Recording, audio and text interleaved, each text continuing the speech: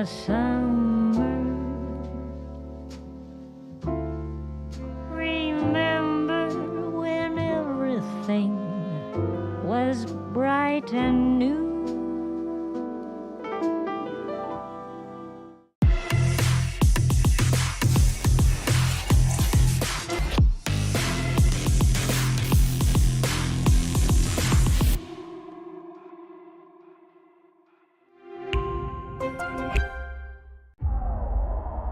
I just want you to be more patient because these guys just play contact. So Okay, Team Supreme, we need you guys on the stage now. Come on, let's go. Okay, let's go. let's go. Tara, tara. Let's go.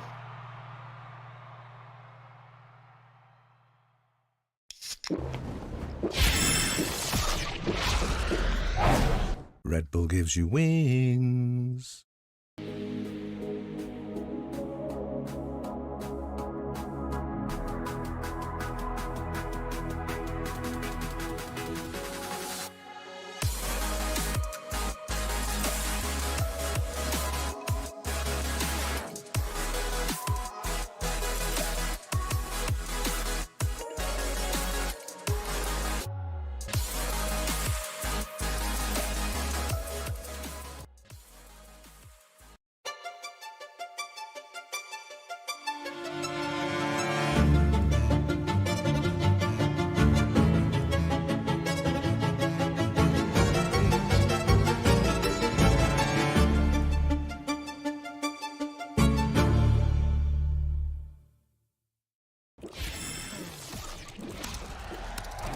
Red Bull gives you wings. Match found. Less than a second is spares and abuse comes in. Absolutely unbelievable. Still they are.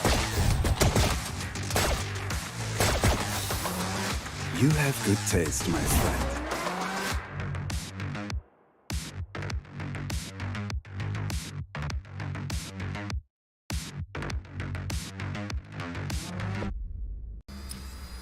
Match found. Less than a second is spares and abuse comes in. Absolutely unbelievable.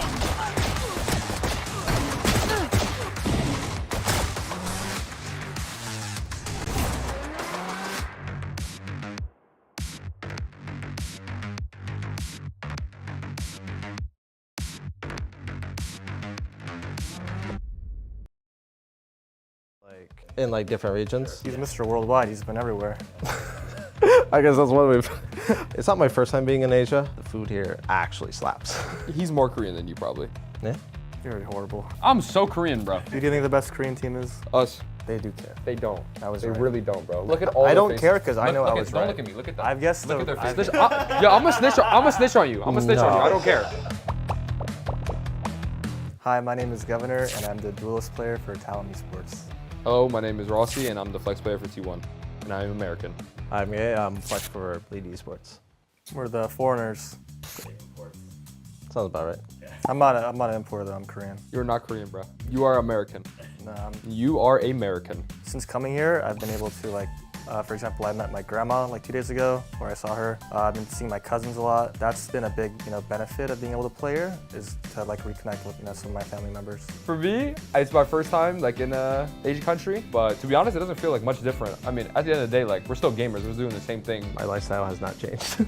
Yeah, it's awesome. It's insane. we're still on our PCs and stuff like that. It's not my first time being in Asia. My stepmom is Chinese. I visited her family when I was, I think, around 10 years old. Especially in Korea, the food here actually slaps. What's your favorite food so far? Kimchi soups and stuff are just so good. Yeah. I love it. Being a fake Korean, being here. American. American. American. American. I'm in Korea. I'm Korean American. You're American Korean. So being a Korean American and Korean. being here, I am the most Korean person among the three. I'm telling you right now, he's more Korean than you probably, because he can handle more spice. The person that handles more spice is the most Korean, I feel like. I can handle the most. I really want to go to one of these PC cafes. Come to the T1 PC bang, bro. Pang. Relax, bro. You're not Korean. Honestly, it's so nice. It'd be so nice. You just have chefs in the back and you just order real fast. Yeah. You just keep going. Honestly, I always see that you guys eating ramen while they're playing League and stuff like that. Those are the real grinders of the world. I have a lot of respect for them. boy has taken me to like, this guy like is an explorer, so he's been to like every restaurant, like every Sunday we have off. I'll always try to eat something new. I mean, for me, I have like Korean teammates. Lived here for like. Yeah, it must be nice. Yeah, it's really Everyone's easy. a tour guide. Honestly, they hard carry me. Like, I'm getting hard carried. They show me everything. I don't have to say anything. I don't have to do anything. Yeah, you also have the T1 facility and everything. You Oh, just yeah. got everything at your Yeah, doorstep. there. I'm just like, I'm literally a prince here. Yeah, you're living on easy mode. Actually, on easy mode. Yeah. I feel like it's harder for you because you have no Korean teammates, right? Yeah. Does any of your management like speak Korean, help you guys out, or what? No, we have no Korean speakers. Wait, so when you go to like get a haircut, who helps you? We got some apps. You got some apps. we got some translation apps. Okay, we at least have our office manager, Ray. He's like my dad. He just, if I need to get a haircut, he'll come with me. If I need to go to the doctor, he'll come with me. You know, there's a reason I have not got a haircut in a little bit. It has been growing out quite a bit here. It kind of fits my like play style. It's like a different game here, but so far I have adjusted to it and I've enjoyed it. It's been a pretty interesting experience, I will say. I'll be honest with you, some of these guys with their mechanics are absurd.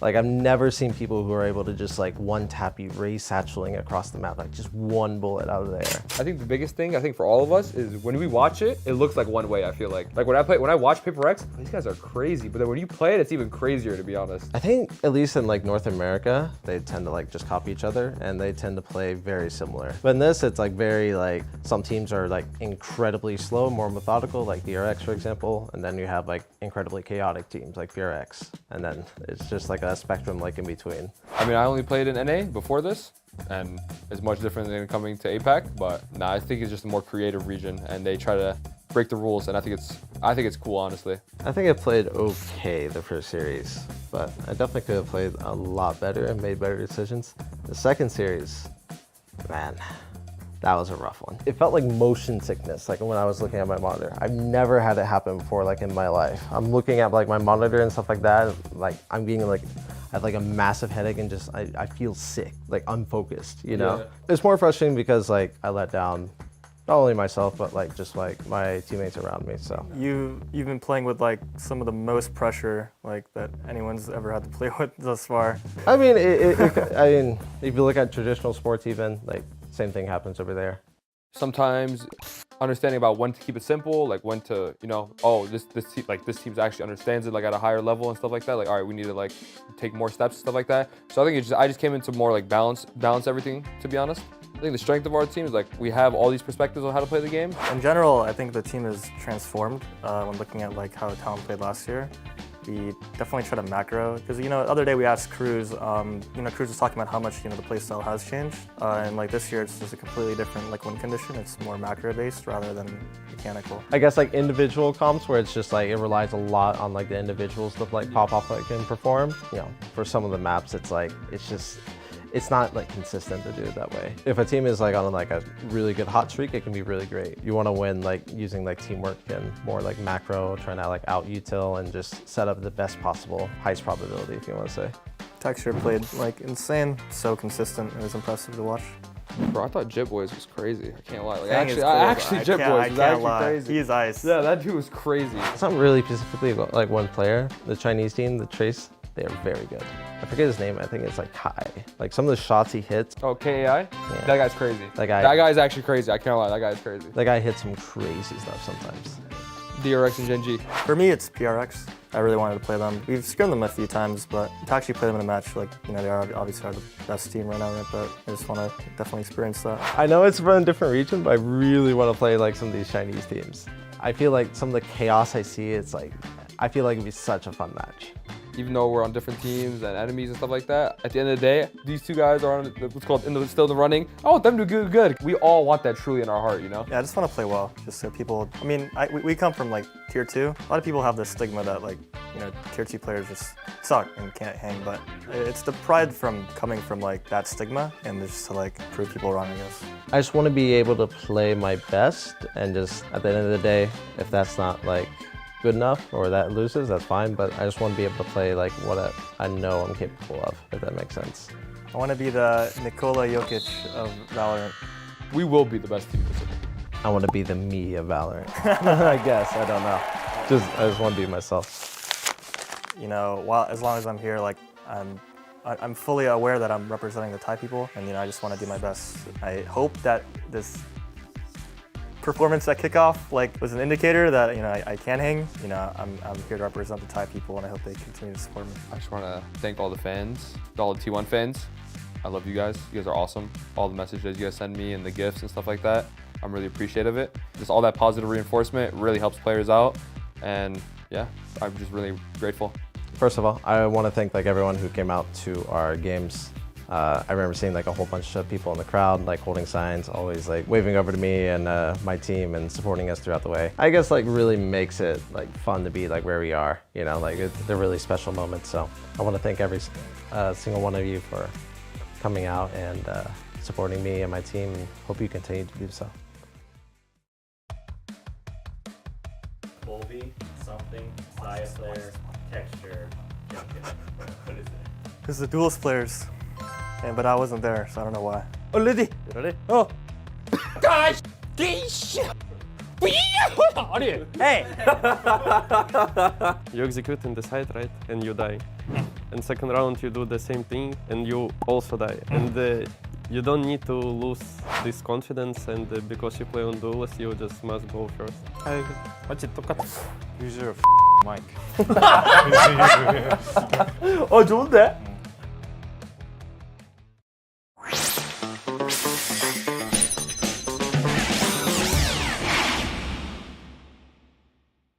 어려움 하면 되는 거죠? 이거 감독 괜찮은데? 바로 갑니다. 에이, 켜야지 마셔고. 그래도 왜? 맞춰. 우중으로 몸이면은 뭐가 빠르간 거였어? 나는 30개 치지. 30개 치지. 아니 쳐봐. 난 쳐봐. 진짜 친다.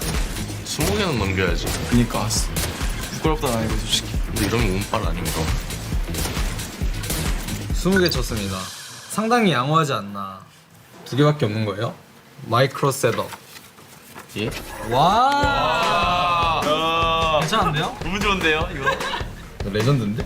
촉촉. 생각보다 많이 움직여야 돼. 내가 이거보다 잘하겠다. 아니 생각보다 많이 가야 돼. 아니 대각선 왼쪽으로 가. 마우스 좀 휙 돌려봐. 야 휘 좀 해봐. 플릭 좀 해봐 형. 촉촉. 가운데 있는 건 맞추네 얘. 그러니까 가운데 있는 거 아니면 못 맞추는데 그냥. 야 가운데야. 아니 야 가운데 요렇게 간다고. 요렇게. 3개 아니야? 5개. 5개 많이 했는데. 다른 벌써 나왔어. 업사이드 다운. 고글스. 뭐야 저거? 이거 이렇게 하는 거 아니에요? 너무 큰데 형 갑자기 근데? 형 쪼아야지. 이거 좀 늘리면 돼. 뭐라고? 야 잠깐만 앞에 잠깐만. 다시 간다 형아. 수수 간다. 어이구. 지금 피 안 통하는 거. 아니야 피 통해. 제대로 해봐. 야 기절하는 거 아니라고. 야 기절하는 거 아니냐고. 아니야. 아니 좀 해봐. 한라산 60급 이거 아니야? 네가 해봐. 이 시점 괜찮네. 오 적당하다.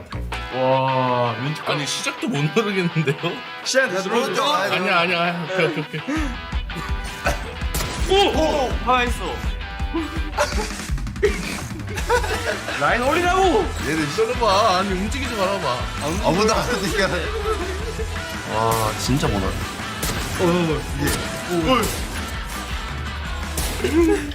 본다. 오.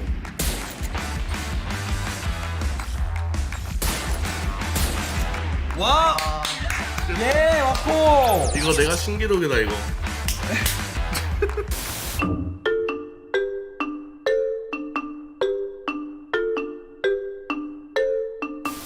W 계속 눌러. A 살짝. W. A 좋다. W D W A 이거 할 말이 없는데. 멈춰. 거기서 이제 90도 돌아봐. 우리도 왼쪽 오른쪽. 왼쪽 돌아봐. 180도 돌아. 왼쪽 90도. 오른쪽. 왼쪽 뒤로 돌아. 쭉 한 번 더 해. 한 번 더. 오른쪽 봐. 오른쪽. 그렇지. 연막 눌러. E 눌러. 눌렀어. 그 다음에 마우스 위로. 위로.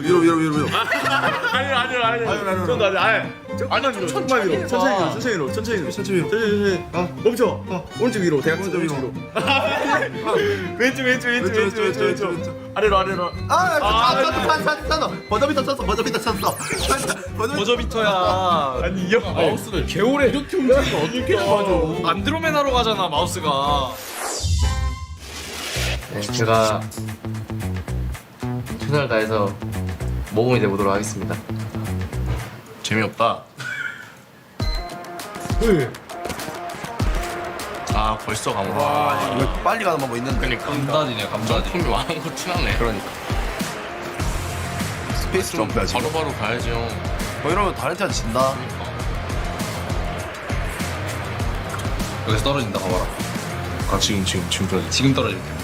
네. 이제 여기서 떨어진다. 어디로 갈지 모르지. 지금 1등은 벌써 저 앞이라고. 으쌰. 1등은 어디까지 갔으면 이미적이 갔지? 네. 그거 쭉 갔어요. 쭉쭉쭉쭉 오른쪽. 여기요? 아니 그 난간 있잖아요 난간. 아니 이형 안 됐어. 일로 가면 돌아가는 건데. 이 형 안 됐었어? 여기 떨어진다 여기 떨어진다. 몇 번 해봤는데? 4년 됐는데 몇 번을 해봐야지. 야, 어디로 가나요? 여기서? 그 타고 어디로? 왼쪽. 그렇지. 뭐야? 많이 갔는데 많이 간 거 몇 분이야? 제가 1등인 거 같네요. 예? 저 무조건 1등이에요. 아직 모르죠? 아니 무조건 1등이에요. 마샬 챌린지를 해봤는데요. 제가 머리가 커서 그런 건지 모르겠지만 뭔가 안 되더라고요. 근데 좀 신박해서 좀 재밌었던 것 같아요. 응원 많이 해주시고 다음에 이제 경기로 찾아뵙도록 하겠습니다. 파이팅! 화이팅!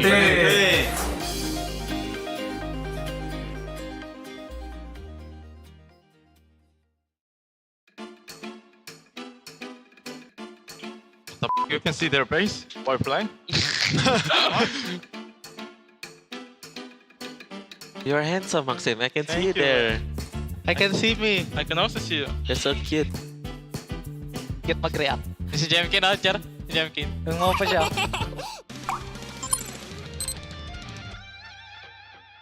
GIANT 펭수 자이언트 펭수 팽아 젠모니 팽아. 너도 있어. 쌍둥이야. Elia, look at this play. Wait, goated. Wait, whose play is this? Goated? Goated. GG. No, stop, please. After game can. Not before game. Are we shooting confidently big heads tonight? I am bro. It's time to pop some heads. They have everything to lose. Alright boys, let's go! Woo! 守るかこれ。やばいかな。前詰めた方がいいかもね、どっか。よ、ダメしょ左これ。はい、行くね。3、2、1。待って。Keep jiggling elbow, good, okay? I have elbow, I'm just rolling elbow. What you two do you have? Do you have wall or anything? Yeah, wall and slow. I have wingman as well. Okay, I think we do the wall. I think we wall and we do picks up gun. Here. 見方なかった。あ、ゼミか。やだ、右ついて。右お願い。One gen. One gen. One more gen. Dead gen. City, outlaw. Wait, I have res. Go blind. I'll res. Wait. It's close. Yeah, I know. Chill out. I'm gonna play post plan. Go back now. これ言われてるから出てくるかもしれないけどね。それは誰 That Gary Molly first. Dashing pipes right now. His pipes, Gary, careful. Cross into you. Nice! いつもありがとう。強っ。ナイス。助かった。ナイス。It's okay, bro. They're front B. I can't open door. They take alarm bot. Nothing seen. How many? 2, 3, 4, 5. All 5. Okay. They don't find of us here, okay? Get ready. I'm gonna satchel in, guys. Hey, what? Behind. Yeah? Omen TP. Oh, laser. Nice try. Don't throw. Body. Nice I grab. got you, bro. I got mine, bro. You insane. He's out. OTC. 5B together. Going to B, guys. Go link. I don't see anything A. 얘들아 이거 나 스모그 2개 있어. 천천히 해볼래? 야, A 하나 있었어. 야, 오른쪽. 아, 미안하다. B 레이즈 혼자 갔다 근데. 혼자 갔다 오다가. 근데 페이드도 있을 것 같긴. C 갔을 수도 있을 것 같아. 문 깨고 천천히 할게요. B로 와줘. 페이드 살. Okay, B main. Watch B main for me. I can hold it. One B main. I'm picking B man up here. I'm picking link of B. 나이스. 헤븐 조심. 해봐 나왔다. 저 나볼래 천천히. 기다려, 천천히 해봐. 이미 나온 거 같아. 나보고 있는 거 같아. 오케이, 천천히. 시가 앞에 있는 거 내가 벌려볼게 내가. 위에 있다 위에. 나이스 정재성. 잘했다. 나이스. 나야. 못하네 막내가 해. 코리안 센스.みんな笑ってよ。よし、ゴー。フルバイね、フルバイ。相手オペいる。カウンター離婚だから気をつけて。KO あるから、打ったるから、あれ注意して。そばだけ。これ多分薄いと思う。I broke the cam. They blind me. Yo, can you guys just rotate? Yeah, I'm rotating. サイファーそばね。ごめん壊した。フラントカバー願い。カバーしてる。I can help you guys right now. Go, please. I'm dead. I'm going. Nice job. One more side. 相手 KO だからそんなモルトも使えない。これ回っていいこれ。いやこれスキルないと守ってスキルない守って。ネタ来て。守んないで。勝てるよ。スキル勝ってる。Okay, 分かった。Monster, can we go? Careful making a play. Can you go fast? Can you go right side? Can you go right side? Reloading. 右側見て。多め入った。取れた。いや、オフ。左。してない。オペ。詰めてる。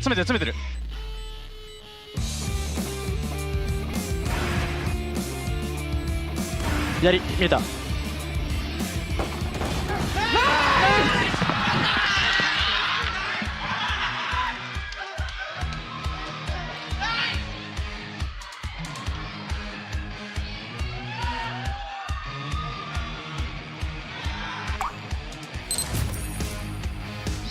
I'm gonna sell.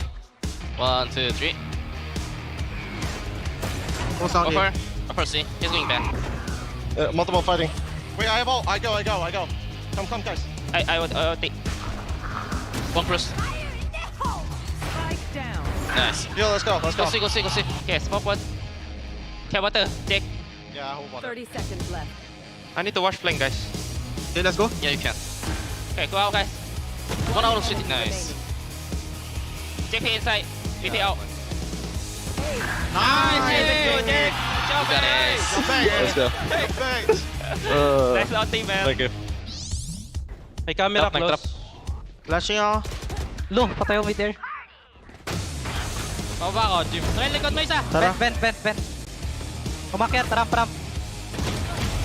Side. Noel, hell lang. Hell. Big pa ako. Nice. Okay, chill lang. Spike. Kunin kong bomba. Ikaw na, Jig. Kunin bomba, yan. Nag-dog ramp. Gusto nila i-retake ramp. Ilan? Dalawa? Isa? Isa lang. Okay. Ulti. Face your fear! Hindi, isa lang. Parang may narinig ako dito. City. Nakatwan ko. Heaven last. Okay, chill. Okay. Tika ako sa'yo, Jim. Jiggle ka lang, Jim. Heaven pa rin. Drop na. Nice, boys. Nice one. Let's go. In to go, guys. No molly side. Smoke ko. Flashing. 2 yellow. I shock dart, yellow. More yellow. 3. All 3. Can you smoke up? I'm gonna drone. Nice. I'm full. Just full. Maxim! Let's go, Maxim!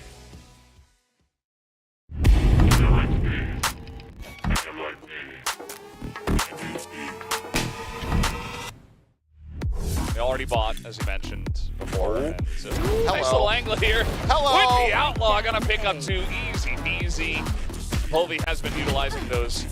I mean, I get it. You have that Sheriff. You say like, okay, I can get this headshot. I can get the lineup, but such more protection, more armor, etc. Unless you're gonna insta tap him, you're not gonna get that kill now.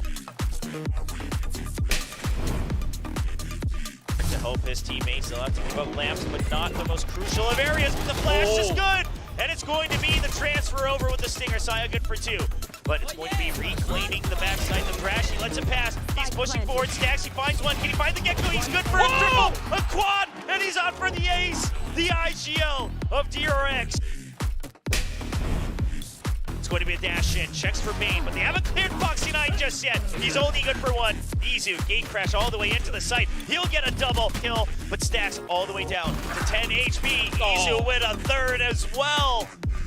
The rookie from T1. Trying to claim his place in stage 1 as he gets a 4th.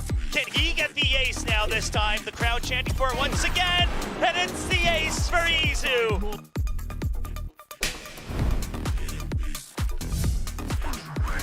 one out. Looking for the clear out. Laz in the meantime taken down as Ye just comes swinging around, finds himself a second. Monstrous kills as Unidon. He can't throw the weapon out fast enough, and Ye is absolutely activated. Gets himself an ace.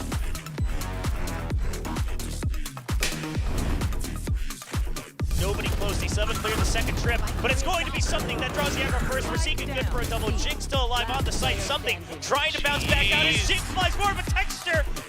1v2. Can he get the cloak? He's already been spotted. He's going to plant with the help of the paint shells. Finds one. Doesn't have time though. He has to stick the plant. Will he have it? He stops it. Divine knows. And he goes for the peak. Texture with the ace.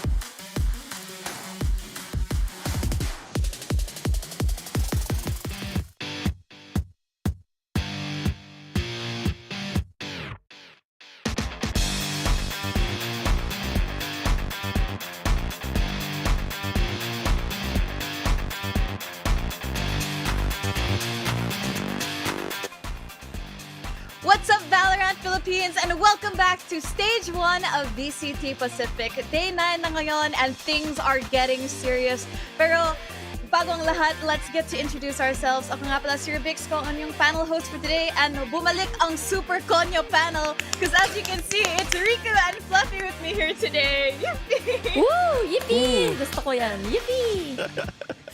Mag-yippee ka din, Fluffy! Yippee ka din. Yippee! Grabe. Start pala na araw. Yep, very, very energetic. We gotta be hyped today kasi grabe yung first match natin. It's gonna be the hometown crowd. I think the stadium is sold out. But let's talk about what we've seen so far kasi ang daming nangyari in the past 2 weeks. So standings alone, things are looking a little bit shaky. But Genji DRX at the top right now. I mean, no surprise, I think, from both of these teams. Maybe Paper Rex yung pwedeng sabihin sa challenger as they did previously beat Genji, I think, recently. But these two teams can be a very exciting game. But honestly, for me, for the matches today, I'm kind of hyped for the second series. Oo, understandable, no? Kasi may mga teams pa na hindi pa nakakakuha ng puntos dito, so medyo delikado. Looking at the current state ng schedule natin, may mga teams na 2 na lang yung laro na natitira, 3 na lang yung kailangan nilang laruin. So, dito na magkakaalaman, masosolidify kung sino yung aangat pupunta sa next round at sino yung unfortunately or rather need to catch up talaga dito and win every single series. Exactly. There's only so little time left, but looking here at the schedule, we are halfway through the entire Stage 1 of VCT Pacific. So 1 more week na lang, and then we are going to be having our playoffs. So very exciting to see the teams who are going to be going there. But let's talk about who needs to catch up or who still has a chance to catch up. Kasi so far at the moment, si DRX pa lang ang undefeated. And everyone else still has a little bit of a loss. I love it. So, thank you. I'm so sorry I had to do it. Push me in. I'm so sorry, guys. But yeah, week 3, it's gonna be exciting kasi Genji and DRX, again, head-to-head. Are we gonna see DRX fall here? Because they are the top of both of their groups. I mean, grabe talaga. I think these teams are pretty sure in already, I think, when they move sa playoffs. And like I said earlier sa panel, yung concern ko talaga is towards the bottom side. Kasi doon talaga yung pressure and it's where it's gonna build because with the limited amount of games na meron, na sinabi ni Rico earlier, yung teams like GE, yung Bleed, DFM, Talon, ito yung mga critical moments nila to set themselves up to get into playoffs later on. Oo nga, nakakatakot na isipin. Pero kung ikukumpara natin yung dalawang grupo, Omega Group, you can't really deny kung gaano ka-competitive. Kasi tingnan mo, the requirement is you have to at least have 2 series wins para makausad ka. Pero look at that, there's literally like 5 teams that are currently qualified to do that. So DRX, syempre, para ma-increase yung agwat niya, syempre the semifinals upper bracket bye slot din yung pinaglalaban ng top seeding teams ng mga group stage, ng groups natin. Exactly, and that's where our championship points are going to come into play. But, you know, looking at our top teams, we can see, you know, shout out here to Team Secret, looking really good in the alpha bracket, top 2. Pero again, that's not going to be enough to get them into the playoffs kasi katulad ng sinabi mo, Riku, they do have to get those 2 wins, and a lot of games still have to be played for the alpha group here to kind of determine where everyone is going to go. But looking here, dito nga sa championship points natin, Genji, DRX in very good spots with PRX, and surprisingly RRQ not far behind. Exactly, especially since your RRQ, their performance, I think, has improved a lot recently. But on the other side of things, I think yung G and Bleed, they really need to start stepping up. And for a high potential team, I mean, it's the first time dito sa Pacific yung Bleed. It's not the strongest of showings, but there's still a couple of games left pa naman. So I'm sure they can still make themselves get some foothold, maybe get a comeback.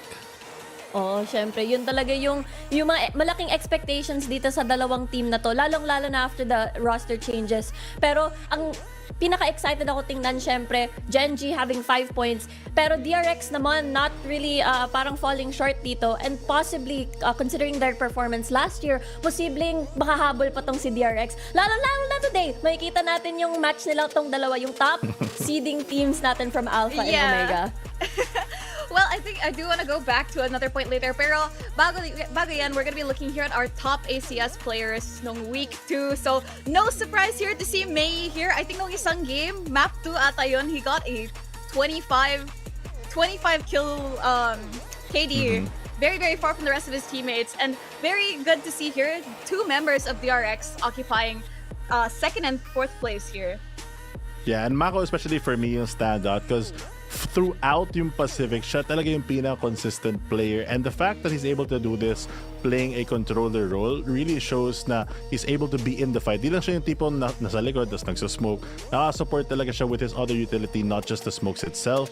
And teammates like, not teammates rather, but other players, kung wala si Elmi Moore, have also stood out for me because he's really shown na, I think his aim has improved a lot of how they work around sa RRQ. Oo nga eh. I think yun yung nilook forward ko pag nakikita ko yung RRQ. Si Elmi Moore, pag naka-thrifty round sila, asahan mo na si Elmi Moore maglaland tong mga sheriff shots. Pero gusto ko rin i-highlight si Mei. I think sobrang happy lahat ng mga fans ng DFM and yung mga na-convert na mga fans ng DFM, especially their performance last year, and seeing Mei on that race constantly killing a lot basically. Ang ganda ng performance at ang ganda panoorin. Same. Honestly, I've been converted to being a DFM believer. Honestly, if we had predictions, I'm gonna go DFM all the way. Pero we're gonna be moving on here to our most used agent, and I think na we have seen a lot of teams utilizing that Viper, especially when it's Lotus, but players, teams rather, like Team Secret and PaperX are doing a lot of practice to deny Viper lineups with parang yung perfect body blocking. There's been compilations of it online, which is hilarious kasi yung some are super intentional, especially from PaperX, while others have been really funny where it's an accident. But here, Rossi, we saw him just now sa Imports video recently, and I think that he's been one of the players to make the best use of Viper. Exactly. I think a lot of teams as well, nagamit talaga yung full utility ng Viper. She's one of the very few agents that every piece of utility really makes the game stressful para sa game plan. A lot of perceived pressure dahil sobrang laki talaga ng wall. And if you get that Viper spit down, it's just so much more delay and control sa site. Not to mention the fact that yung mga snake bites, a lot of teams resorting na they have to do unconventional things to try to block it. Just because if both land at 16 seconds off the board, mahirap talaga mag-retake pag may Viper. Oo nga, resident natin Viper expert itong si Fluffy. And nakarinig ako ng maraming lessons. Nerd talaga yan sa Viper. Pero kagaya ng sinabi ni Fluffy, it's the control, the way that you actually control Viper. Wall up, wall down. Harbor can't do that. Can't do that on Harbor. That's right. You have that position play that comes with Viper. Pero I did want to point out, I forgot to say it earlier, na si Mako, top 5 ACS, but he can also play with the upside down camera. So, very impressive skills from Mako if you saw that video kanina. But, we're here at week 3, another 4 days of VALORANT. So, second to last week bago ang playoffs. So, these games are really going to make it or break it for a lot of these teams. So, are there any matches that we're looking forward to in particular? TS PaperX! Sorry. Grabe yung hype ng TS talaga. I was thinking more like medyo upcoming for myself. It's the second series for today, which is the hypest match for me. Yung top teams kasi medyo predictable. Yung bottom parang anything can happen. True. Baka pwedeng magkaroon ulit ng parang surprise DFM boom. Boom. Okay, Boom. but speaking of booms, there's a big boom coming up today because it's going to be Genji versus DRX. So, very exciting first match. Again, sold out yung stadium kasi full support from South Korea today. So, definitely going to be a bit of a banger. But Genji just arrived to the stadium, so let's hear from them.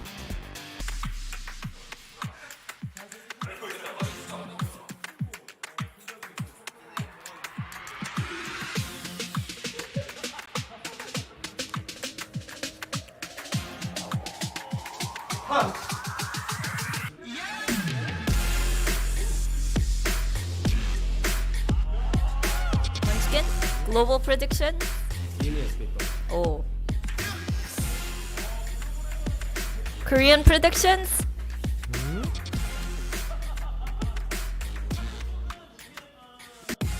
I'll pick up after. Genji here. You gotta love the new iteration ng Genji. Not only yung kanilang performance sa kickoff, but sa Madrid, pati na rin yung current nilang consistency. I think one of my favorite players, syempre, is dito si Texture. I think a lot of the pro players mentioned Texture, the way that he's able to clutch a lot of these very important plays, lalong-lalo na pag mag-isa siya mga 1v3 situations. Sobrang, hindi lang siya mechanically skilled, pati na rin yung outplay potential na nadadala para kay Genji. Sobrang importante sa team na to. Exactly. Definitely, I think. Yeah, go ahead, Puppy. I mean, yung other teammates nila, si Meteor, si Karen, whenever Texture doesn't parang overstep and doesn't kind of carry the game sometimes, parang both of these players really balance out the team, especially in their previous series. Nahirapan sila against Paper Rex, but against Talon DFM, it's been smooth sailing so far. Yeah, I think na isa sila sa pinaka-balanced teams. And again, yung point Mariko na isa sila sa pinaka-consistent teams as well in terms of performance. You know, we have konting explosiveness here and there, and I think that's the special part about Genji. All of them are ready to step up to the plate when the calling comes, you know? Yeah, exactly. Kaya inaabangan ko talaga to kasi si Genji kailangan niya mag-revenge sa DRX kasi last year natalo sila. Exactly. But speaking of DRX, we're going to be going to them right now.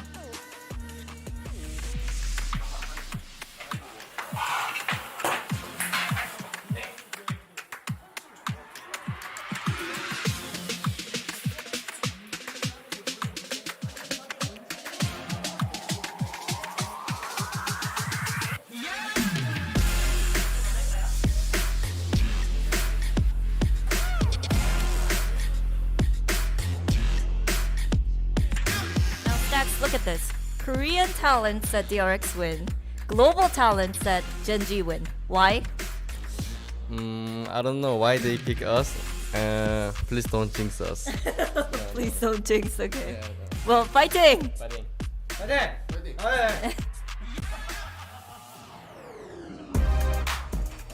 DRX, yun na yung reaction nila to the global standings and predictions, and I feel like they're not used to being in that underdog position a bit. Yeah. It's not like they're that down, but against a title like Genji, nahirapan sila nung unang stage ng Pacific, and andito naman tayo where we're in a situation where they're trying to fight for their place. Even though they had a very confident start, it feels like at times they can slow down, such as their game in T1, against T1 rather. Oo nga, kaya expect natin yung last year, mga pistol rounds, lagi silang natatalo because they're fine with it. They would like to do the long haul na mga series because I think that's where they truly shine. They're still undefeated right now sa kanilang groups and it feels like nagiging copy-paste na siya to from last year's performance. Na dung group stage, ang galing talaga nila. Actually, I think yung point mo, Fluffy, kanina about them finally playing from that underdog position, it's very weird to see DRX in this kind of state. Alam ko na medyo unsure pa tayo about how they would come together sa una, pero since I think super standard yung set plays nila and their newer members were able to adapt quickly, I think that was a strength in itself. But looking at their overall, I think the first time they did an overall comparison of the teams, and it looks like is Genji yung teal color? Yes. Yes. Yes, it is. So DRX is more well-rounded and mas malawak yung overall performance nila in terms of like skill points. That's true. I mean, kind of makes sense din naman since sobrang tagal na yung core ng DRX. I mean, they have a couple of members na have moved around. Kunwari si Lakia, who's now on Genji. So, a lot of insider knowledge in that position. But overall, yung DRX it's a very veteran status team, which is why parang baka na gulat lang sila na sila yung napipitch ng underdog ng konti. Oo nga, kaya nga napaka-exciting itong matchup natin kasi halos kompleto na yung pentagon nila, no? Kulang na lang dito sa defense win percentage, which is, again, makikita natin magre-reflect dito sa mga mapa. Kasi kung nakikita natin yung map stats ng DRX, this makes so much sense. Marami silang sa attacking talaga sila, mga 78%, 75% talaga sila nagiging komportable. So defense, I can really see why Gen G would be the winners of that stat in general dito against this team. I think na importante din i-consider yung playstyle ng DRX overall. I think that was a really good point, Riku, na they definitely like to take control of the games more. So when you have that attacking, ikaw yung mag-decide ng pace of the round and everything and how things are gonna go down. Pero if it's defense, you kind of have to be in that reactive position. But here, looking at our key players, Stax and Munchkin, actually, I think Stax has definitely stepped up a lot compared to last year. I think medyo backseat siya last year, but now he's up in front. Munchkin, on the other hand, I think he's still trying to find his footing because Texture, it is very hard to outshine him, but you have to admit Munchkin has been the one to kind of save Gen G from a lot of clutch moments.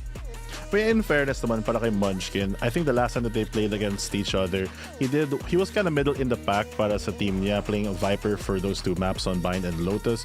But nahirapan talaga sila dahil I think Caron and Texture, like you mentioned, was the ones who were more of the stars. But without his presence and that perceived pressure that he's able to provide, I don't think that it would have worked as well against a good read, a team that can read well like DRX, rather. Yeah, exactly. Kaya I'm excited to see this matchup as well kasi different, lagi natin nakikita tong si Viper dito on si Munchkin pala on this Viper. Sorry, I was really excited to talk about the maps. Yes. I mean, if you look at the maps, DRX, it's kind of hard to take the stats from here. I mean, 100% win rate all across the board. But again, still, the way that they play these rounds, I think that a lot of talent still, especially to global, they do feel confident in Gen G, just a little bit overall in the showing of the teams. So, like, going back sa point mo din, Riku, kanina, what kind of maps do you think we're going to be expecting, considering this is DRX? Yo, I like this question. I have a very fun fact. But as we head on to the map, Vito, Gen G has not lost a single Ascent map since kickoff, since Madrid, and up until now. I know they haven't played it a lot, but still, every time they play it, it really goes to show na malaki yung mastery nila pagdating sa mapang to. I wouldn't be surprised if DRX banned this kasi imagine dalawang international tournaments na yung bali nakalipas. So parang they're still really good at it. So DRX actually banning Lotus. I'm actually legitimately surprised here. Parang yung Lotus, I feel like has been a threat for the side of Gen G for a while. I think nung Paper X game, sinabi din ni Alex sa interview that it is, in his opinion, their best map. So DRX may be picking up on this, just gonna remove that from the pool. Sunset, wala na din, and we're going on to Bind, which ironically is a map that went the side of Gen G nung unang time na naglaban itong dalawang teams in DRX at Gen G. But it was an OT, so it's not the cleanest of games. Ano yun nga, lalabas din yung Ascent na sinasabi ni Riku.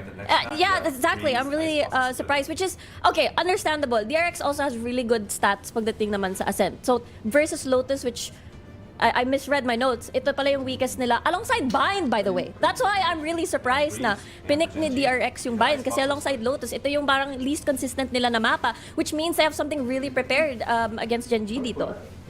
I mean, definitely considering that these two teams have a lot of history when it comes to going up against each other. But I think, again, Gen G set themselves up pretty well for the Ascent pick. DRX going attack on both of these maps, which is not surprising. So I think a lot of these games are going to be kind of set sa first half pa lang. So I don't know if things were able to, if we swap on over to the other side, if things can change. But I feel like parang fate is sealed in the first half. They can't even decide their last, yung decider map nila. Parang natatawa din yung mga coaches. Kasi dalawa lang yung options. Pili ka na lang daw. Icebox or Split still available here. And it looks like Icebox is gonna go the way Frozen in time as Split's gonna be the decider for this map. Ooh, this is... Revy, I really want to go back to your point here na kagaya ng sinabi mo parang anong tawag dito? Si Genji, that will be... Ano yan sinabi mo? Yung attack? Oh my god, I'm so lutang. DRX starting on attack. Yes, yes. Thank you very much. Again, going back to the, what do you call this, the 75% win rate on attack for DRX, I think this will definitely benefit them. Lalong-lalo na marami tayong mga matches na nakikita na parang it starts off really awkward, parang nagiging 9-3, which is very, very hard after you lose that pistol round. So, paano ka makakahabol? I think this setup really favors DRX a bit more. Honestly, exactly the same thoughts here. Kasi honestly, in terms of form, I'm gonna just put this out there tapos sabihin nyo yung thoughts nyo. Genji, I think players a little bit mas solid sila in terms of overall skills and what they've been showing here on stage 1. Pero map picks and everything in this map, this map veto, I think everything is gonna be in favor of DRX. So map veto versus player performance. What do you think wins here? Go Fluffy. Sorry. I feel like for me, DRX din ako. Kahit that they're starting, they picked the map obviously, so they have some confidence in it. They played it against Paper Rex. Hindi naman sila nahirapan masyado. Stacks especially, I feel like was the highlight there, playing so well, not only as the IGL, pero on that KO. A lot of multi-kills from him. And on Genji, I'd have to agree with Reby na sinabi niya na individually, parang mas malakas na kanang very, very slightly ang Genji. But DRX is still a team game. And in that 5v5, dun talaga sa naging threat. Agree. Actually, I third that emotion. Kasi ito, para sa akin din, parang pagdating sa mapa actually, parang it favors Genji actually. Kasi when we look at the stats, I feel like DRX nga, parang marami pa silang kailangan ayusin dito sa bind. Tapos sa Ascent naman, itong, what do you call this? Itong 100% win rate since the very beginning of the year, itong si Genji. Pero, because attacking itong both si DRX, I think that will definitely help them propel. Tapos yung momentum pa nila, mas mabibuild for them. As we saw the stats kanina. So, I'm gonna say DRX. Whoa, just because of that. Honestly, in terms of, para i-build up din yung DRX, I feel like they have more success dito sa yung classic maps that we've seen. So we've got Bind, Ascent, and Split. So yung playbook nila runs very, very deep already for these maps. And I think that they're, with Foxy9 now, main roster, as well as with Pain, I think that they've adjusted so well. And it honestly feels parang slowly bumabalik na yung old DRX, which is a really good sign for them. But I think Genji, mas innovative sila this time around, which I think is gonna, yun lang yung factor that is gonna throw DRX for a little bit of a loop. But again, since attacking on DRX on all 3 of these maps, I feel like if DRX cannot secure yung first half, it's Genji's game. I mean, we saw naman sa, I think, stats breakdown nila. The defensive half is generally weaker than their attacking half. So it does make sense na kung panalo lang sila sa first half ng game, they can carry that momentum to close out at least that map. And here on Bind as map number 1, last time that they fought, it went all the way OT. It went the way of Genji. And yung key niya, I think, is yung unpredictability and innovative playstyle na sinabi ni Reby. Because when you play like, I think yung mga struggles na nakita natin in other teams like Paper Rex versus DRX, for example, nahirapan sila because of that individual skill diff. Sometimes they have a plan, tas nasisira lang because one guy just decides to kill 3 people. So if you have players like Texture on your team that can pull off that feat also, baka naman yung magic ng Genji comes back in the fact that they're just able to just rush down sites when DRX does not expect it. Yeah, I think that's a very, very, that's an amazing point. Kasi usually when you expect of your duelist is to create space. Pero iba si Texture eh. Not only does he create space, he survives the entirety of the round, which really amplifies yung clutchability factor niya. Yun yung talagang problema eh.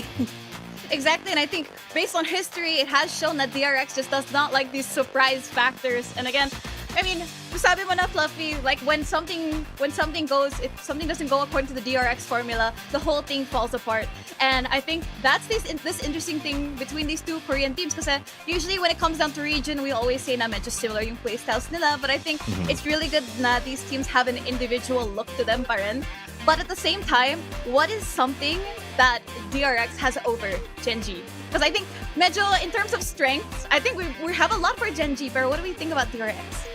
I mean, obviously, the veteran status, yung experience, the deep playbook na sinabi mo din kanina, I feel like it's kind of a given already for the amount of times na nakita natin yung DRX. But that does have a heavy parang meaning in the game where they're just a lot calmer and can respond. Yung tanong talaga for me is if they're gonna be able to match yung firepower ng Genji. Of course, it's not like it's that far.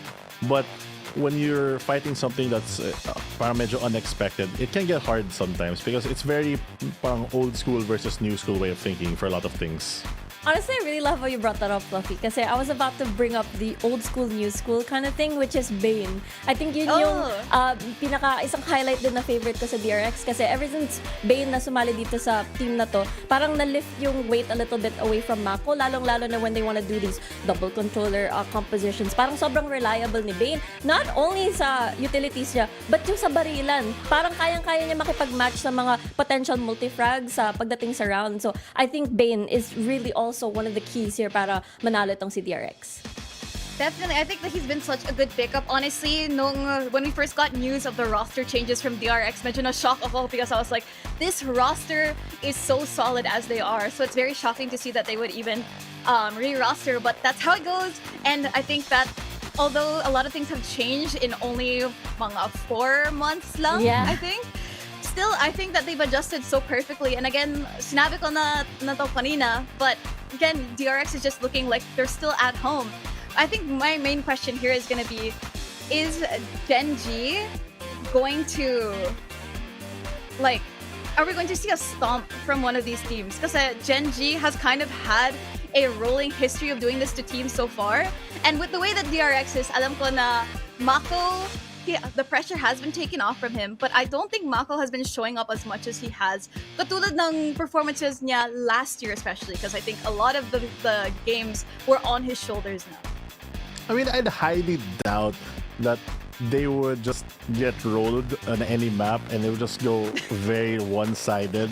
Pero against a team like DRX, they're medyo sanay na sila sa Pacific. They played PaperX for years and all these other teams that parang ang dami nang binabato sa kanila, pero they're able to still be that immovable object in a lot of cases. And most of the time, they're able to surpass that as well. Parang recently lang naman that the PaperX or Genji is able to overcome that. And I think yung mga growing pains kanila that they've had with the roster changes, a lot of other moves, has kind of settled down. So that stability has like a higher chance of working most of the time. Kaya nga, feeling ko talaga, knowing DRX and knowing Genji na these two teams, kagaya ng sinabi ni Fluffy, sanay na talaga itong dalawa. Last year pa sila. And I think DRX, again, has this experience of being like, okay, against T1, against Genji, sila yung at this point malakas, and at that point malakas, at si PRX lang yung in a rock, paper, scissors scenario, they're by the book, and PRX is like, there's no book. Throw the book out of the window. And, rip the book apart. Rip it apart. Tear to shreds. So at this point, DRX has basically faced it all. So I don't think there's going to be a stomp. I think this is definitely going towards Split, which, I've got very fond memories on Split. Genji. Yep. Team Secret, fun memories. So yeah, I'm really excited to see Split. That's what I want to say. I mean, that's a really interesting point that you brought up PaperX because we've got Genji, we've got DRX, we've got PaperX. Medyo debatable ngayon on who is the current king of the Pacific, right? DRX has had a really good showing dito sa stage 1, but again, Genji and PaperX were the ones to go to. I got Bill's voice in my head, and he said Team Secret. Syempre, they're the true kings of Pacific. Pero sino yung, I guess, prince? Sino yung prince of Pacific, guys? Between these three teams. Kasi syempre, Team Secret is reserved already. TS pa rin. Pero kung di man sila, for me, siguro, I'd like to say Genji kasi sila yung recently yung pinaka-consistent. But that's just like, your brain talking. But genuinely, I would like PaperX to come back on top if any team is to go there. Woo! TS. Aside from TS. Aside from TS, yes! Disclaimer. How about Chiriku? Team Secret. Wait, what's the question? Yung nasa utak ko. Ano yung Nasa Team question? Secret yung sagot. Huwag na yung tanong. Rephrase ko yung tanong. Team Secret. Aside from Team Secret, since Team Secret is the king of the Pacific, alam na natin lahat, that's set in stone. Sino ang next Prince of Pacific? Genji, PaperX, or DRX? Paper Secret. Paper Secret. PaperX. Team Paper. Nakakalito eh. Daming boses sa utak ko eh. I mean, all answers are correct so far. I mean, but since we have a little bit of time, let's talk about the merch that we've been seeing kasi DRX have some pretty good hoodies and napansin ko you guys have matching hoodies today. So Fluffy, yung sa'yo is Masters Tokyo? Masters. Sa kanya ata yung Ignition, I think. Defy the the limits. Di ko alam kung ba't mo ginagawa yan. Defy the limits from the audio. Sana at least only you guys could hear. Only you guys could hear. But again, that's just gonna be our little secret. But we've still got a couple of minutes before this game goes. We want to do predictions kasi I think medyo 50-50 yung series na to. I'm gonna go ahead and say DRX for this one. Ooh. Well, I'm old school. I'm basically a boomer, honestly, but not as boomer as Riku. So I'd have to go with DRX as well. Excuse me? I have no comeback to that. I mean, I'm not low-key kind of true. Between the three of us, man. I won't say anything. Ako na magpe-predict. La, di ka na magpe-predict, Fluffy. Sige. Nag-predict mo na? Team Secret. Team Secret. Prediction ko? Team Secret. Team Secret. Bukas, Team Secret. Yun na yun. Advance, grabe Advance prediction. Wala ako dito bukas eh. I mean, again, we never know what's gonna happen. Team Secret's still doing pretty good sa Alpha bracket. So far our predictions are DRX, Team Secret, and Team Secret. So that's gonna be the answer for now. But the Battle of Hometown Heroes is about to begin.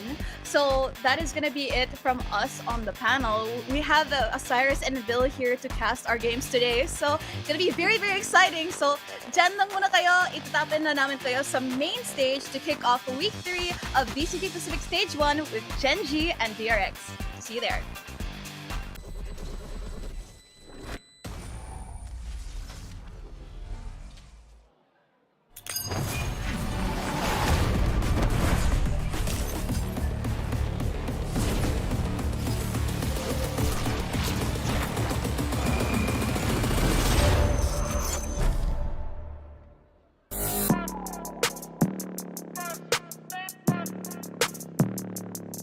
Genji.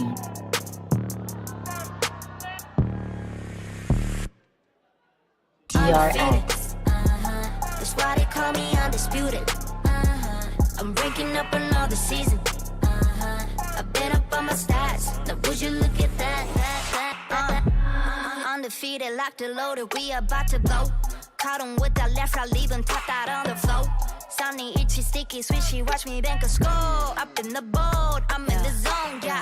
Go to the fire, the breath. King of the jungle and beat my chest. They say I'm posing a threat. Just like a pebble, I'm cutting the net. Ring on my finger, but yes. Like playing chess and I don't even sweat. That's what I call it finesse. That's what I call it finesse. Ain't no rivals, ain't no rivals. They can try, but they're never ever slowing me down. Unrivaled, this is my show. Crossing my heart, they know we are undefeated. That's why they call me undisputed. I'm ranking up another season. I've been up on my stats. Now would you look at that?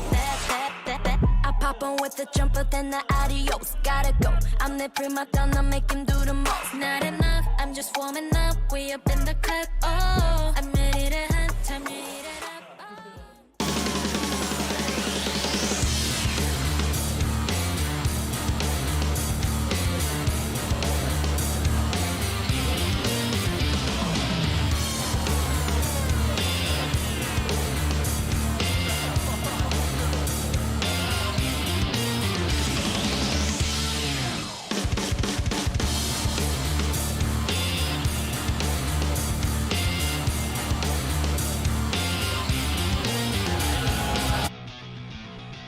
Luzon, Visayas, Mindanao, saan mang sulok ng mundo na may Pilipino. Shoutouts nga po pala sa inyo. Welcome back sa VCT Korea.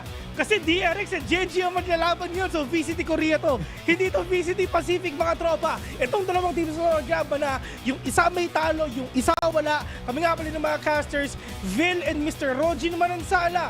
Ang inyong lingkod.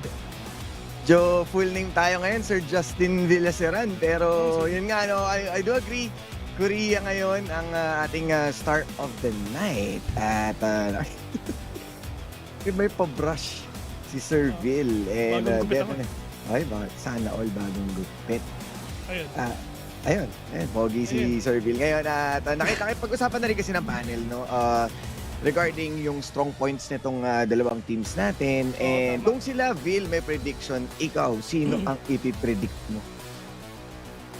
At the end of the day, magiging 3 games tong laban na to. So, it is what it is. Bahala na sila kung sino pwede manalo. DRX. Ito naalala mo yung trailer nga ng Pacific back then. Diba? Trailer ng Pacific. Nasa baba yung DRX, pinapanood nila ang Paper X dun sa taas, nakatingin lang sila. Gusto ko bumalik ang DRX dun sa taas, Paper X naman yung manonood sa kanila or siguro Gen G. Pero I have a feeling na it's gonna be probably na talagang DRX, pero at the end of the day, it's just Gen G. They had the spot already ng Grand Finals nga ng Masters Madrid. And pakiramdam ko, malakas talaga yung mga pinapakita nila. And the fact nga na talaga wala pang talo ang DRX ngayon, there's a huge chance na talaga itutuloy talaga ng DRX to. But for Gen G, hindi pa tapos ang bola sa kanila. Ang importante, top 1 silang dalawa, so hindi sila magkakaroon ng problema na talaga malaglag sila. Malamang, nasa top dog sila, sa pinakataas sila eh. So talaga wala talaga silang problema dyan. Pero dito ngayon, sa mapa na to na bind, well, sama-sama muna tayo with muntik nang maging mirror match-up. Ang nagkaiba lang si Stax at saka si Lakia. So makakita tayo ng KO dito. And alam natin kung gaano ka-effective ang isang KO to disable those setups, those plays na pwede nga nilang gamitin once they're storming. Remember guys, sasabi ang ating panel, malakas ang DRX as an attacker. And andun nga talaga, nakikita natin yung stats nila, that's 50% above.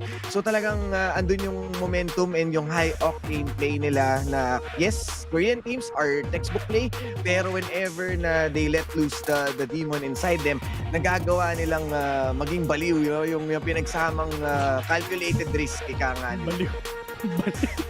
Kasi ang daming kakaibang plays na nakikita natin sa mga Korean teams, kaya sobra yung respect natin sa whenever they go ham. Si Omar pala to. Omar Baliw. Omar Baliw pala to. Pero ayun na nga, di ba? I mean, for the side naman, dito ka ng DRX, I actually love the pickup nga dito kay KO. Pero syempre, attacking naman sila. You need to destroy or probably disable nga yung traps nga ni Mita na pwede ipakita dito like what you said. And syempre, yung delaying factors nga na pwede nilang gawin para mas mahirapan pa dito ang Gen G na makapag-retake nga kung saan basta talaga sa site sila pupunta. Pero for Gen G and DRX, napakatitino ng laban na ito. This is the first time na magkatapat nga sila dito sa Pacific. So it's gonna be really interesting kung ano ba ito yung mga pwede nila ipakita ngayon. At lalong-lalo na, marami silang bago, di ba? Andyan si Bane. Tulad na pag-usapan na nga natin yung mga players nung panel nga natin. I mean, Mako, siya talaga ang main controller dito. Pero back then, with the addition of Bane, talagang mas magkakaroon pa ng control si Mako dito to play on his own. And talagang kayang-kaya talaga niya makontrol yung isang site if ever na kahit mag-isa na siya dyan, wala siyang problema. Pag-anchor lang and alam natin kung gaano nila can play on a single site with a single person. And then habang inaantay lang din natin yung rotations from the fellow teammates at makapag-retake ng site. So at least andun nga yung kanilang firepower whenever they are being left out alone. Habang ngayon makakita tayo ng 1-2-2 split. Actually 1-4 lang din dahil nga papunta na rin. Mag-meet up ang ating mga members from DRX to short. Well, usual pick lang naman para sa kanila. No? They're gonna leave Cypher na medyo malayo pa, pick up ka lang dyan, get all these sound na talaga pwede mo ipakita ngayon. Pero si Texture alam ata na meron tao nga dyan. Pero let's see if ever talaga makakapita siya ng isa. Baka maganda yung position dito, dila sa Gedli. Pero, oh no, this is the smoke already being up nga dito ng mga players nga ng Gen G. Pero yung isa pumasok na wala silang ka-idea na si Texture malapit na. Pero, on to the side naman ngayon ng DRX. Silang natitira si Mako dito. Pero muntik na talaga mag-whiff yung mga players dito ng Gen G. Pero on to the side naman nila, 1 versus 1 already. Munchkin low on HP. Wala siya sustain kahit isa. At ito yung rotation nga na pinapakita nila. Talagang harap at likod lang din talaga to. And for sure, inaantay lang nila kasi Munchkin makapag-rotate para maganda yung trade-off potential nila. Yes, pwede silang makapag-go for those trades. And remember, meron pang blinding light dito, si Lakia. So kailangan niya talaga ng isa pang kasamahan para mag-pick whenever he pops flashes. Pero ngayon, sinimulan na kanya agad niya. And that missed out on that discipline na antayin ang iyong kasama. Although meron na sila information kung saan manggagaling dito. But still, they are running low on their HP. But Mako will try to clutch this. Grabe naman yun. 4K agad na pinakita nga ni Mako dito. Well, maganda rin position nga ng Genji, di ba? They have the trade-off na pwede nga nilang gawin nga talaga. Inantay talaga ni Viper si Sky na inantay ni Sky si Viper nga na makapag-ikot. Pero hindi. Talagang ando pa sila sa punto na naghahanapan pa talaga sila. And that is the risk na kailangan mo kang i-take. I mean, yes, isipin mo, vulnerable pa si Mako doon. Pero it's just Munchkin failing to get that kill nga na pwedeng gawin nga niya for him to get that 1v1 win para sa kanya. Pero at the end of the day, it's just DRX, Mako, in short for mahal ko. Ang talo dun sa round yan. Pero kung napapansin mo yung tatlong players dito naka-phantom na agad, yung iba vandal pa. So, they really want to get this win. Wala na silang talagang Spectre Bulldog dito, wala nang Marshall, walang ganun. Kung kaya natin bumili ng vandal, edi kunin na natin yan. Pero double-edge yan dahil pag nagkataon na sila naman ang matalo ng Genji, napakalaking upgrade niyan for this team and DRX might be setting on their back foot. Pero right now, okay naman yung kanilang movement dito. They're just waiting patiently and wala man nakukuha ng alert dito si Foxy9. Still, they are trying to gain information. Ngunit malapit nga dito si Munchkin and that's the much needed kill ngayon. Kahit pistol lang yung gamit niya, so talagang classic pa rin talaga mananaig doon. Maganda yung position niya, maganda yung area niya, maganda yung angle niya. Talagang alam niya na dadaan talaga si Foxy9 doon. Pero yung mga players dito ng DRX gonna plant the spike already. And now the post plant is activated too. And now Buzz trying to regain control nga. Papunta lang dito sa hall, wala silang idea at all na meron na palang tao doon. And yun na nga, Lucky will fall down. So the retake is on again sa side ng Genji. Neither will catch out with a one tap right now. Mako nakabawi pa, nakakatukay pa. Match nilang natitira pero madya yung malayo pa siya. Nasa may hook pa mga tropa. If ever na-clutch niya to, hay nako. Bibigyan ko kayo ng tig-1,000.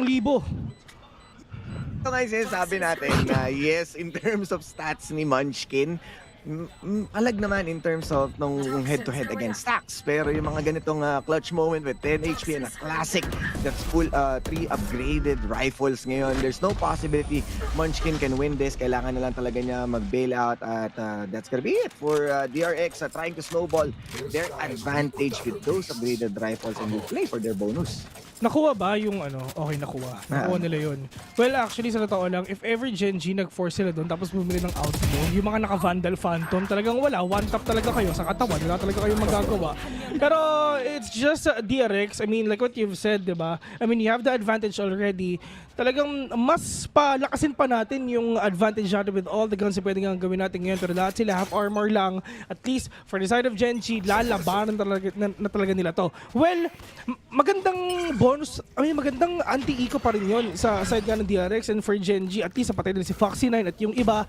Pero naka-ghost lang sila Foxy nun eh.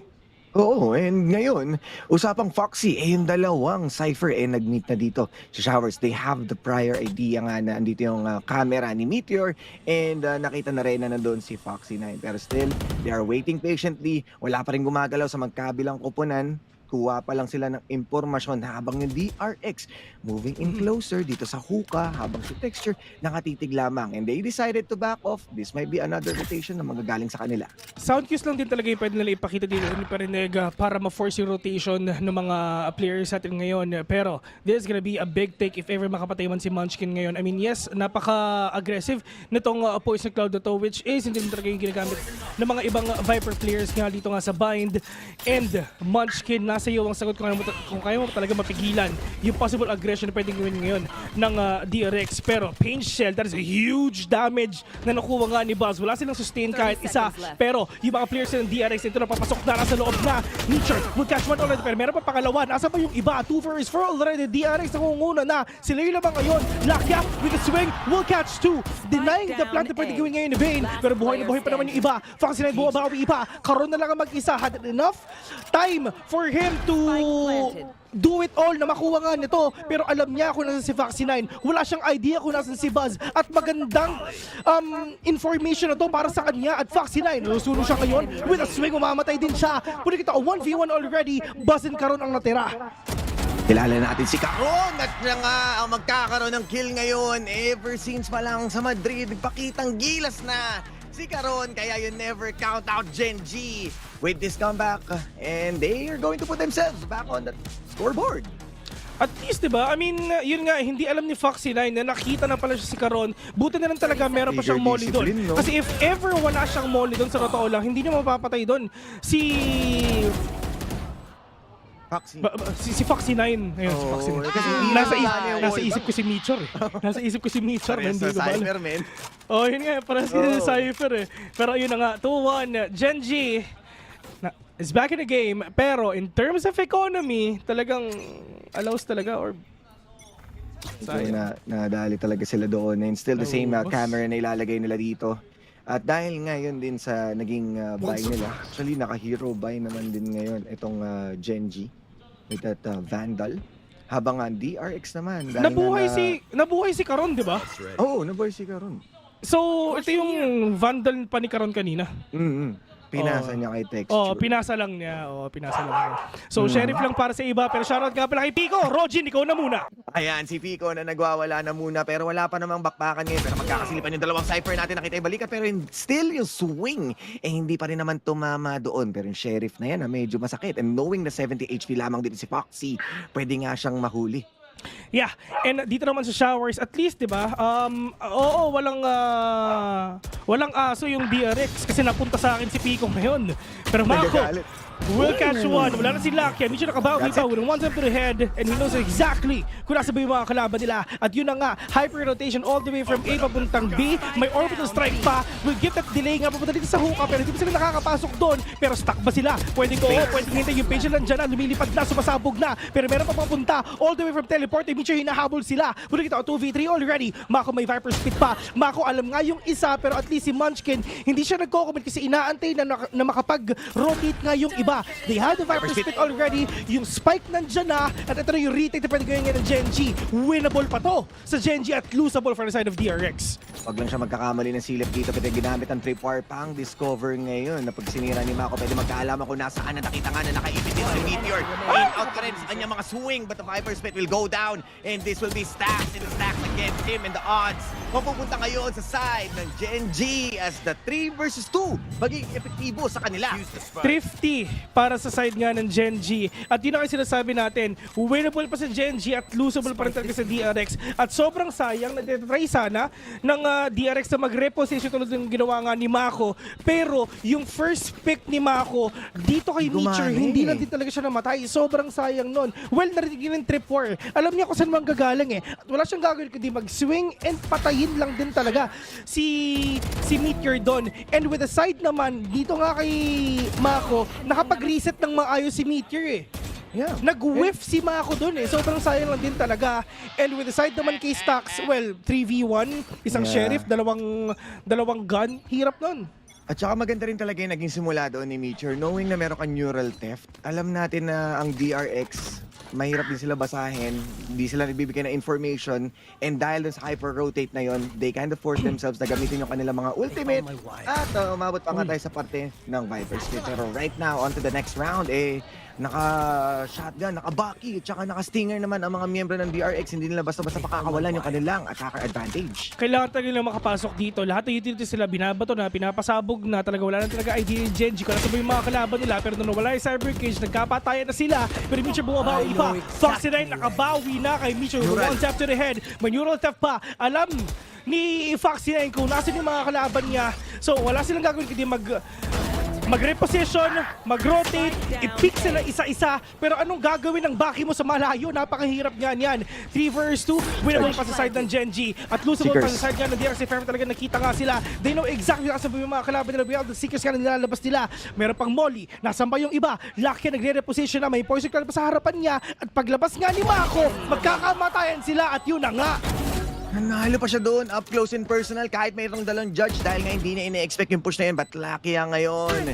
Is this a good luck? But gonna be a bad luck dahil nga yung kanyang 50-50 on where to swing, kung saan titingin.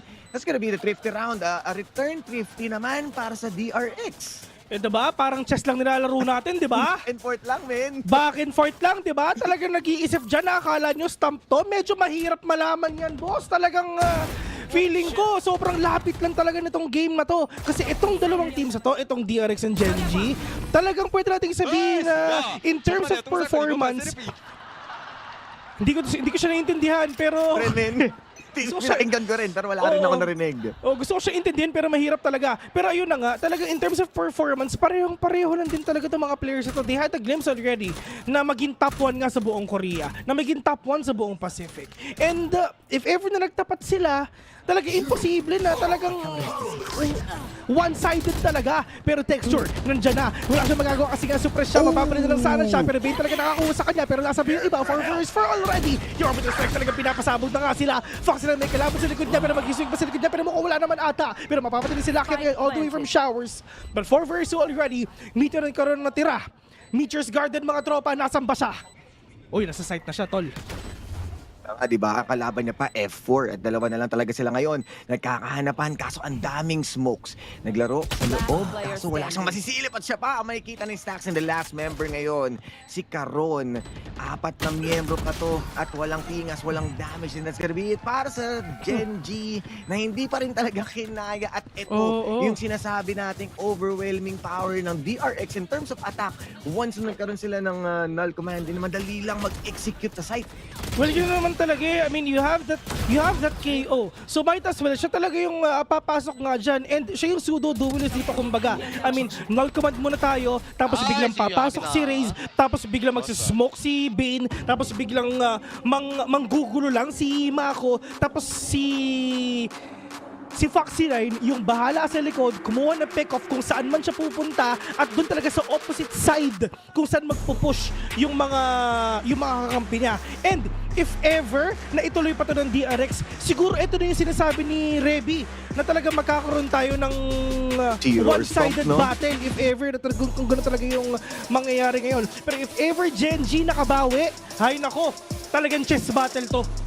Oo, and considering na ang attacker side ng Gen G, mataas lang sa Lotus at saka sa Split. The rest, they are settling around 33% and lowest nila ay 17%. So once na mag-flip tayo ng script, alam natin kung kaya din may pagsabayan ng DRX in terms of their setup and their information take. Lalo pat merong knives itong KO natin, magiging ahead sila sa pwedeng possibility ng attacker potential ng isang Gen G. So ngayon, kailangan na tulunasan ng Gen G for a good time out, pero makikita natin if may maganda bang magiging conversion ang nangyaring pag-call nila at sana mag-slow down yung momentum ng DRX. Actually, kailangan nila talaga mag-time out dito kasi the fact na wala silang pera ngayon, if ever talaga manalo pa ang DRX ngayon, talaga magkakaroon talaga tayo ng one-sided battle, talagang 5-2 na magiging score natin ngayon. Pero if ever na nagawa ng Gen G yung broken buy nila na ginawa nga kanina nung nanalo sila, talagang bahala na si Guardians of the Galaxy kasi yun lang naman talaga yung pera nila, yung baril nila. Oo, yun lang talaga yung kinaya ngayon eh. Pero ngayon mas nag-slow down. Mukhang after the timeout, na respeto rin ng DRX yung mga possibility na ibang approach ngayon ng Gen G. Pero looking at that stack, and nag-iba rin yung position dito ni Foxy9. Kung kanina puro bats, puro showers ang hinahawakan niya, ngayon papunta siya ng short A. At yung mga miyembro natin ngayon sa Gen G, dahan-dahan, naglalakad, bumaba na galing hookah, kinasa na dito yung paint shell, magkakagulan na niya. But then again, makakakuha naman tayo with the Sheriff. Sila pa rin ang lalamang strike in numbers. Pero siyempre si Meteor dito with that upgraded gun. Still not gonna be the upgraded win na hinahanap natin dito as DRX. Their economy is getting huge.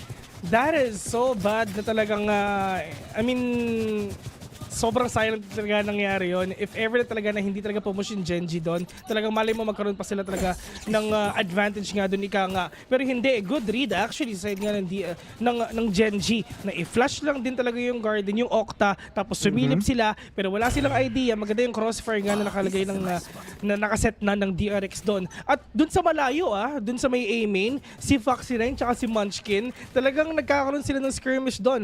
At nanalo si Foxy9 doon. Nagkaroon sila ng opening papuntang A, pero hindi. Ba't pa sila pupunta ng A? Bukas na yung B at wala silang gagawin din. Kung hindi mag-push na, kung hindi maging aggressive na, you have the advantage already, you have that opening already, might as well use it for your good, for your own sake. At sa DRX naman mga tol, si Buzz may showstopper na. Ayan, Di ko tumahimik ka. Pwede siya maging explosive sa kanyang entry dito, but nakikita rin natin nag-iba rin yung approach ng Gen G. Si Meteor kanina, he was sitting around spawn. Baka sakaling mag-BRA nga kung saan siya kakailanganin ngayon because he's losing those fights pagdating dito sa ating showers. So ngayon, i-expect na naman ng ating mga tropa na mag-isa lang dito si Foxy9 pero accompanied siya dito ni Mako. Orb farming lang din ang ginagawa nila dito. Most of the members already rotated papunta dito sa short and they're going to face some trips. And sana makakuha nga sila ng magandang net dito to disable. Pero ito na ang off-the texture. Ayun na nga papasok na. Pero Seeker mga kapatas po. Pero that is the counter showstopper ka nila si Texture at siya yung panalo doon. Block with a dual K. Foxy9 bumabawi ang papa from afar. Pero with this new tip, they know exactly kung nasan ba yung players ngayon ng DRX at ng Gen G rather. So ngayon papasok sila. Foxy9 medyo mahirap pa. Pero Texture dito makakapatas ng isa. Pero yung Viper Spit nga ni Mako dito mahirap kasi mag-isa na lang siya. Piso na lang yung buhay niya. Mahirap na nga to. At sabi ni Munchkin, aalis na ako para makita natin kung nasan ba siya. Pero Mako, sinasabi nga natin mag-isa siya. 4 seconds, 3 seconds, wala ng oras mga tropa at yun na nga. Texture with that verticality, with that mabilis yung thinking niya eh. Na alam niya, nakatapat niya, showstopper, might as well ilabas ko na rin yung showstopper ko at siya yung nanalo doon sa engagement na yun. Exactly, yung reaction time niya doon, Bill. The moment na nakita niya yung pop flash, bumaba ka agad siya sa likod ng trucks at kinasa niya yung showstopper, Asachin, and then the counterplay. And ito nga yung inaantay nating lakas ni Texture. Nung nakahawakan niya yung operator, he is online right now and a good haymaker to stop the foot of DRX. So ngayon, sila naman ang magka-timeout dahil nga, alam mo naman na, yung chess battle natin, mukhang nabasa bigla ng Genji itong ginagawa ng DRX. One-sided, hindi kami papayag. And right now, tamang usap lang muna, tamang chill lang muna ang ating mga tropa sa DRX. Actually, hindi lang ngayon. Last year pa, na pag nakita niyo si Texture, pag hawak niyo operator, Diyos ko talagang kabahang ka na. Yan ang pinaka-isa talaga na threat sa DRX ngayon. Once na nakuha ni Texture, once na nakuha siya ng momentum, there's no way but up. Pataas lang yung score niya. Pataas lang din talaga yung momentum dito na ginagawa ng Gen G at ito rin yung simula nga na pag-snowball nila. 3-5 already, dikit yung laban at ang maganda dito, hindi ganun ka-slow yung play na ginagawa nga ng DRX. Talagang papasok pa kami. We have the flash already, pwede ito nga ni Stax. And sa totoo lang, yung ginagawa ni Stax dito, nagna-knife siya just to check if ever meron bang playing close para handa sila. If ever kung kailan ba sila at kung kailan sila magsiswing at kung anong utilities yung ibabato nila just to deny that player na nagpe-play close nga para makapasok sila sa loob ng site. And that's the respect na nilalagay nila dito sa Genji. Kahit pistol round pa lang, alam na atin na they are playing up close. Doon pa lang sa mga boxes. So Stax really need to use his knife to get a lot of information before silang mag-execute sa isang side. So ngayon, mas Stax sila. Wala tayong nakikitang lurk. Although hatiman sila dito, pero isa lamang yun, nasa hookah. 2 miyembro lang din ang matatagpuan natin dito sa Genji. But this is the operator of Texture. Medyo mahirap to kay Foxy9. If ever talaga mapatay siya dito, wala nang flank detection ng mga players ngayon ng DRX and open na ang Genji na talagang likuran na din talaga yung possible aggression na pwedeng pakita nga ng DRX. But right now, Texture, it's all about yung patience play. In terms of patience, naubos na yung pasensya ng Texture. Sige, hindi ko na titignan to, men. Bahala na si Abatman dito. Pero yun na nga, with this boombot, magkikita pa sila. Napakadaming echoes, mga tropa. Wala na akong makita kahit isa, pero Foxy9 muna manalo dito para sa kanila. Pero Texture, from up close, talaga napatay pa na si Foxy9 dito, right in your face. Poison card for these players right now. Texture nagpalit na ng baril para nga talaga makabawi na siya dito kasi alam naman niya, pag talagang operator pa yung gamit niya, mas mahihirapan na siya. Pwede kita 4 versus 3, lamang pang Genji, retake, pwede pa, kayang-kaya pa, may neural theft pa sila. Pero in terms naman sa ipakitang lineup, talagang wala na. Pero Stax din niya, alam kung sino babarilin niya. Oh no, talaga litong-lito siya. Pas bumabawi na, nakapitas pa ng isa. Bane, talaga nakakuha pa siya dito ng mga kill ngayon at buta lang talaga si Bas all the way from hookah. Yung rotation, yung reposition na pinakita niya, just nag-open na magandang opportunity for the players of DRX na manalo doon sa round na yun. It-tried, Vil. Doon pa lang sa start ng round. Kaya nakapwesto doon si Lakia alongside Mitchell. Gusto nila pakinabangan yung neural theft. Kaya ininvest nila yung dog para i-check yung bats na i-corner dito si Foxy. Ang problema, si Foxy ngayon, yung nasa short. At nagsama-sama sila para hindi makakuha basta ng impormasyon with that ultimate from Meteor. Kaya naungusan sila dito in terms of numbers. Pero at least ang maganda sa ginawa doon ng Genji is by only having 2 members, na-hold nila yon at umabot pa sa point na nagkabawasan.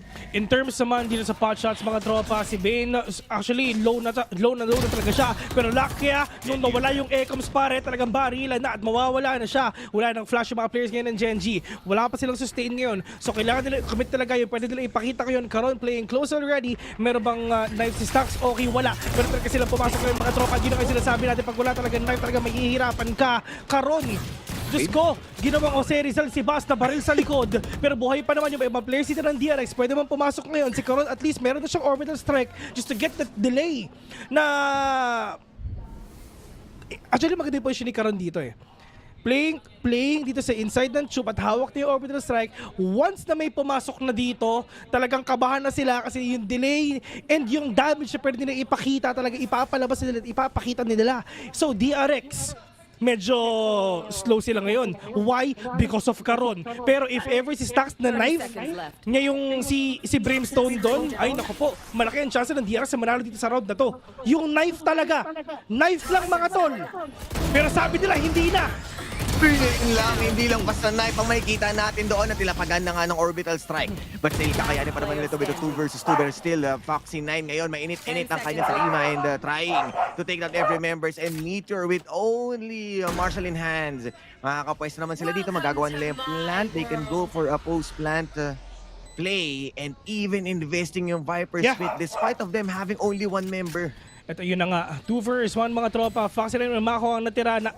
Ilang Viper Spit na ba yung nakita natin sa round na to? Sa game na to?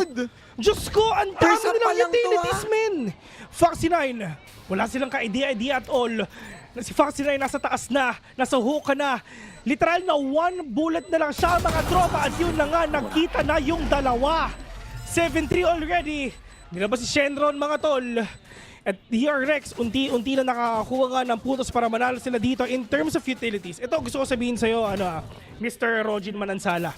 Ilang Viper Spit na ba yung nakita natin? Ilang orbital strike na ba yung nakita natin? Ilang neural theft na ba yung nakita natin dito? Boss, first half pa lang. Pero gusto ang dami nilang orbs. Meron pa silang orb generator dyan? Ewan ko ba? Parang nagmimi na sila ng orb eh. And to think na magkakabilang side, equal lang naman yung nakukuha nilang mga ultimates doon. Saan nagkakaling yung mga orbination nila? Pero kasi kung titignan din natin, ang init kasi ng laban. Kills after kills. Kaya ang daming mga members na nagkakaroon ng online kasi ang daming nakukuha with those kill points. Ito na. Ito yung hinaantay ni Reby, mga tropa. Yung talagang one-sided battle na talagang nagkatotoo nga.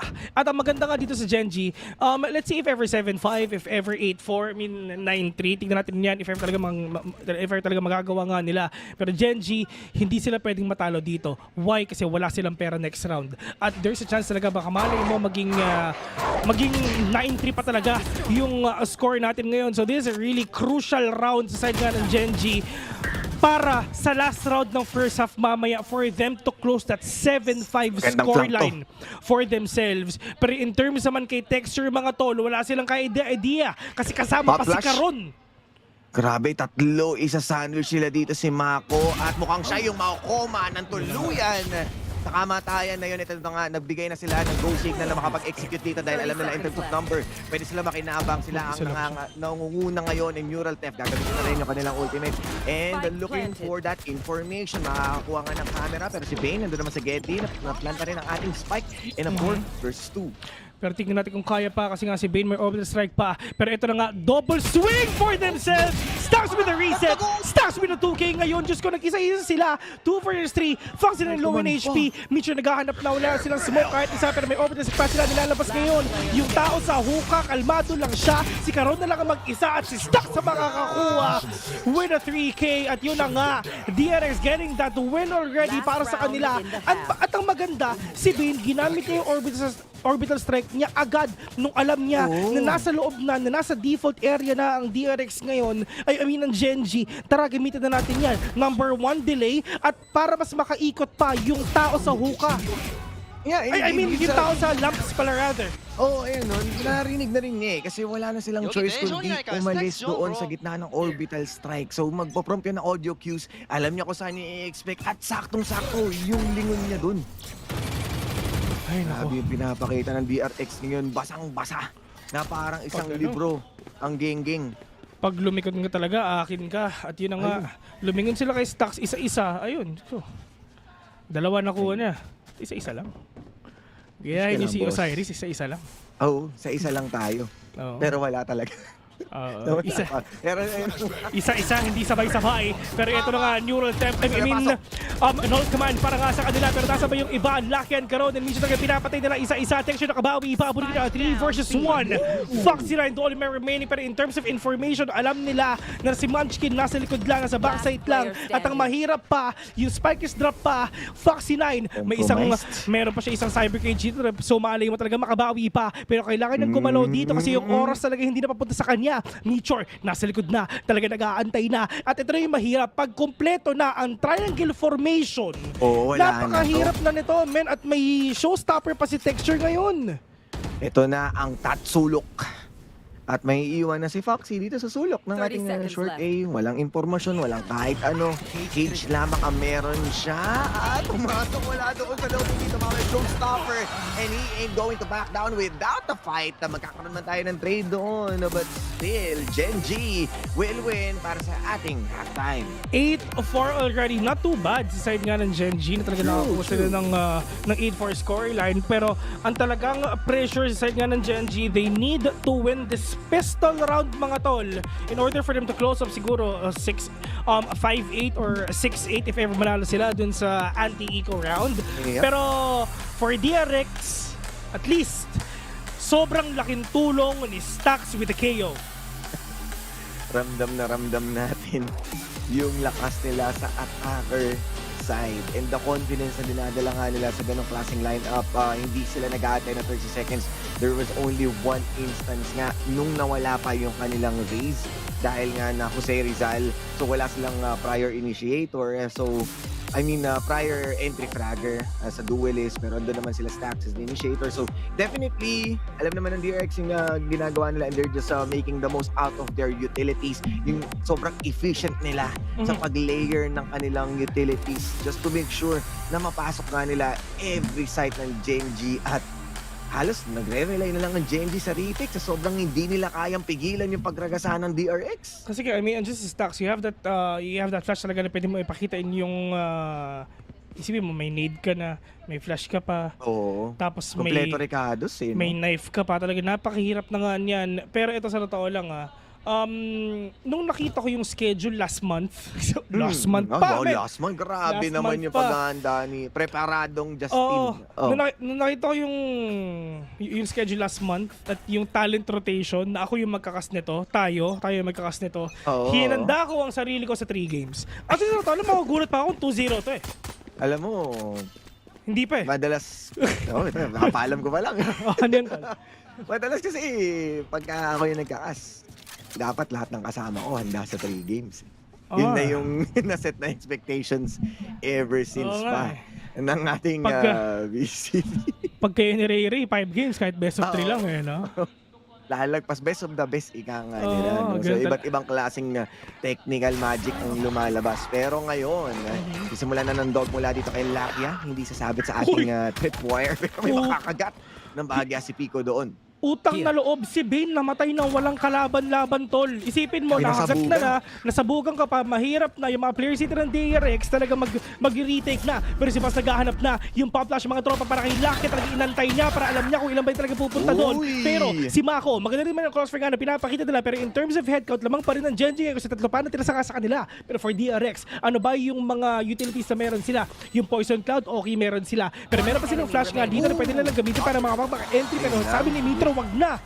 Okay sana pop flash, drive yung pinakita nila, pero Meteor maganda yung off angle nga na pagka-swing niya, hindi nakatingin si tropang Stacks doon at yun yung sinasabi nga natin.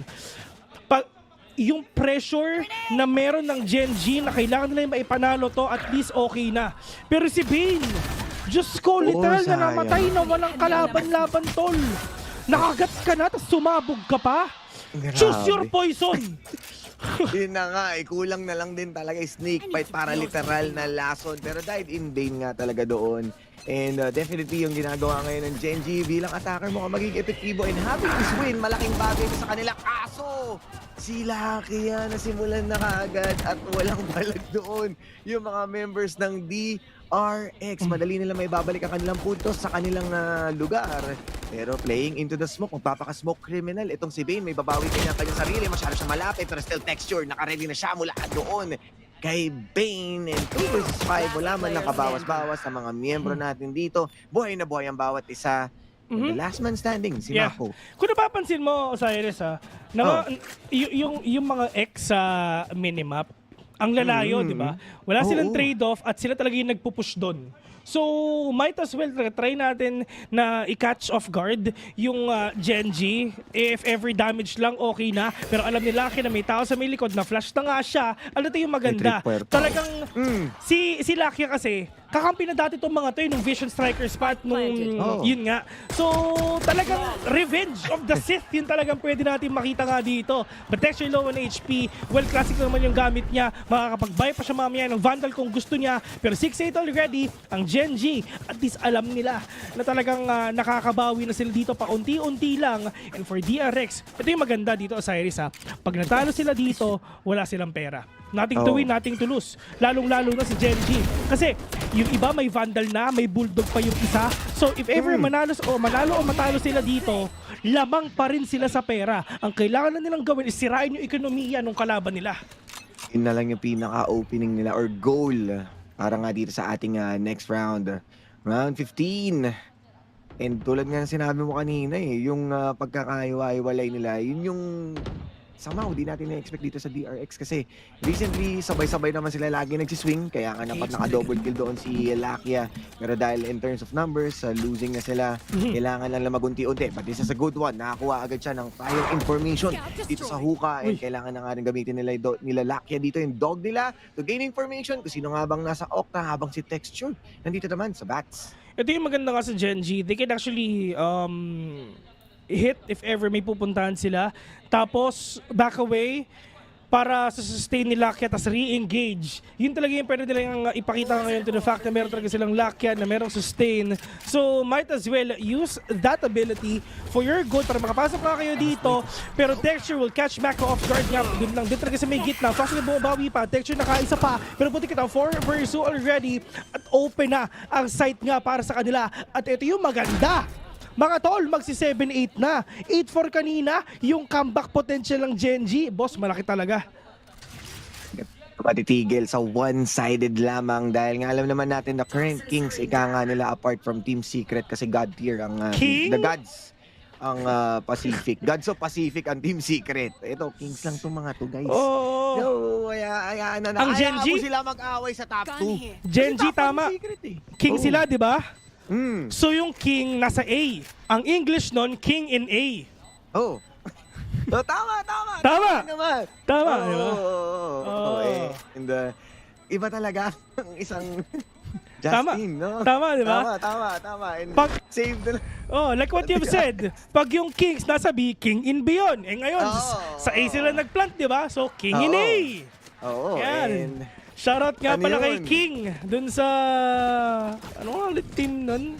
Basta King yun dati sa nung last year nung kalaban niya yung TS. Gigil ako kay King Kung gusto ko lang matanggal yung trabaho ko, sinabi ko na Alam mo na. Exactly, yun. Yung Kings nga, tignan natin kung saan pupunta yung Kings. In A ba or in B? Pero shoutouts nga pala kay Reby. Ayun, shoutouts kay yan. Laging first time ko makatrabaho si Red. Ayan. I'm so honored. Last year, dami naming Tagalog lessons kay Reby. Dagdagan natin. Boss, apelido mo naman, Bix. Ano yun? Bixco, di ba? Bixco, di ba? Talagang... And first name pa lang, di ba? Valerie. Sheesh, man. Babali ka talaga ng dila doon kasi grabe yung accent niya. Grabe intro. Shoutouts nga pala kay Pico. So, Rogin, ikaw ulit. Osiris pala. Okay, ako muna bahala. At habang nag-iingay nga muna si Pico, makakita tayo ng konting leaning information lamang mula dito sa Dog. Pero si Texture mag-execute na siya dito at binawi na nga nila ngayon. Kung kanina kinancel mo, showstopper namin ngayon kami naman ang magka-cancel sa showstopper mo. Pero still, unti-unti namang nakakabawi dito with the damage. Still, they are landing those sheriffs mula dito kay Foxy9.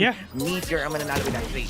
Ito na nanahimik na si Pico mga tropa, tara game na. Pero on the side naman nila, 4 vs 4 mga tropa. Si Texture pa yun nawala, pero may pera naman sila. Pwede sila makapasok dito, pero paano nila gagawin yun? Mako, nag-aantay lang, nagbabantay. Pero in terms of information, alam nila kung nasa ba yung mga kalaban nila. Magbibig ba sila? Pwede sila mag-cut noise, pero hindi ata yun nila sa isip nila kasi talaga magko-commit na sila. Yung mga players ngayon ng TRX mga tropa, ito rin talaga yung rotation nga pinapakita nila. Ito na, yung flash tumama dun sa isa. Lockdown, reposition already with the verticality, with the kill again. 3 vs 2. Si Bas at si Mako doon lang ang natira. 2 kills, may showstopper ka na. Pero yung iba talaga nag-aantay lang. O no, magandang position nga ni Bas para malaman niya kung papasok ba. Pero timing nga talaga. Okay na sana yan, pero Bas nakabawi pa. Pero yung Satchel, okay. Ano yung ginawa mo Satchel mga tol? Kala mo punta sa kabila, pero yun pala sa harapan mo lang. Mako doon lang ang mag-isa. 2v1 mga tropa. Taglaki Siki para sa kanya. Lucky low, 1 HP. Munchkin, at least talagang pwede bang bumawi dito. Maganda yung trade of potential nila. Maganda yung crossfire nga nila na pwedeng pagka-tap ng spike, pwede silang sumilip dito at gagalaw na yung isang player na natira.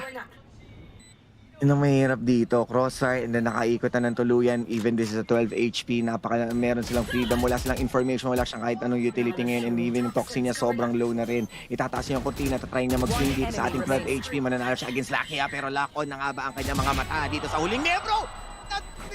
Once again, taking a 2 kill, pero hindi na yung magiging sapat. Because the timer is not in their hands. Yun na din talaga yung kailangan nilang gawin nga dito. I mean, you have the time already, might as well talagang ipataas lang natin yung advantage natin dito. Naguluhin lang, baliwin lang natin dito si Mako. Sino yung sumigaw? Si Reis pala yun. Si Reis yun. Si Reis, nagulat ako sumigaw. Ang tinis pala ng boses niya sa ganong lingwahe. Alam nyo ba guys, na pwede nyo palitan? Na pwede nyo palitan yung voice, yung language nyo. Hindi ba madadama yung text language doon? Pwede mo rin palitan yung text actually. Meron ka lang i-edit sa VALORANT para ganito. Settings. Ganito. Paano? Sa Riot mo, pwede mong palitan yung voice line. So pwede mong gawing Korean, Japanese, Bisaya, kung meron. Pero maayong bone tags nga pala sa imong tanong. Alam mo, inaantay ko yung Tagalog ng undefeated. Di natatalo. Si Rico. Ganun yun. Pero yun nga, di ba? Pwede mong palitan yun. At saka yung text as well. Meron ka lang i-edit sa mismong files ng Valorant. Then after nun, pag okay na, ita-download ni mismong Valorant yung Korean text. Para lahat doon Korean na. Legit yun guys. Search sa YouTube. Huwag kayo magdala, hindi kayo mababan doon. Isang taon ko ginawa, hindi naman ako nakakapaglaro pa rin naman ako, di ba? Totoo naman, di ba? Kita niyo, alive and kicking si Kuya Bill sa mga rank games. Kaya pinapatulog kayo pagka low streak sila eh.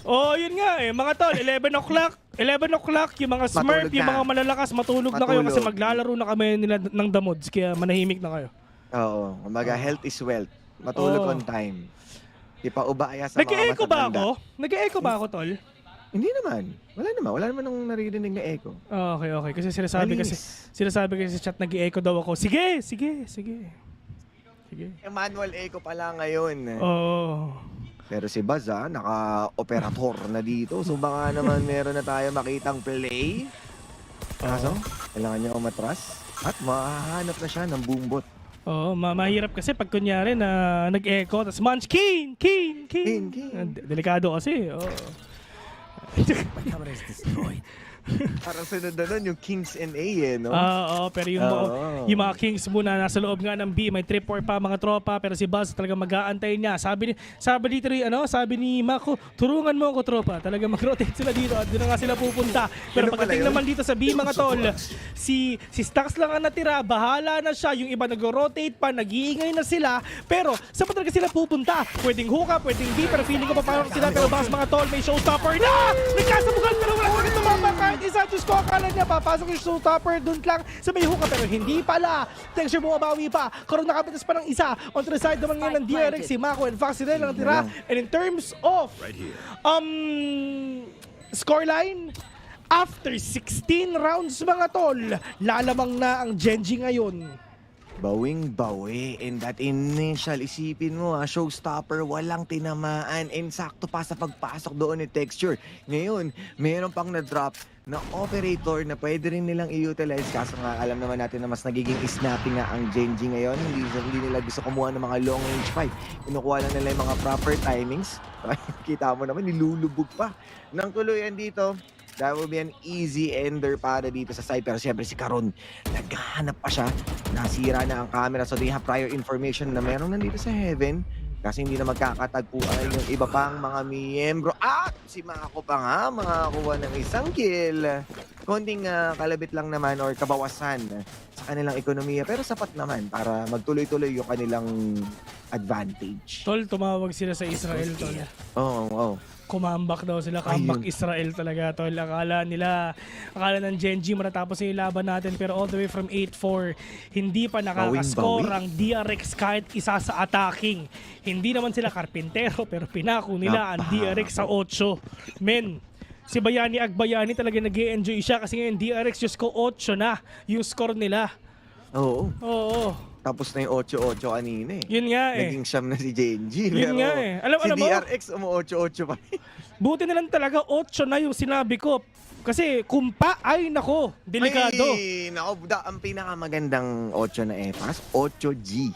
8G, ay shoutouts nga pala kay Wolf. Pero tingnan natin kung talaga makakapit sabi yung DRX dito ng win na kahit 8 lang yung score nila. Eh malay mo talagang makabawi na kasi kanina nagkakatriftihan, di ba? So might as well do that again dito nga sa game na to. Pero in terms naman sa positioning and in terms of information, maganda naging pinapakita natin ng Genji because of Lakia.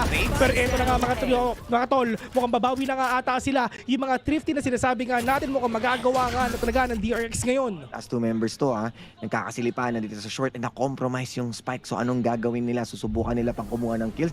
Merong smoke na nakaantabay dito. Ginamit yung poison orb para manalify yung mga nasa lamps. Pero unti-unti nga makakasilip sila dito spying the corner. And that's gonna be Stacks with a 2 kill. At with that, siyam-siyam na ngayon ang ating score.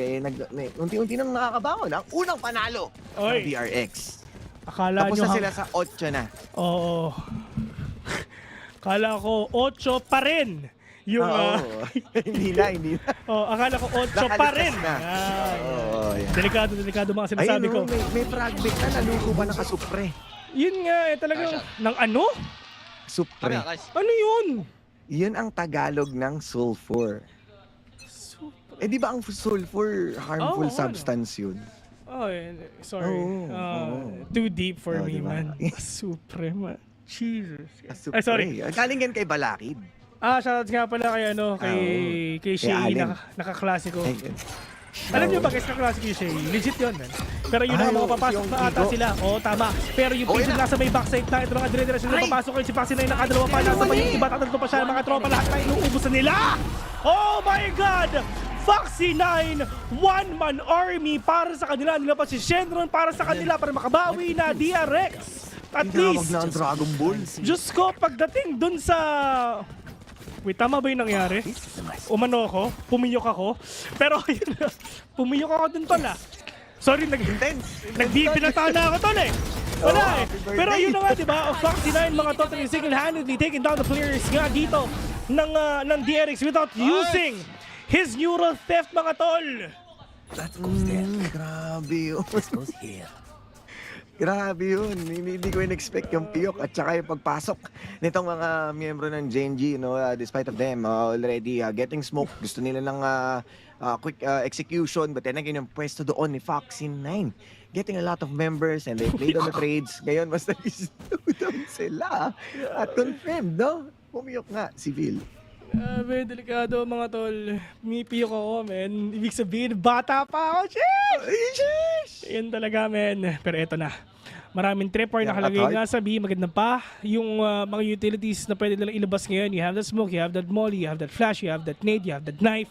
So, sa good sa rin talaga. Napakadaming utility plane talaga na pwede ipakita nga dito ng DRX. And if ever they really want to win, they need to rely talaga sa utility play na pwede nila ipakita ngayon. Pero maganda din talaga yung position nga ni Stax dito with the null command, pwede nilang gamitin para talaga mahirapan sila. Pero kailan ba nagagamitin? Pero feeling ko mamaya na. Pero ayun na nagtago sila ng Echoes, mga tropa, nagpakita na siya, pero nasa pa yung iba. Pero ay na, si Cypher ngayon makakapasok na.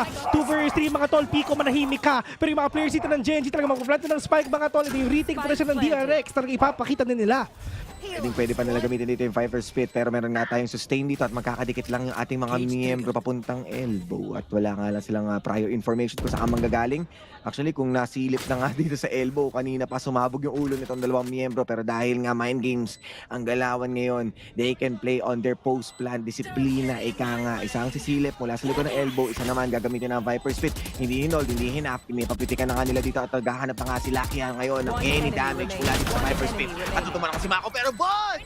Wala light year ang kanyang bilis dahil na masyadong maganda ang kanyang swing. Nakapon nila dito, kayang-kaya pero may jump pick, meron pang Satchel. At mind games nga ang gusto na dito, hindi rin umabot. Close na sana. Wow! Yeah. Super perfect yung super perfect yung pagdilingan na pinapakita nga nila Kedo na hindi siya nag-commit hindi na pinatay kasi alam naman niya na talagang babawi sila doon Kung napansin mo hindi siya nag-swing, hindi siya pumunta. Actually, hindi nga siya bumaril kahit isa Talaga nag-jig and talaga sino mo si Pico. Nagano siya sabi niya, daddy, ngayon nga talaga yung ginawa ni Mami. Oo, tama. Tama naman, di ba? Talagang, at konti na lang, mukhang may mapapako nga talaga, no? Na isang tropa natin na nag-iingay ngayon, si Pico, na nagpapaliwanag ng kanyang analysis. At actually, ang nagtuturo talaga ng table ng Valorant, si Pico. Exactly. Ito mga tol, Kaya mapapansin yung ingay Mag-e-explain lang ako Talagang, sorry guys, kasi may construction kasi sa bahay. So si Pico, ano pinapaayos mo? Yung kwarto namin. Ano, pinapalaki mo? Hindi, pinapaayos ko yung ceiling. Pinapatibay mo? Ceiling. So ito may karasyo kasi sa bahay. So syempre, lahat na pumapasok dito, kakaulan ni Pico. So pag ako nainis, ipapako ko tong aso na to. Pero hindi lang score ang napapako dito, pati na rin si Pico. Kaya Pico, kabahan ka. Tinan mo na nahimik siya. Ayan, pinabuelo ka na. Oo. Pero mamaya, Diyos ko, baka may tumawag sa akin, post. Sabi nung kasi, ipapako doon yung aso, tol. Kaya tumawag na kayo dito. Pero sabi nila, mga tol, mukhang papasok na ata sila kasi A muna ang pupuntirin nila. So yung mga Kings, nasa A na. King in A sila. Kings in A. Doing their motion ngayon. Ayan na, double sa Chel, papasok din si Texture. Kailangan niya i-check pa rin yung mo. Nababa ng mga ibong may laya ng lulupad at siya napalaya doon. Inabumot mo still takedown naman din si Bane. Maganda yung naging trade-off nila dito pero still makakakita naman dito si Foxy in the neural theft. Malalaman na makakagin na sila information ngayon in the Lackyard. The last one member ngayon sa Chel.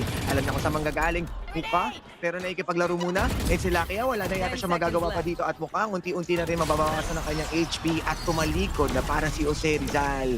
Pero still, Buzz will make sure na sila ang mauna dito sa 11.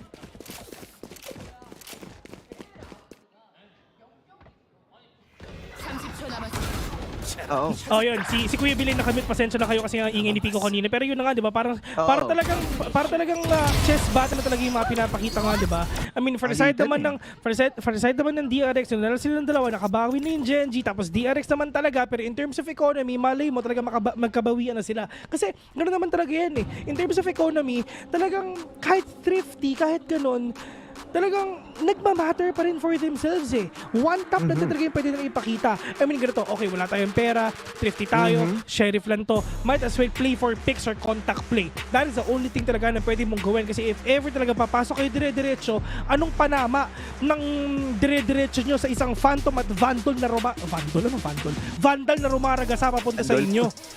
Nakita nga natin na naging epektibo na ngayon yung depensa nitong DRX and this will be the last time out na gagamitin ngayon ng Genji. And nakita naman natin yung conversion ng kanilang time out from the first half. Ain't much nga yung nakita nating results, pero still nakakuha sila ng mga prior points to entirely bring it close. And nung nag-halftime, dun pa mas naging epektibo yung approach nitong Gen G. So antayin natin kung mag-explode ba ulit dito si Texture, pero for how many moments na ine-expect dito ng DRX kung gaano naka-close yung pag-entry nila dito, hinihirapan na makasagot ang Gen G. So total lockdown ulit tayo dito sa B, Cypher setups, and even KO will be there to scan. And stack naman ngayon ng Gen G with their eco. Pero yun na nga, wala silang pera ngayon mga tol. Bahala na if ever mananalo sila o hindi. Pero tulad sinabi nga natin kanina, play for picks, contact play, lang na nasa isip nila. Kung napapansin nyo, wala silang utilities na pinapakita talaga kahit isa. Pero wala na talaga silang pera ngayon mga tol. Wala na silang buhay, wala na silang kahit ano. Mako nakadalawa pa. Pero nasa ba yung iba? Si Bas tumatakbo na mga tropa. Wala pa nababawasan kahit isa sa mga players ngayon, DRX ngayon. But for Gen G, si Texture wang natira. Wala silang idea. Lakya, cut noise na. Mitra as well. Texture andyan, nakita, napitas. Yung one time hindi talaga tumama. May nade pa, may flash pa, ano pang gagawin mo? Texture, siguro talagang wala na. Pero sama-sama na sila. Yung reheat sa A, eto na. Ilan ba yung tao dyan? 4, marami pa. At paano nila gagawin to? Kung napakadaming kalaban sa harapan mo, Diyos ko, talaga napakahirap na. Buzz waiting patiently for the sound use na pwede nila ipakita. Pero ba't mo gagamitin yung showstopper mo? Pwede na talaga barilin sila isa-isa. And Texture, may showstopper siya. Malay mo, gagamitin niya. Pwedeng hindi, kasi sayang to. If ever, yung pamakalaban mo to. At yun na nga. DRS, match point na mga tol. Kala natin, Gen G magka-comeback. Pinaasa lang pala tayo. Yan kasi, pwede pa to. Kasi buy round na nila eh. So malay mo naman, meron na silang ibang technique. Ayun lang, ngayon na mahirap. Inaasa na nga ng tuluyan. And Mako, no, ang ganda nung ginawa niya dito. Alam niyo na merong malapit kumuha ng Tukyas and bail out using the teleporter. Kesa lingunin niya pa, kaysa mag 360 flick pa siya doon kay Texture na all the way from labs. Pero nakakuha niya information na hindi na niya kailangan mag-overcommit. And yun yung magandang decision nila dito. Texture also aware siya na alanganin na hindi na niya kailangan i-commit yung kanyang showstopper. Pwede na nilang gamitin para maibalik ang kanilang puntos dito. Ay, naku po. Lahat ng Korea nanonood. Korea lang, pati Pilipino nanonood. Oo nga pala. Lahat. Buong sambayan ng buong mundo nanonood para sa kanila. Sino pa talaga ang pinaka-solid na Koreano? Sino may pinakamasarap na timpla? Na ano? Timpla Na ano? ng kimchi. Ayan. Eto na. Kung sino manalo dito, kukontakin ni JYP at sasali nila sa grupo nila. Yun twice. Madadagdagan. Thrice na sila. Thrice. Sama-sama sila mga tol. Gen G, contact play, play for picks. Yung pop flash nandiyan na, pinakita na, sumabot din sa isa, nag-connect para kay Bane. Pero tamang delay, hindi talaga na pwede nila ipakita. Play showstopper nandiyan na mga tol, nasabog ba? Pero hindi ba nila naputok yung showstopper na sobrang sayang na. Pero sige, sumunod sa kanila. Yung 7 Lions nandiyan na, Diyos ko po. Hindi ko alam paano na nangyayari. Ang daming egops mga tol. Pero Bane, kung anong ginawa ni Foxinen kanina, ginawa din niya mga tol. Ginalaw niya eh. Alam mo kasi si kanina, di ba? Nag-8. Nagalit si Bane again. Alam mo ba? Itong si Bane, Pinoy ito eh. Oo. Di ba? Oo. Pinoy ito si Bane. Kasi alam mo ba yung mga favorite na kanta ni Bane? Ano? Katang Isip. Ay, si Bane and Bane pala. Bane and Bane yan eh. Kaano-ano niya kaya si Rebakes ko? Hindi. Sige. I-push mo yan. Alam mo ba, ito si Bane, ano to eh, komedyante to eh. Oo. Mr. Bane. Okay na mga tol, mapasok natin. Tama na, pasok na. Sa nagagandahan, nagagwapuhan nating panelists andyan, si Miss Valerie, si Miss Ricky, at si Mr. Vic. Kayo na. Maraming salamat, Sir Justin. Pero kung may isang word lang ako to describe that game, I think now we can say expected. No? Right? Kasi lahat ng points na sinabi natin kanina, nagdalo sa Osaban, DRX had a strong attacking half. Genji arguably balanced like something moments of explosiveness here and there. But again, props to Genji for closing up that half. Exactly. I mean, tama-tama yung I think predictions natin earlier. Like you mentioned already, yung first half ng DRX napakalakas. If that didn't happen, I feel like kita naman natin on the second half how Gen G is able to string these rounds together. Nag-comeback lang sila sa dulo.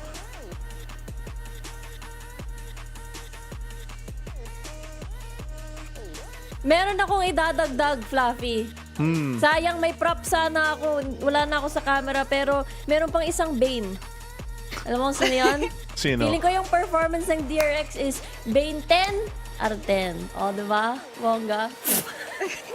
Oh my God. Yeah! Yes! Yeah! Tama ko naman sinabi mo. At 13-10 nga yung score. DRX, of course, finishing everything. 13 first kills pa nga. Starting things out very strong ng first half. Oo nga. Kasi, yung kagaya ng sinabi ni Revy, tumpak nga yung mga binitawan na salita natin kanina. Yung mga detalye kung bakit magiging malakas si DRX sa mapang ito. Maganda nga yung performance. Ito yung pinaka-surprising sa akin. Pagdating sa bind, ang lagi natin napapansin, at least these few months, is that bind is very difficult when you're attacking. Usually, it's actually defending yung parang the attacking nahihirapan. Pero I feel like DRX really switches that up. Sila yung talagang wala kaming pakialam sa stats or yung commonality ng lahat. Ito yung aming strength, which is attacking. And talagang prove nila kung bakit ganun. And I feel like yung nag-contribute talaga nun, si Foxy9. Grabe yung first half niya, no? Even sa mga thrifty, sobrang epektibo as a player. Dami niyang multi-frags. We were talking about Mako, we were talking about Bane, but Foxy9 really stepped up on bind. Yep, definitely can't underestimate Foxy9. Pero again, going back to the point mo, talking about bind and attacking, DRX's game plan was perfect on the attacking side. Ang galing ng anticipation nila kung saan nakatapat yung mga members ng Gen G. At katulad ng mga sinabi natin kanina, the numbers don't lie. They really stomp on that first half. But Gen G, they had a bit of a hard time on the defensive side. Di nila kayang i-hold yung side style sa overwhelming pressure ng DRX. But I think ito yung weakness ng Gen G when it comes to going up against more established teams like DRX. Nilalaro nila yung game ng kalaban nila, or Gen G is basically playing DRX's game at nalulunod sila even until they eventually found their footing, but only when it was too late. Yeah, exactly. I feel like in Gen G talaga is a type of team that heat check is in question. If they don't get that early momentum, parang nahihirapan sila to really start converting a lot of these maps. Of course, you can't count out yung clutch factor, but that's not something na parang you want to rely on as yung plan A mo. So falling back into plan B, dun talaga sila nahihirapan, especially against a team like DRX that has all the plans mapped out. Oo nga. I mean, you could see na they were, at sa next half at least, parang nakakabawi slowly itong si Gen G. Nanalo pa sa pistol, and every single time nakakuha sila ng plant. And DRX, the very first beginning at least ng second half, parang nahihirapan sila mag-defuse ng spike. Pero pagkatapos nun, bawing-bawi. Even the very last round, it was Bane that landed like a 4K to really solidify that win dito sa bind, and it's looking really good for DRX. I feel like this could be 2-0. Sorry. I mean, I think agree ako sa'yo dun kasi, we're moving on to Ascent. And this is a little map pick ng Gen G. DRX is starting on the attacking side again. And considering sa mga nangyari sa Game 1, I think we can expect that Map 2 is gonna go similarly. But I think that ito yung way that you should not play against DRX. Kung bibigyan mo sila ng space, ng oras to control the game for even just a second, they're gonna push that advantage. And Gen G makes a lot of good efforts to take back the game. Pero I think what they need to do now, moving forward, is stop the snowball before it even happens. But on a map that's kind of like tight, like Ascent, how do you think that's gonna go? I mean, interesting statistic dito, DRX very good on the attack, but Gen G is a lot stronger on the defense, so pretty 50-50 both ways kung sino talaga makuha ng early momentum sa tingin ko, especially that opening pistol round is going to be very important for both of these teams. But I'm really impressed with some of the members from YC Stacks playing the KO on the previous map. Super impactful, not only kailangan niya mag-IGL, kailangan niya na mag-isip ng plano, siya din yung nagbabata ng mga support flashes, a lot of lineups for the knife, and I feel like if you get a good suppress as well, it really stops yung momentum of Genji from building, and yun yung weakness nila sa first map. So they can carry yung theme na yun into map number 2 dito sa Ascent. Even though it's a very strong map for Genji, baka naman mahirapan sila kung ano yung plano ng, depende sa kung ano yung plano ng DRX. Oo nga, feeling ko yun nga that 50-50. I feel like these two teams talaga are they're two sides of the same coin talaga. Kasi ang pinaka-question dito, sino ba mas magaling? Yung defense ng Genji or yung atake ng DRX dito? Kasi we really can't deny yung pinakita dun sa buy-in. Kontrolado ni DRX talaga. Pero wag natin kakalimutan na 100% win rate, not only for this stage 1, but the entirety of the VCT Pacific season, including Madrid, itong si Genji. Sobrang consistent nila sa mapang to. But looking at DRX, lie, parang hindi tayo pupunta sa split after seeing that buy-in performance.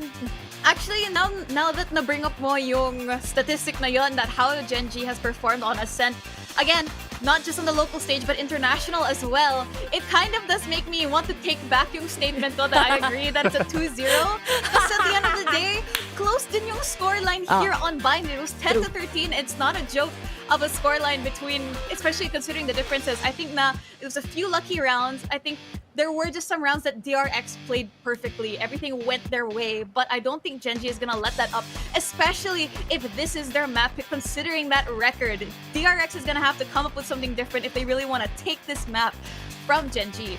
I mean, to be fair, for DRX, kung innovation yung tanong, I feel like nasa kanila talaga yung sagot nun. Even in their initial roster, when Lucky was still with them back on Vision Strikers, sila yung nagsisimula talaga with a lot of these original strategies. And although tama nga si Rico that this is a very strong map for Genji, it is a very old map. And if you're talking about old teams, yung experience talaga na yun coming from DRX can really shine through. Especially pag wala naman masyadong surprises, hindi naman sila parang Paper X na iba-iba yung comp palagi. Minsan may Viper, minsan may Raze or something. It's a very standard by-the-book definition. And if there's a by-the-book answer, it's probably DRX who has that. Oo, tama ka. Pagdating sa consistency. So, nakaka-excite tingnan yung matchup na to kasi parang ito yung totoong test for Genji. Kung gaano talaga sila ka-eksperto sa mapang to. Baka mamaya madedethrone na talaga itong si Genji with Ascent. But again, lots to look forward to. I think Foxy9 and Stax really performed well. Imagine kung yung sila Mako tsaka si Bane. Si Bane parang nag-trrr siya sa last round. So, parang nag-warm up na siya for Ascent eh. I think definitely considering they're going to be starting on the attacking first, we can expect that they're definitely a lot more warmed up from that first game. Pero again, it's going to come down to the executions here on Ascent. Pero Fluffy, quick predictions for this map number 2. Are we going to go 2-0 or are we going to game 3? I feel like if a lot of the players from DRX step up, kunwari si Mako, and against their game against GE with that 20 assists, I think a lot of support from him can really prove that DRX can take map number 2 for that 2-0. Para sa akin, 2-0 talaga. After what I've seen, I'm really confident. Kala ko Genji believer ka. Hindi, DRX nga. Sabi ko to. DRX. Nagpalit na ako ng sagot. DRX na ako. Well, we're about to go into map number 2. It's going to be Ascent, and I think in terms of agent compositions, we're not going to be seeing anything really different than the standard Ascent composition that you can expect. Very, very true. No surprises here. Pero yung KO nga ni Stax medyo warmed up na from map number 1. Munchkin on the other hand, exciting to see him play a KO of his own. Oo nga. Look forward ko din syempre si Foxy9 dito sa mga clutch plays, lalong-lalo na pag siya yung laging natitira sa mga round. I mean, you can definitely leave it up to him to clutch it out, but this is going to be map number 2 between Genji and DRX. Is DRX going to be taking back their place on the South Korean throne, or is Genji denying them once more? Iboto na natin kay VIL and Osiris to find out.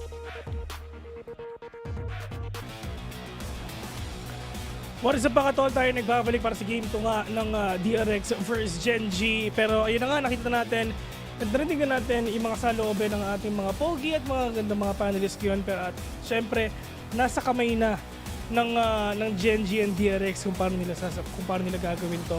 Well, itong mapa na to, itong pinili ng Genji. So, we get to see kung talagang ang map picks na ginawa nila para sa kanila. Kung magiging sapat ba. Interestingly, yung Ascent natin, yes, parehas man silang 100% sa kanilang mga pagkapanalo dito, is yung defensive win rate ng Genji is fairly high. Yes, and nakita naman natin itong DRX, yung attack naman, which is fairly high. That's 83% going up against 75%. So dito natin makikita kung talaga nga bang magiging solido na yung pagbawi ng Gen G and most of our panelists also pumoto na rin ng 2-0. So ganun sila ka-confident sa execution na ginagawa ngayon ng DRX. And pop flash para simulan kaagad ng sorpresa nila dito ay yung aggression na dinadala nga nila. The curveball na kailangan nila gamitin dito para nga makagulat ang mga miyembro ng DRX. Is makakaisa sila, merong masyadong malapit. Karon with the trade, mawala lang dito si Stacks sa 3 versus 2. Foxy9 running low siya dito at mukhang hindi nga sila makakahuli dito, but nice one with the headshot ngayon ni Karon. Taking down Karon. And Bane, ito na yung sasabi nga nating Bane 10 ni Riku. Mag-10 over 10 kaya sila sa ganitong play dahil siya lang ang mag-rely ngayon dahil si Foxy, you're running low, you have the shock dart para linisin dito. At Sova to Sova. At sino nga ba ang susobra ngayon sa kanilang extreme moments para maipanalo ang ating pistol round? Pero tingnan natin talaga si talaga maipanalo to. Pero yung Rico nandyan na. Alam nila kung nasa yung last man standing for the side of both teams. Rico not gonna catch anyone right now. Getting the verticality already. Bane, taas, baba siya tumitingin. At Lucky ang mananalo sa game na yun, sa round na yun. Lucky nakabawi pa. 1-0 already and successfully na-retake ng Gen G itong round na to. Si Bane, ginawang puno ng kalaban niya. Grabe. Ginawang pananim. At tumubo agad. At ngayon, meron silang tubo dahil nga makakuha sila ng extra money for this second round at sila makakuha na kanilang upgrade. And it was a good start na na-expect natin sa Gen G. Ginulat nila doon yung DRX with a pop flash ng isang KO. And dito kasi sa Ascent, ang daming pop flash ng isang KO na pwede mong ibato at magulat talaga itong mga members ng DRX. They already use that one variant para surpresahin sila sa pistol round. Pero natawa lang ako sa sinasabi ni Sir Louie. Ano masabi ni yung Sir director Louie? natin. You need to watch daw Ben 10 in chronological order. Ay, ganun Bakit meron bang Ben 1, Ben 2, Ben 3? Makikita nga natin yun mga tol. Paano yung 300? May 1 to 3 to 300 ba? Pero minsan babawi na. Laki na nga. Tapos pa ng isa. Texture yung mga kills talaga na pinapakita na sobrang impactful para sa team niya. 2-0 already and now Gen G 2-0 na yung score nila. And mukhang in terms of map picks talaga na nanalo ata sila. At mukhang hindi ata 2-0 yung ating makikita. Pero if ever 2-0 talaga makikita natin, pabor. Oo. Kasi di ba, panalo ang lahat pagka 2-0. Pero syempre, alam naman natin yung Gen G kasi, ito yung map pick nila, they're feeling confident ngayon at nakuha na nga kanilang advantage. Kaya makakapag-bonus pa yung ating mga tropa dito sa Gen G. So anong gagawin ngayon ng DRX to swing it back sa kanilang momentum? Kasi maganda na yung nagsimula nila sa map 1. Natalo na magkasunod ng round. Kailangan na natin ibalik sa atin yung puntos. Medyo mahirap na nga to mga tol. Kasi nga yung mga players dito ng DRX, at least meron na silang baril ngayon. Pero tulad ng ginagawa nilang kanina, Stacks muna talaga with that KO ulit. Texture, failing to get that kill. Pero then Munchkin talaga, napipigilan talaga sila. Maganda yung pag-anchor nila, maganda yung pag-hold nila. Munchkin lang katatlo na mga tol. 4 versus 1. Foxy9, the only man remaining right now, ma-hold ba niya? Mapipigilan ba niya? Makakapag-clutch pa siya? Pero hindi tol. Yung triangle formation, kompleto na. May tao sa may backside, may tao sa may guild, may tao sa may short, at mahirap talaga if ever talaga papasok si Foxy9 dito. Feeling ko, kung manggagaling siya papuntang heaven, pwede sana yon. Kasi ginawa ni Com yun ng EG back then. Pwede siyang manggulat doon, kaso medyo malayo-layo pa yung kanyang tatahakin. At every members ngayon ng Gen G is already present. May crossfire dito, gumagala pa yung last two member. Ayan, may triangle na sa A. And may freedom na mag-ikot-ikot itong si Munchkin. So Foxy9, pwede nga ba siya makakuha ng isang kill dito? Isang maling lingon mo lang, checking every corner. Nagkasalisi yung dalawang nagkahanapan. At hindi masisilat, nagkakitaan nila grabe at Munchkin para kompletuhin ang kanyang 4K. Eto na. Talagang konti na lang talaga.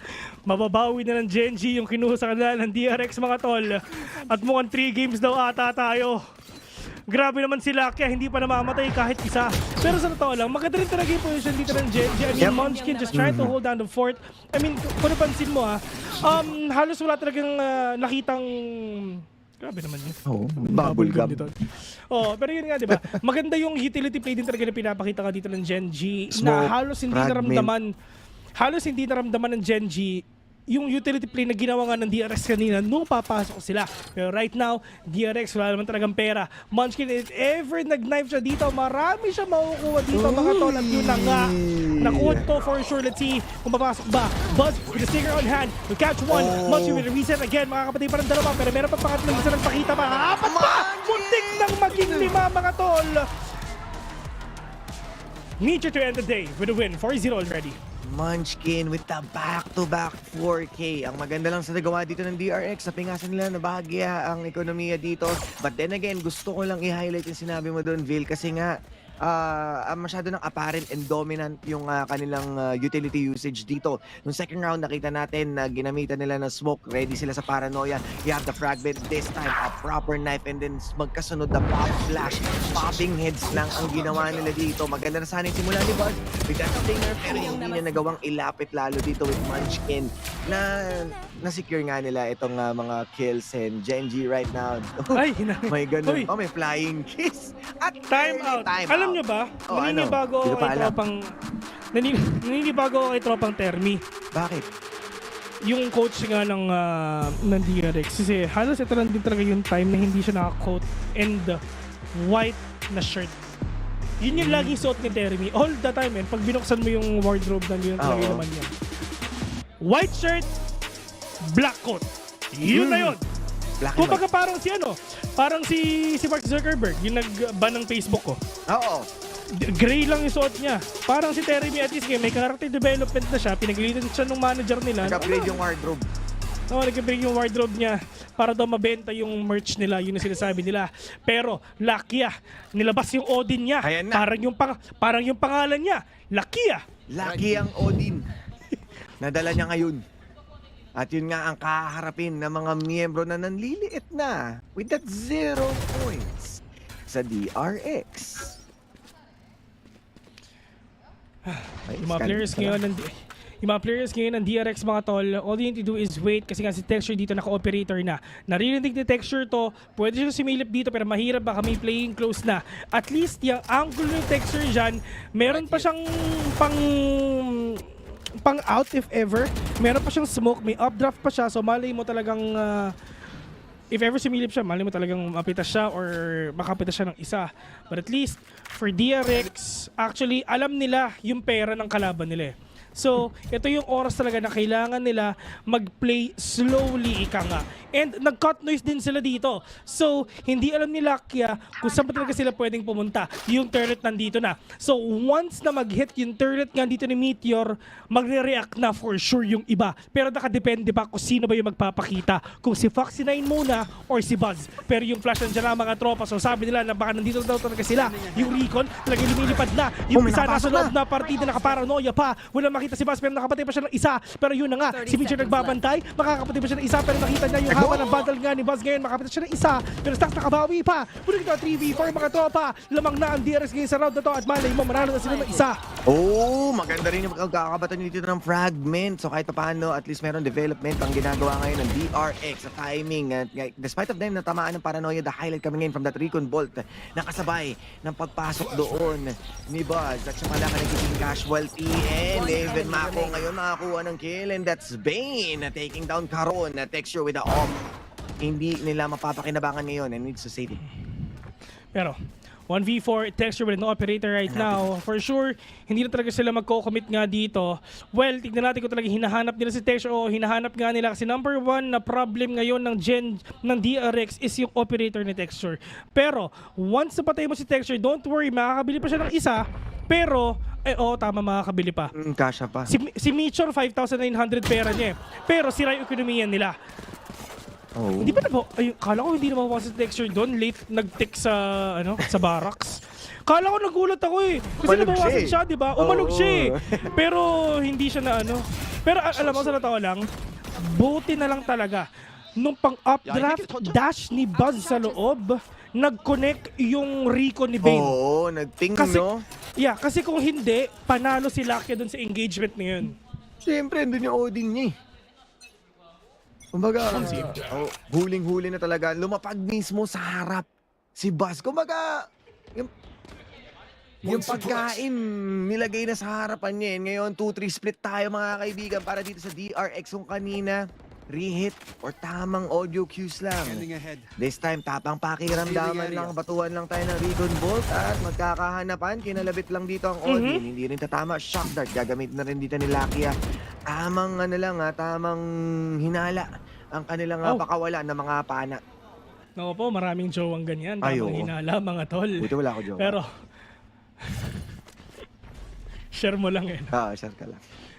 Share mo lang, tol. Hindi ako makarelate Pero, dun sa paranoia na pwede ilabas nga dito ni tropang Karon, wala siyang idea na hindi man talaga siya dyan magpupush yung mga players nga ng DRX. They're just trying to cut notes, they're just trying to extinguish and gamitin lang din talaga yung mga utilities dito ng Gen G para pagpasok nila, okay na, mas madali na.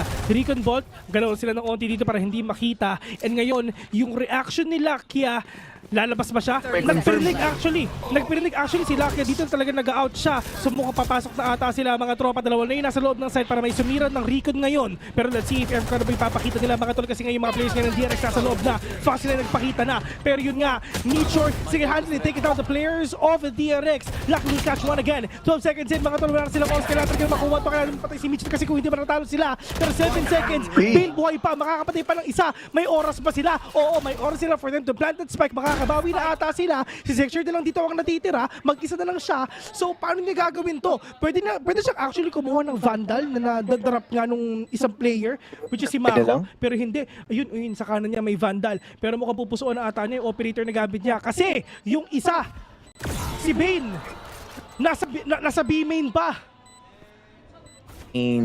Ang tagapagbantay ngayon dahil nga pumutok na yung operator, alam nila yung pwesto, and that's gonna be Mako on the 3 position para makuha ang kanyang 3 kills. And maganda yun pagpasok nila dito. To be honest, nung pumasok, nung nag-execute dito yung DRX, medyo 50-50 pa yung Gen G. Naiiwan doon si Texture sa heaven ng A dahil ina-anticipate nila na pwede pa tong fake. Pero maganda na ng sagot ng Gen G dahil ang dami nilang napatumba initially. But the recovery na ginawa doon ng DRX, magandang pick up for them to have another round in their hands. Sa totoo lang, nung pumasok talaga yung DRX, akala ko Gen G talaga mananalo doon sa game na yun Yung 4 Oo, kasi pero hindi na isa lang DRX agad yung Gen G doon Nung napatay ni Meteor tsaka ni Lakia, yung tatlong pumapasok, akala nila it's game over. Pero hindi naman pala. Pero Texture, sige, puro kayo B pero si Texture talagang turret muna makikita. Namatay ba? Oo, namatay nga. So, DRX ngayon mga tol, at least meron maganda yung post plant nila. They have that Hunter's Fury, pero Monkey muna magpapakita. Wide swing kay Stack sa kapag reset kalaban niya. Mako nakabawi pa. With the trailer right now, Nature, ikaw ang susunod. Sa loob ng smoke mga tol, laki delikado ka na off-anglean ka ni Foxy 9 tol. Pero Nature, ito na nga sila. Yung isa silang pagpasok, Diyos ko na tamahan ko siya ng hour doon. Pero meron pa pangalawa, yung kakakala ko tatama pa dito yung pagta-transfer ng yung recoil transfer na, pero mukhang hindi naman spray transfer rather. But right now, Texture again for the only man remaining. Putting it on 1v1 right now! Quick scope, hindi magko-connect. Foxy 9 will end that score will end that round with the win rather. Nilabas si Shenron, 40 na, napako na ang Gen G sa 4. Nasa kabila si Karon. Nasa kabila naman na magkakaroon ng puntos. And napakaganda ng kanilang execution dito. Yes, they are storming itong short.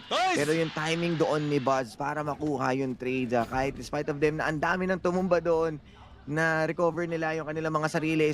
Pumasok na sila ng A and the respect dito kay Texture. Kimuha sila ng proper timings.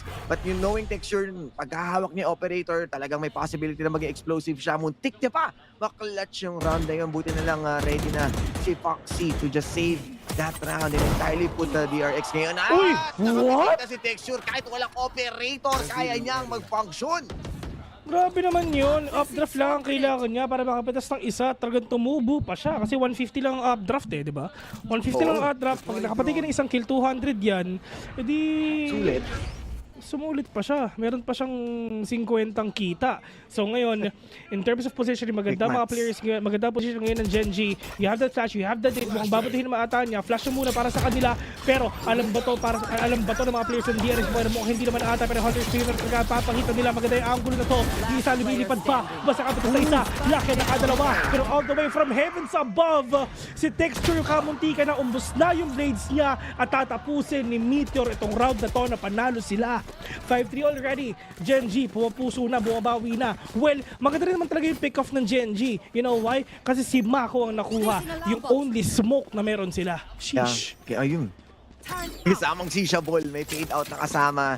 After doon pumitik ng Blade Storm. That's 2 ultimates has been burned, pero that's a whole round na napunta sa kanila. Isipin mo dito palang kuwang-kuha na sabay fade away ang pagkuha doon. At isa pa, di ba nakadalawa siya with the benefit ng Blade Storm and even that Hunter's Fury. Dalawang ultimates with 2-4-4-2. Napakadali na lang natapusin. And right now, execution after execution, na-identify na ang mga members ng DRX. Yes, merong rotation na magaganap. Pero alam kasi natin yung choke point dito ng AVIL masyadong mahirap at pwede kang tamaan ng single paranoia. Kaya hindi pa rin okay na pasukin basta-basta, pero maglalakas loob na ang DRX. And that's another kill na makukuha nila dito at aid for a 1. And ngayon at hindi na na-check basta-basta ang corners ngayon na 2-4-2 na lang ang natitira.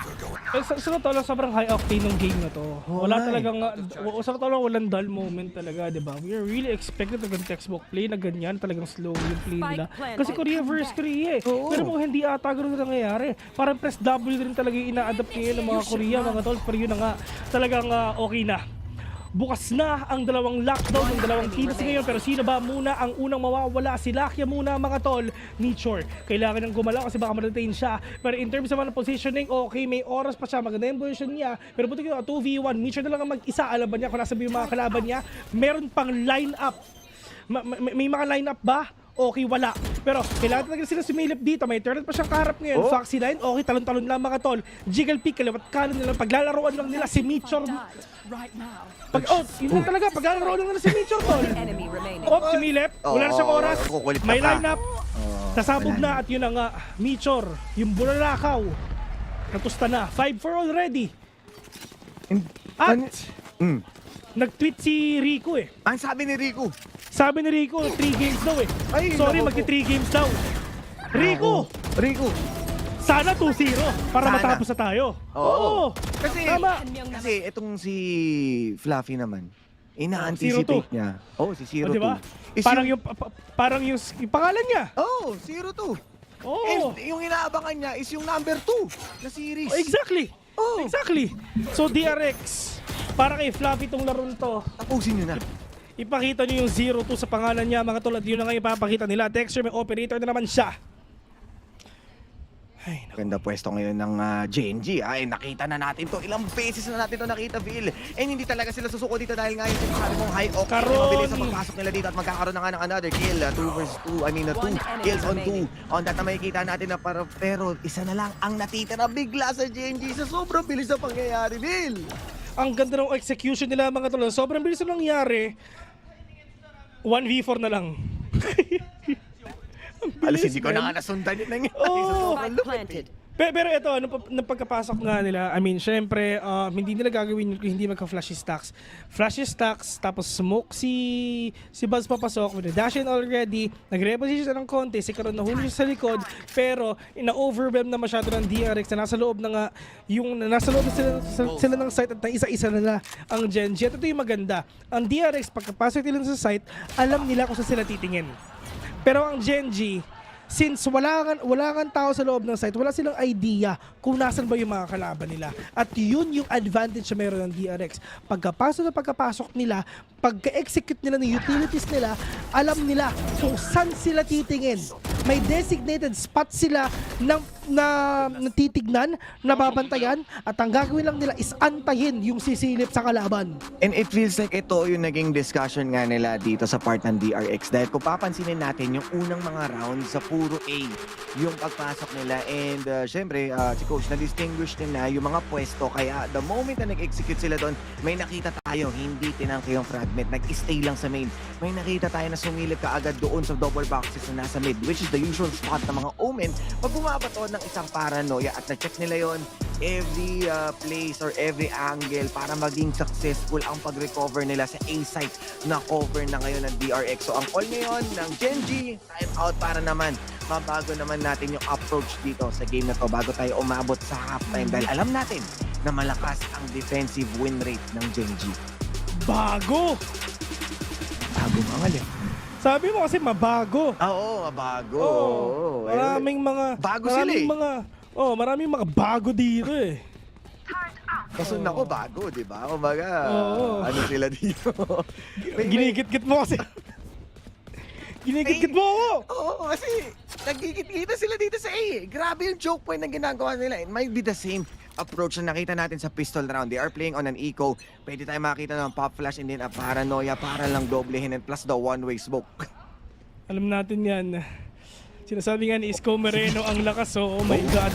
Pero tamang judge muna, boga muna para sa kanila. Si Baz nakabawi pa, pero let's see, makahabol ba na, pero hindi naman ata. Si Munchkin nabuhay pa kahit super low on HP na siya. Pero 5-5 nga yung score natin. Pag inad mo to, high na ko, 20 talaga. Pero yung mga players dito ng DRX, may Hunter's Fury pa sila and one orb lang kayo stack. Ito yung maganda sa kanila. You have the momentum, you have the economy, you have the firepower, you have the utilities, at isang orb lang kayo stacks, yun na nga. May null command na siya. So mas madadalian pa sila sa pag-entry mamaya kasi nga alam nila na wala magagawa yung kalaban nila ng utilities kasi nga talagang suppress sila. Pero yung mga players ngayon ng DRX talagang ready na. If ever nag-entry yung mga kalaban nila, alam nila kung sila sisilip ngayon. Meteor all the way from short, nag-swing si Buzz pero kalmado lang yun. May recon pa, nasa katatlo na pero nasabay yung iba. Texture and Lucky nga natira pero Lucky na magagawa ng back ngayon sa Vandal talaga nakaharap mo. And Bane, inubos na itong kalaban niya. 5-6 na, and if ever naging 5-7 to, nako, edi maganda para sa kanila. 2-0 na, tapusin na natin to kasi anong oras na. Ang init kasi sa Pilipinas, tol eh. Oo nga eh, para naman happy ang ating weekend, di ba? At ang haba nga ng entrada doon ni Vil, buong round. May papaliwanag doon si Vil at yun nga, no, yun yung isa sa proudest moment na nakita ko nga na itinuro sa akin ni Mr. Justin de la Serran, yung off-angle na paggamit doon sa wall na yun. In despite of them, kala mo syempre pinag-aaralan ko yan. Napasige nga doon with that judge na off-angle para lang ma-surprise. But then again, yung return kill nga and aware sila sa mga ganong klaseng pwestuhan. Kaya mabilis yung pick up nila at recover nila. At that point, napunta na naman sa kamay ng DRX na understandable kasi eco round nga yun ng Genji. Ang pinakagusto lang nila doon is mapingasan yung ekonomiya na dala-dala ng DRX. Pingasan? Grabe Tagalog yun eh. Alala yun Tagalog. Tagalog broadcast kasi. Ano yung isa? Ano yung isa? Asupre. Asupre? Oh. Grabe man.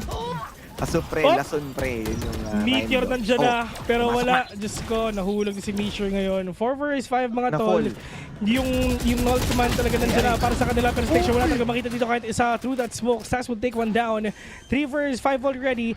Yung Odi nila wala na talagang magawa. Pero meron pa siyang lineup ngayon. Pero ito na nga yung Recon Ball. Kitang-kita niya yung ginagawa nga ni Lucky Hunter's Field nilabas para sa kanya. At yun na nga, lakampas siya ng Longado. Kaliwat kal, pinakita niya. Pero on the side naman, dito nga si Genji. Si Karon na lang natitira. Pero Buzz, inubos siya. 5-7 ang talaga nakita natin ngayon. DRX has the advantage already for this game. Sorry, medyo nadala ako ng damdamin ko doon, Sir Bill. Grabe. Right click eh. Parang kanina kasi ginanon sila ni Texture. Kung ngayon, hindi kita gaganunin. Pero siyempre, si Mako yun. Ginanon niya. Na ganon. At saka anong laban ng Lucky ang Odin sa Longado? Parehong laki eh. Oo. Lucky Oo, and si Lucky naging unlucky doon. Tama.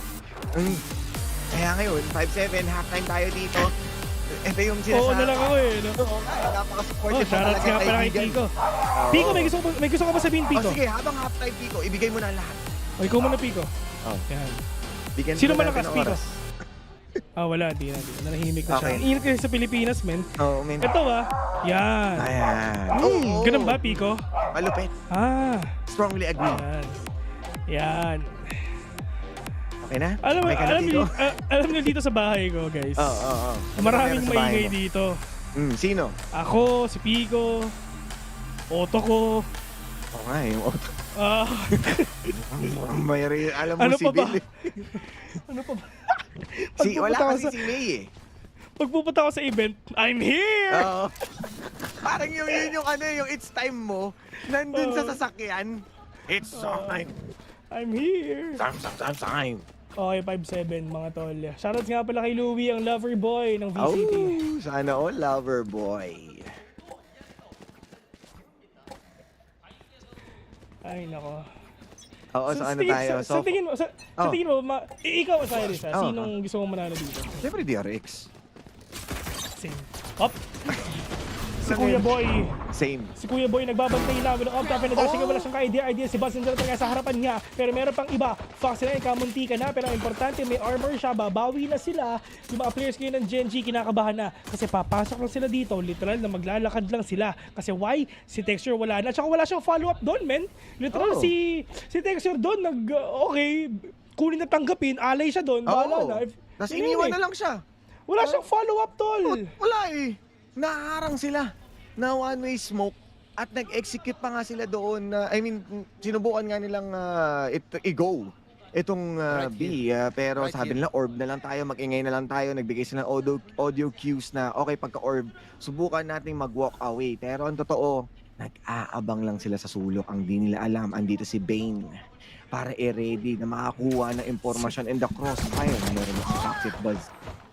Pero Bane will catch one already. Punta kita 4 versus 3 right now. Lakia, Munchkin, Meteor natira sa kalaban nga nila. Pero Bane magandang position niya. Pero na-timingan! Timing yon tol. Sobrang sayang nun. Pero Buzz, frenzy lang daw muna. Proteksyon bago umaksyon. At nanalo pa ang Gen G. In terms of head count, nakuha pa rin nila to. Diyos ko! Ano nangyari? Sila pa rin ang nanalo doon, men. Number 1 na kalaban, timing. Si Bane, maganda yung position niya. Dapat mapapatay niya si Munchkin, pero sayang yung perfect moment kung kailan nag-swing si Munchkin, biglang lumikod si Bane. Lesson learned. Huwag kang lilingon sa iba. Tama. Isa lang ang tignan mo. Lumingon siya. Ayan, diba? Nabigla tuloy siya, diba? And sayang yun, audition dito yung nangyari halos eh. I mean, hindi naman entirely, sinubukan naman nila, hindi naging perfect yung double swing nila, hindi sila nakapag-high-low, pero maganda na kasi yung crosshair placement doon ng mga tropa natin sa Gen G. And once again, pistol round in their hands, and kaya nga ito yung pinakamagandang pwesto on a 7-5 ng halftime. Dahil once na makuha mo yung 6, you will have those upgraded guns na pwede mga ma-equalize ito into 7-7. Here.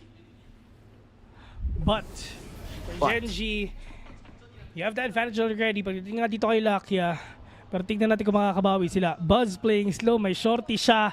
Pero 4 ang magpa-flank para sa kanila. Karon, yung timing, saan ba talaga mapupunta? At yun nga, napakita na yung shorty na patay.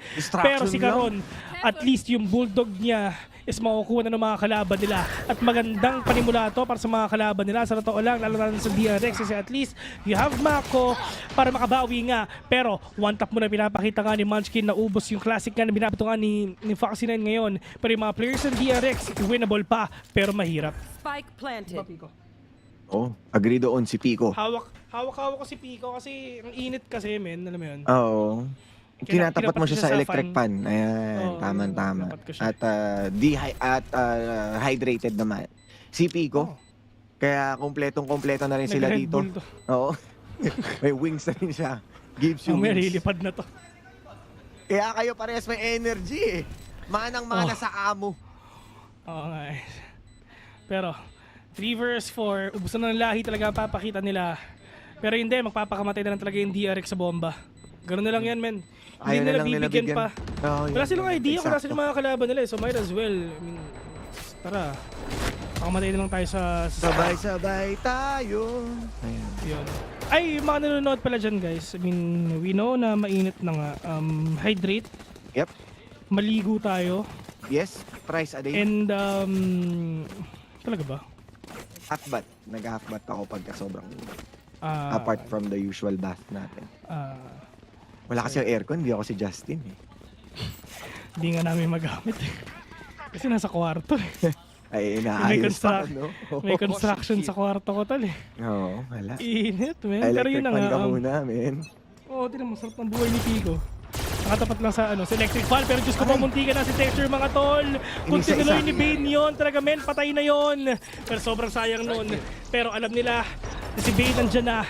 Yung recon para sa mga kalaban na talaga nag-connect na. At yung wall pa nga na ginawa ni Meteor. Pumama kay Bane yun. Oo, so medyo nagkapalitan lang naman sila ng putok despite of them having yung kanilang mga Odin. Ang mahalaga dito si Texture, Vil, yung nabawasan. So kung gusto man nila dito, pasukin ang site with the duelist coming in first, pwede kaagad nila mabawasan ng isang miyembro. But Munchkin, maganda yung pagkakalubog niya dito sa mid, catching any potential rotation. And the rotation na gagawin na nga ngayon ng Genji, giving the audio cues mula doon sa B, having also the recon bolt ni Bane na ma-discover nga yung mga members, magpapalit na. Papunta na sila sa A, and yung control nga ng verticality dito ni Lakia. Grabe yung dikit ng laban no? Oo. Sa totoo lang dun sa bind, mas malakas ang Genji sa attacking. Pero tingnan natin kung talaga mangyayari dyan, kung talagang mas comfy sila sa pag-a-attack nga dito nga sa Ascent and Bind. Pero Stax talaga i-commit na yan! Wala siyang pakil kahit mabawasan siya, pero at what cost? Dalawa yung nakuha niya, at yun na nga, bayani si Stax. Anong fragment? Bayani yung pinakita nga ni Stax. Talagang, well, hindi naman yun instant no? Talagang syempre, 2 pops pa yun. Well, if ever papasukin nyo yun, alam niya na talaga meron papasok nga sa heavy at yun na nga, nahuli yung 2 tao. Yun no? 2 tick. Actually, 76 HP. Mataas pa yung health niya. Sa totoo lang, hindi pa yung low. Yan. The moment na narinig nila yung pag-break ng glass doon, alam nila na meron ng papasok. And the mere fact na hinarangan pa yun ng fragment, it means magiging aggressive sila. They're cutting corners They're cutting the pathway ng mga tao sa DRX. Kaya naglakas loob si Stax dahil alam niya wala namang may iwan sa likod. Alam kung magpupustong mga to entirely dahil gusto nila ng flank. And the capability nga ngayon dito. Kailangan natin gumawa ako ng event dati na yun ng 1,000 na interaction. Hampasan ng Odin sa Ascent. Ay, ikaw nga pala yung gumawa, no? Basically, tinami si Bane tsaka si Lucky yung ginagawa nila. Naghahampasan sila ng Odin. Every ball is bangable, ika nga ni Asuray. Pero ayun, tingnan natin kung kaya pa ba. Grabe naman. Yung Champions Vandal ni Stax talagang umiilaw na. Ibig sabihin, siya yung top frag sa lahat. Kasi pagka ako mahawak niyan, hindi umiilaw yan. Hindi totoo yan. Last mo nga. Hindi, natuto lang ako sa isang Justin.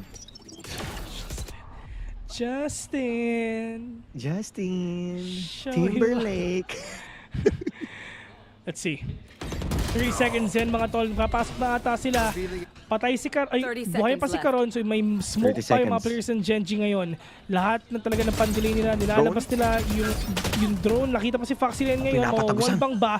Si Stax nag-aantay, nagbabantay. Men, wala silang ka-idea at all. Si Stax waiting patiently sa loob ng backside. If ever tumingin sa Karon, talagang may kalalagyan ka, tol. Pero ayun na nga, timing! Pero puto talaga flash siya. Sumilip, nagpakita. Pero yun nga, si Stax na lang natitira. Pero Meteor pa, nakadalawa. 8-8 already. Sobrang close ng game nila. So, Ricky! 8-8. Ricky. Magkakatotoo ata. Magkakatotoo ata, tol. Sumasagot. Ano ka daw? No. Sakto. Mukhang papasok nga tayo sa 2-1. Yeah. Dahil hindi nagpapatalo ang Genji. And lesson once again, huwag kang titingin sa iba. At lumingon nga na naman doon si Stax, kaya napaigsi rin ang kanyang HP doon. Medyo nabawasan kasi siya. Despite of na-blind na nga doon si Karon, hindi pa rin yun naging sapat to have a good conversion. Dahil nga maganda na yung pagpa-flood in ng Genji sa loob ng gates and DRX. Right now, they are on the back foot. Kiko round. Tino sabi ni Rere, Justin Bieber dapat Osay anong Timberlake. Yung sinabi kong Justin Bieber yun Ay, akala ko si Timberlake. Kasi ang alam ko kasi si Justin Bieber, Ay, hindi. Medyo, iba ang meta. Medyo matanda na yung meta ni Kuya Ozzy. Ay, nako. Ano yun Beauty and the Beat. Tama yun, diba? The beauty and the beat. True. Share ko lang. Nak ng init! Sobrang init. Kahit ang laban natin kasi dikit na dikit. And ngayon, Munchkin, Null Command, gusto nila mag-execute dito sa A. Pero let's see. Shoutouts nga po pala kay Ingay Shay. 30 seconds left. Pa-shoutout ko is Bill Sanity. Mhm. Shoutouts nga po pala sa inyo, pero yung mga players dito ng Gen G mukhang papasok na. Yung Suppress, andyan rin talaga, pero yung mga players dito ng DRX, okay, play for retake na lang sila. Well, wala silang pera dito, Sheriff lang gamit nila, pero malay mo ma-retake pa, malay mo ma-thrifty pa, pero Lakia, sabi nga natin kanina, narinig niya yung pag-drop nga ng mga kalaban niya, yung reset hindi napunta sa kanya, pero sa stocks bumabawi pa, all the way from mid, yung drone may makikita pa, pero wala naman ata. Okay, texture. And the squad, all you need to do is just hold your fort, fortify itong B site para hindi nga makapasok yung mga kalaban nila. Yung knife, ang daming nakuha dito for sure. Pero, yung pinapakita nga ng Gen G, yung isa na paranoia pa, wala silang makita dito kahit isa. Pero ano ba yung ginagawa dito ng DRX? Kailangan nila dito ng follow-up. One tap, hindi mag-connect. Foxy bumawi pa. Pero Gen G, at least yung dalawang players na wala, economy, wasak para sa kanila. Pero not that much. 9-8 already, Gen G, lamang na. Utang na loob, DRX, galingan nyo.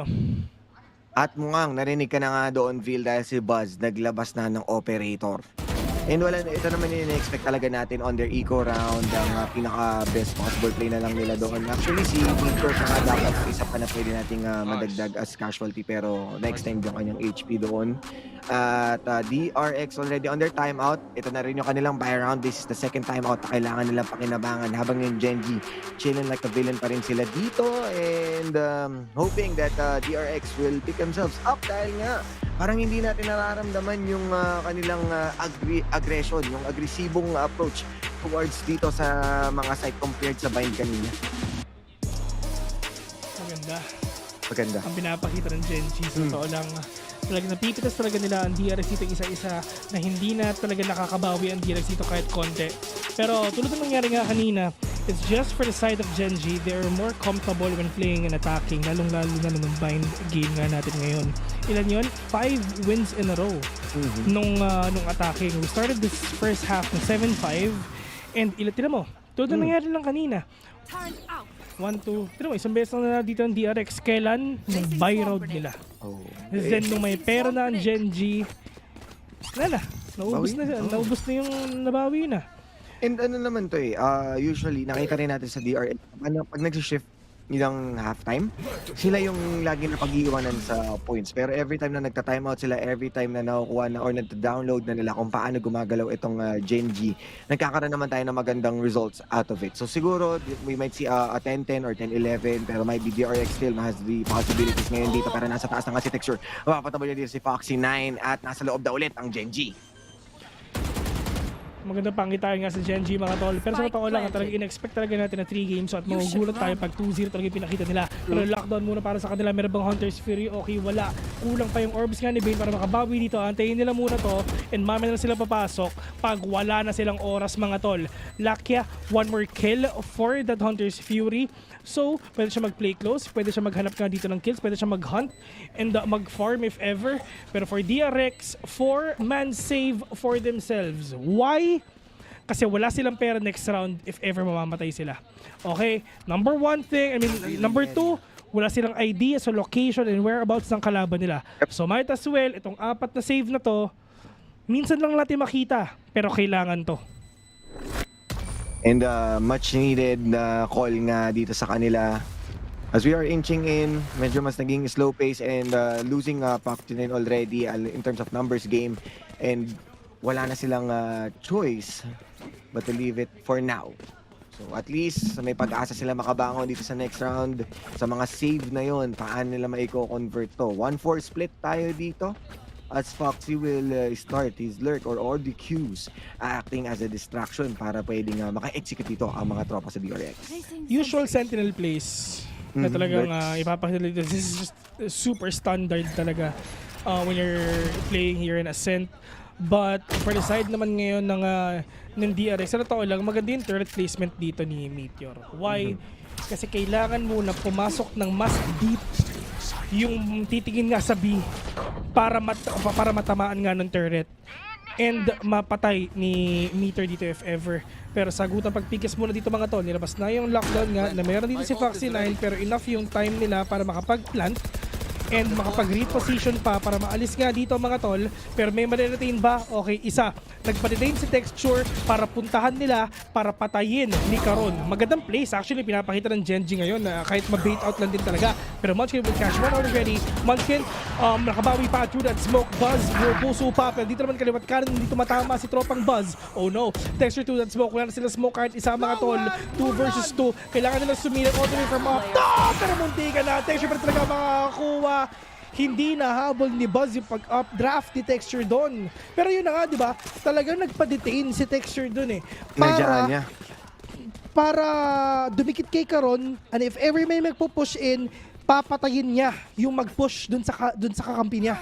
And yun yung perfect spot para i-bait out na yung mga kalaban. Dahil crossfire yung pwesto na yun eh. Yun yung choke point na magandang pwestohan. At nakita naman natin, even yung short, meron na ring pressure. So kahit sabihin natin makasurvive man sila after that crossfire, yung pagpasok doon ni Munchkin mula sa short, eh yun na yung magpapatay doon sa mga sumubok na ipatumba yung na-detain. Uy! Po, Buzz! Oh my God! Oh my God! Buzz! One-man army! Yun lang nabate. 4 versus 2. At least yung Vandal nila talaga nagkatamaan sila though. Pero pagdating naman dito sa DRX, just Sheriff lang iba. Sticker lang kay Maho ngayon. Ang importante, si Buzz, yung Vandal niya, perfect on the trigger, perfect on the kill, perfect on the swings and the flicks, lahat na pinakita niya, sobrang solid nun. Meteor and Karon, ang natira, 11-9, malay mo makuha nila. Pero for Genji, I'm really expecting na mag 3 games talaga sila sa totoo lang. Pero sana 2-0, go DRX! Inilalabang talaga ni Vil ngayon ang DRX. And slowly but surely silang pumipwesto dito. Wala pa rin silang information kung saan magkakahanapan, but Mako using from the shadows. Wala man silang naging information doon, pero still makakuha ng kill. Si Meteor. Mukhang A ang pinaka-possible na pwedeng puntahan dito ni Karon. Kaso the flank and Bane. Makakuha siya ng isang kill. 3 versus 1. Here comes the plant. You have the smoke dito sa heaven. Pwede niyang ipanalo to with a Vandal. May pera pa sila, plus 300 para sa kanila. Malay mo, makabawi pa. Pero, isang Phantom, isang Vandal, isang Aerie, isang kalaban dito ni tropang Karon. You have the from the shadows as well, pero super siya. Alam nila kung nasa, nag-tick yung recon, mga tropa. Lahat sila, nagpo-push lahat sila, tumitingin. And Foxy 9 with a one tap. Won't connect. DRX gonna defend, gonna defuse the spike and will win. Ito yung maganda dito sa Osiris. May pera ang Genji. And pwede pa. Mawawalan lang ang pera ang Genji kailan pag 12-11 yung score line. Match point So kung gustong manalo dito ng DRX, kailangan nila i-push, kailangan nila i-force na sila dapat ang makauna ng 12 points para maubusan ng pera ang Genji. Yes, and ang delikado ngayon dito, kahit sabihin natin na mauna si DRX, isang orb away na lang dito si Munchkin with the null command. And alam natin kung gaano ka-effective as an attacker na ma-shutdown yung site at mapasok nga ng tuluyan. Meron na rin tayong Blade Storm, so kahit sabihin natin mawalan man sila or matalo man sila sa ekonomiya, yung effectivity ng Texture on executing those key members ng DRX and missing na nga dito with that operator. Nasa loob na rin kaagad si Texture, nakapwesa na nga sila dito at gagamitin na kanyang dash. Unti-unti silang pumipwesto, pop flash, makakaisa naman siya, so magiging epektibo yun. Pero nakapasok mo sila dito sa door, nasa Gen, ginagawa Mr. Response! Game one after another! Make that 3! Hinahanap ang kanyang ikaabat, pero si Karon na nga makakapagpatubod sa kanya, pero 2 versus 2. Outdoor already nalabas. Nakita yung isa pero wala silang idea. Si Munchkin nasa baba. Pero ngayon, talagang wall man ang talaga pwede nila ipakita. So pwede talagang manalo pa ang Genji dito mga tol. Sinira yung door. Fox with a swing. Karon with a kill. Pero meron pang iba. Binbo bawi pa. Pero meron pang isa. Munchkin! Ang nagpanalo ng round na yun, Genji is in the match point already. DRX, are you gonna play for OT? Or Game 3 na lang tayo ngayon? Yun na lang yung pinaka-possible ngayon, lalo pat na i-boost nila karamihan eh. Maganda na yung naging operator dito, pero Karon, nandun pa rin talaga yung kanyang pagiging X-Factor dito sa grupo. Hindi na pag-iiwanan basta-basta. Sisettle lang sila dito. Spectre, half armors lang from DRX. Yes, meron silang Hunter's Fury, pero gaano yun magiging effective lalo pat merong from the shadow si Karon dito kung gusto niyang lasunin in terms of positioning. Ito. Oh, Diyos ko. Walang pera ang Gen G pag 11-12 na yung scoreline. Yun yun. Walang one-way smoke para sa kanila kasi papasok sila. Slowly and surely creeping out inside the smoke for them to catch someone off guard. Pero ang Gen G, hindi sila nagpapakita. Yung Rico nandiyan na, sumilip, may nakuwang isa si Stax pa. Kung sino pa talaga yung nagpa-pop off sa kanila, yun pa yung nawala. And lalo pat si Buzz na lang ang maaasahan natin with that operator kung kanina. Si Stax ang nagdadala. Ngayon, Sa totoo lang, scary to eh. You know why? Kasi walang tao sa mid. If ever makapatay si Buzz, wala siyang trade-off. Sa totoo lang. Oo. So talagang may iwan na lang siya dito. Nakita yung sinilip niya, inantay niya yung dalawang KO natin na wala. Pero ayan na sila nagpapakita na sumisilip na mga tropa. Nilabas na yung Hunter's Fury. May matatamaan ba? Oo, isa. Hinahabol nila pero texture, Diyos ko. Talagang harap-harap na namatay yung kalaban niya. 2 vs 4 already. Magwin Bane ang natira yung isa ng shouting step pa. Nahuli yung texture yung isa pero nasa pa yung kabila. Bane na nawala. Ang natusta. We're going to game number 3. Tama yung sinabi ni Rico. Oo. Oh, sige. Minanifest kasi niya. Joke lang. 2-1. Pero kanino nga ba ang magiging panalo dahil yes, it was pretty convincing na nasa mapa nga tayo kanina ng DRX pero this time Gen G showed up. Kahit ilang beses na sinubukan ng DRX nung kanilang attacking defense, doon naman sila pinanghinaan entirely. Sa laki ng kanilang percentage doon as an attacker, ay ganun naman yung kanilang ineffectivity and nakita nga natin kung gaano yung approach ng Gen G. Itong game na to, yes, high octane pero hindi nabasa basta-basta. Yan, labas natin si Wingman dito sa Ketli. Ayan.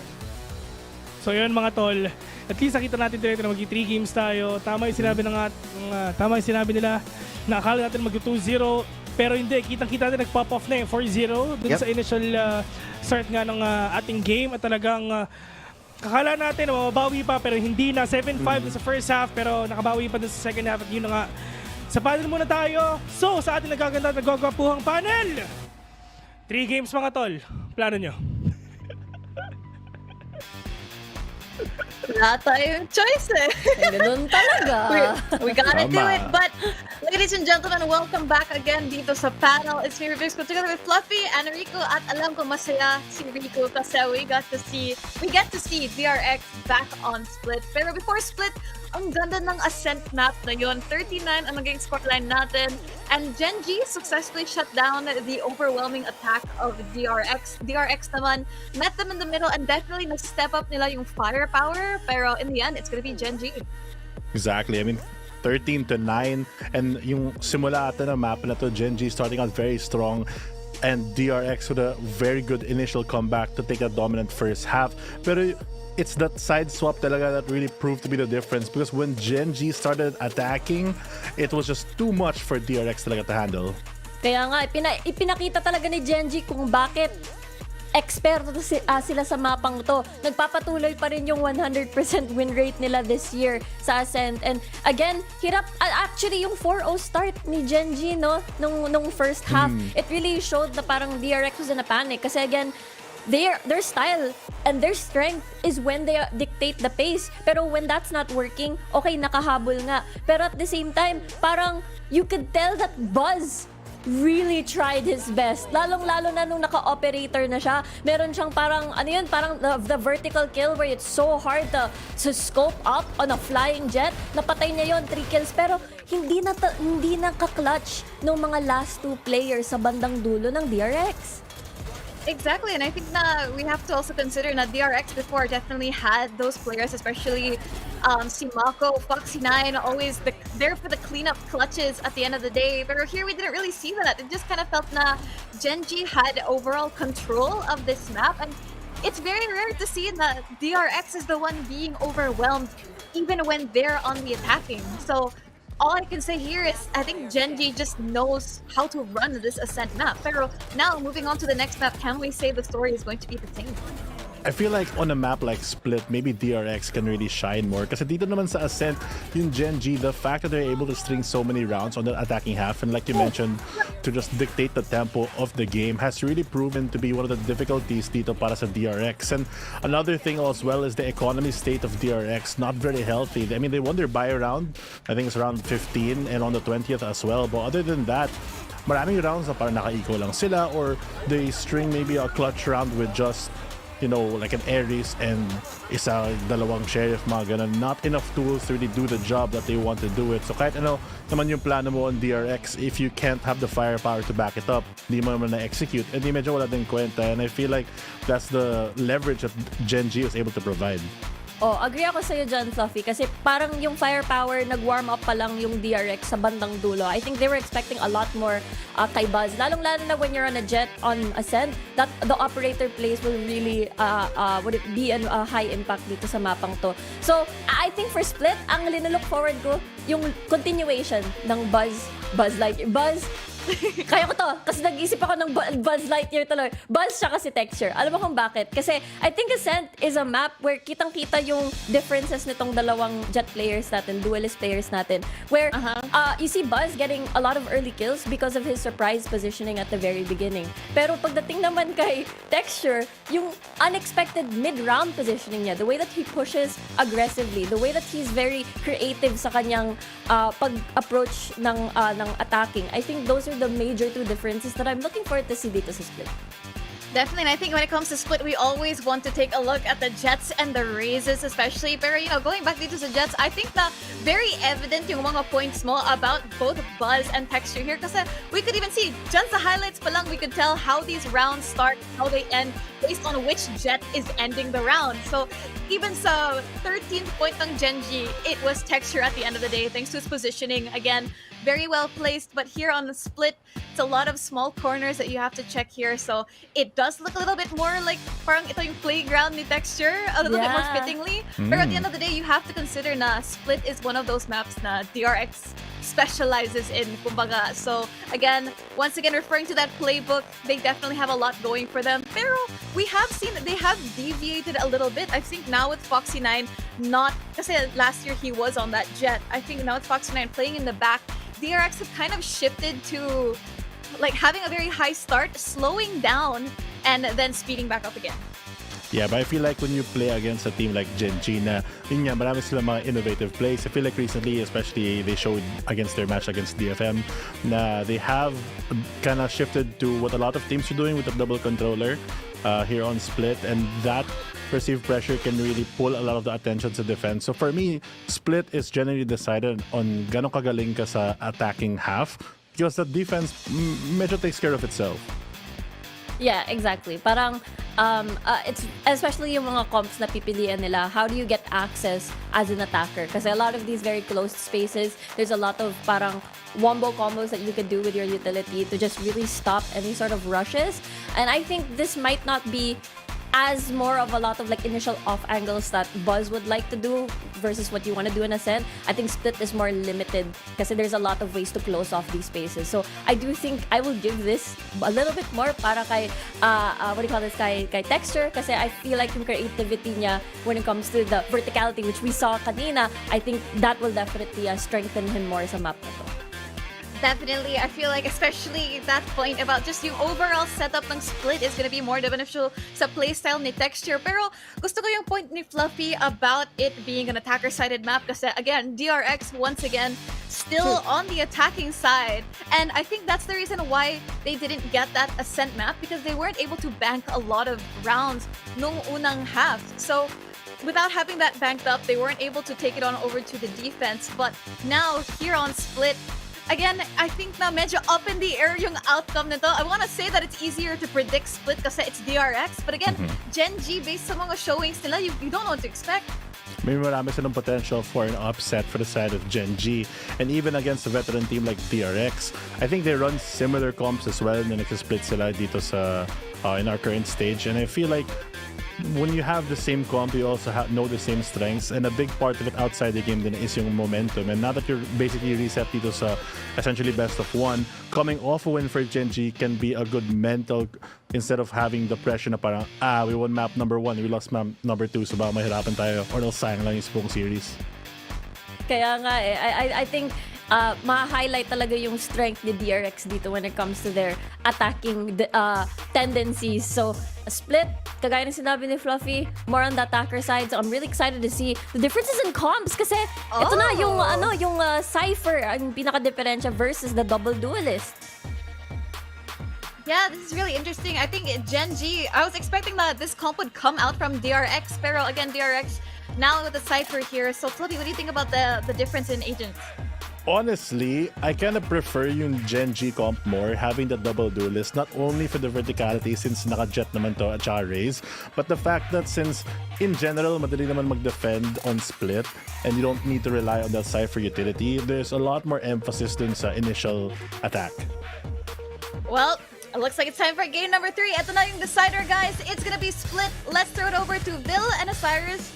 So, guys, take it away.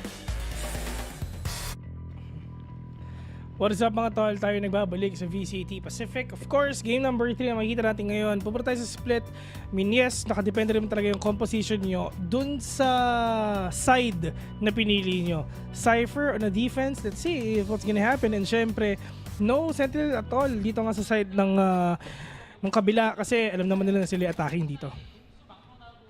Sinabi natin kanina na miss out ng DRX, no, yung kanilang attacking nung nasa Ascent na bumangko. Kaya ang Gen.G ngayon, yun din yung pinaka-possibility na pwede nilang kunin na mag-stack up na ng initial points sa ating first half just to entirely settle on those defaults by the second half as a defense. Ano ba ang sunod? Pagod tayo. Oo. Medyo biglang pati sila bumagal din oh. Pag malamig kasi, okay lang na mapagod. Pero kung mainit, times 2 yung pagod. Oo, man. Pawis. Nung nakaupo ka lang, nagkakas ka, nagpapawisan ka no? Pawis lang, pawis, sobra na yan. Ay, sakto. Buti na. Hindi, pawis talaga eh. Ganun talaga, sobrang pawis nga eh. Grabe talaga pero, init eh. Fox niya with verticality, Pain na maganda yung position niya. Pain. Bane, meron pa siyang paranoia dito. Hindi na ata na magagamit pero yun. Nagamit na nga niya, may makikita ba siya? Tatamaan ba siya? Pero wala siyang tumama kahit isa kasi nga na-flash din siya. Mako, nag-rotate na mga tropa. Buti kita, 5 versus 3, Gen.G. Sila yung lamang dito sa round na to. Yung dalawa lang yung nakikita natin na nandito sa DRX side ng B, and ito yung lakas nga na pinapakita ng team comp ngayon ng Gen.G na pwedeng nila i-force yung way in nila, and also missing nga yung ating Cypher dahil nga nandoon yung setup nila sa A. So right now, unti-unti naman nababawasan kahit paano may mga nakuha na ang ating mga tropa sa DRX, but then again, the last member, si Buzz against sa 4. Pag to na-clutch niya, bigyan mo. Mamimigay ako ng Riot Body. 5. Ala ko. Bibigyan ko si Lily. Sayang. Ready ka na no? Nakalagin ka na Bibigyan mo na Bibigyan. Kala mo naman talaga pwede ako magbigay, di ba? Kala mo naman talaga, Rioters no? Riot deal. Si Rebi. Ay. Hindi joke. Riot Singapore. Alam mo ba? Hindi ko pa alam. Malalaman ko pala. Si Rebi mayaman. Alam mo kung bakit? Bakit? Tinanong namin kung ilan yung capsules niya. 2. Grabe. Anong team? Yung isa bleed eh. Hindi ko alam yung isa. Pero 2. Grabe, no? Tayo nga, wala tayong pambili. Tapos siya 2. Wala. Yaman talaga. Iba ang isang Rebi. Yung Rico, maraming capsule. Lahat daw binili niya eh. Ay, Rico yan eh. Rico yan eh. Wala, Golden Girl yan. Kasi naunang panahon pa lang, alam na natin si Rico talagang. Bawat skin meron yan. Ayan. Uy, 2! 2 lumabas, pero wala eh. Talaga ready rin yung mga players dito ng Gen.G. Okay, sana yun. Pero puri kita, 5 versus 1. Buzz na lang ulit ang natira. Kuya Boy! Uy! Nakapatas pa, pero meron pang 2. Pinchal binutura, nasa pa yung iba. Right click. Pero hindi na. 2-0 already. And just like what happened a while ago, Gen.G. Well, you're attacking. You have all the utilities, might as well win every round nga tayo nakukuha nyo. At maganda, hindi halos napipigilan ni Foxy9 yung aggression ng Genji dito. Oo, dire-diretso lang sila in having the double duelist nga. Hindi na nila nagiging problema.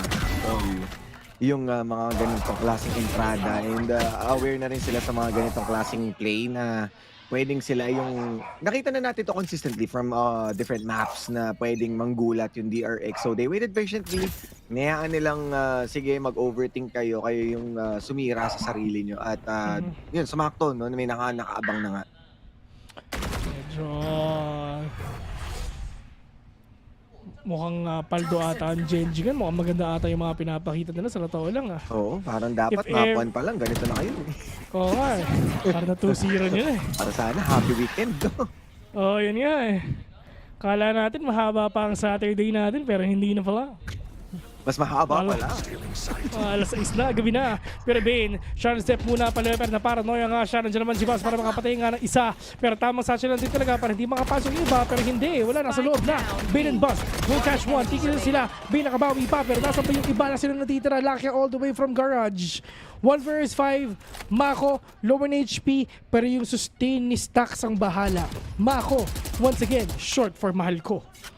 Minahal na nga ng tuluyan ng kanyang baril dito at hindi na isusugal pa ang kanyang sarili. Dahil nga alam naman natin na too much love will kill you. 5 yung nakaabang. Napapaligiran na yung spike. And medyo naging hindi ganun naging snappy ang pagpasok ng Genji. Kaya may losing sila dito sa kanilang bonus round. At sana makapitas pa ng isa, no? Might as well get one para kahit pa paano makapagpa-takedown pa ng isang baril. But then again, mga far shot nga na makasungkit ng isa pa. Nagkapa-ikot-ikot, nagkahanap-hanapan.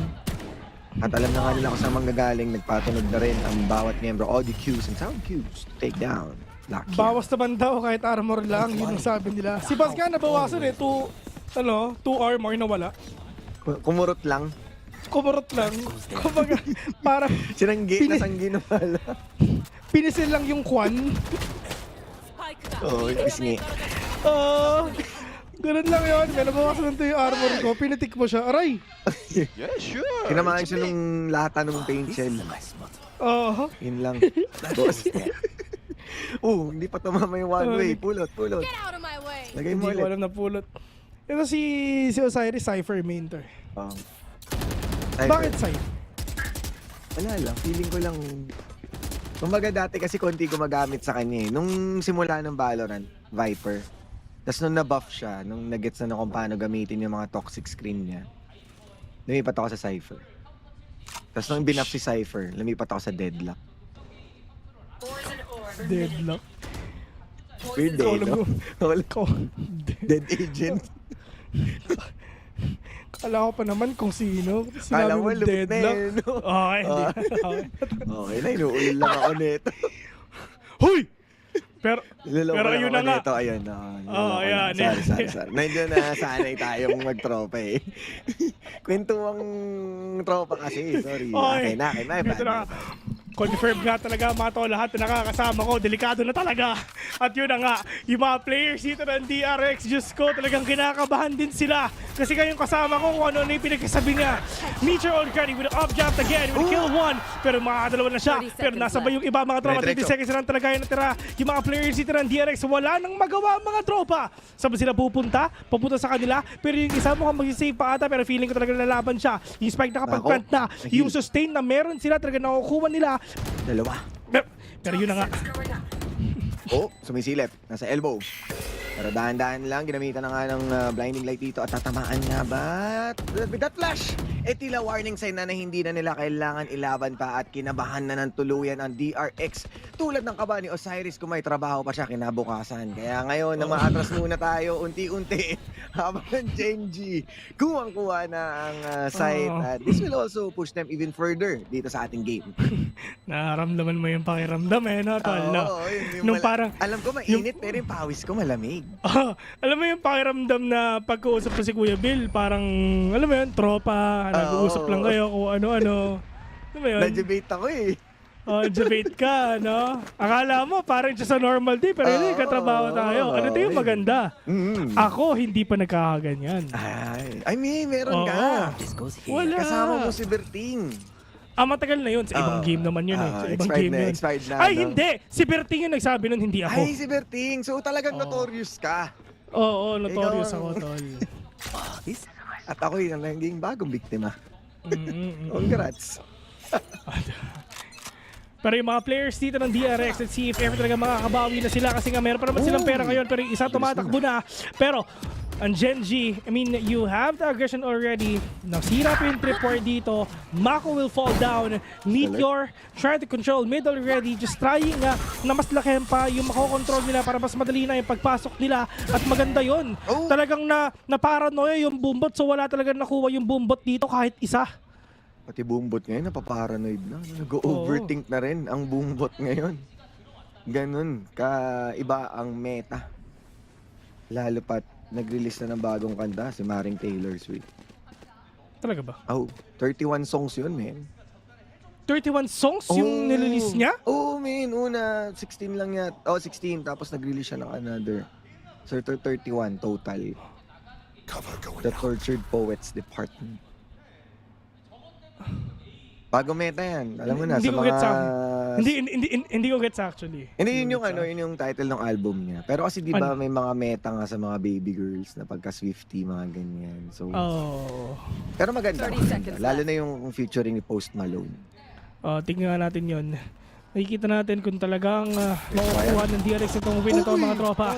Bane will catch one already. Good sa'yo kasi texture yung nakuha niya. Pero nasa ba yung iba? Si Lucky wala ng buhay dito so talagang delikado siya. 15 seconds in mga tol. Lucky will fall down. Yung spike is jump. Bane will catch one. Munchkin only man remaining. Mawawala na rin siya dun sa flank na ginawa ng kalaban niya. 2-3 already. DRX puso pa. Please, nagawa nila makabawi ngayon dito at medyo naging epektibo yung Cypher traps na yon dahil nga medyo na-delay sila ng bahagya and the timer in their hands.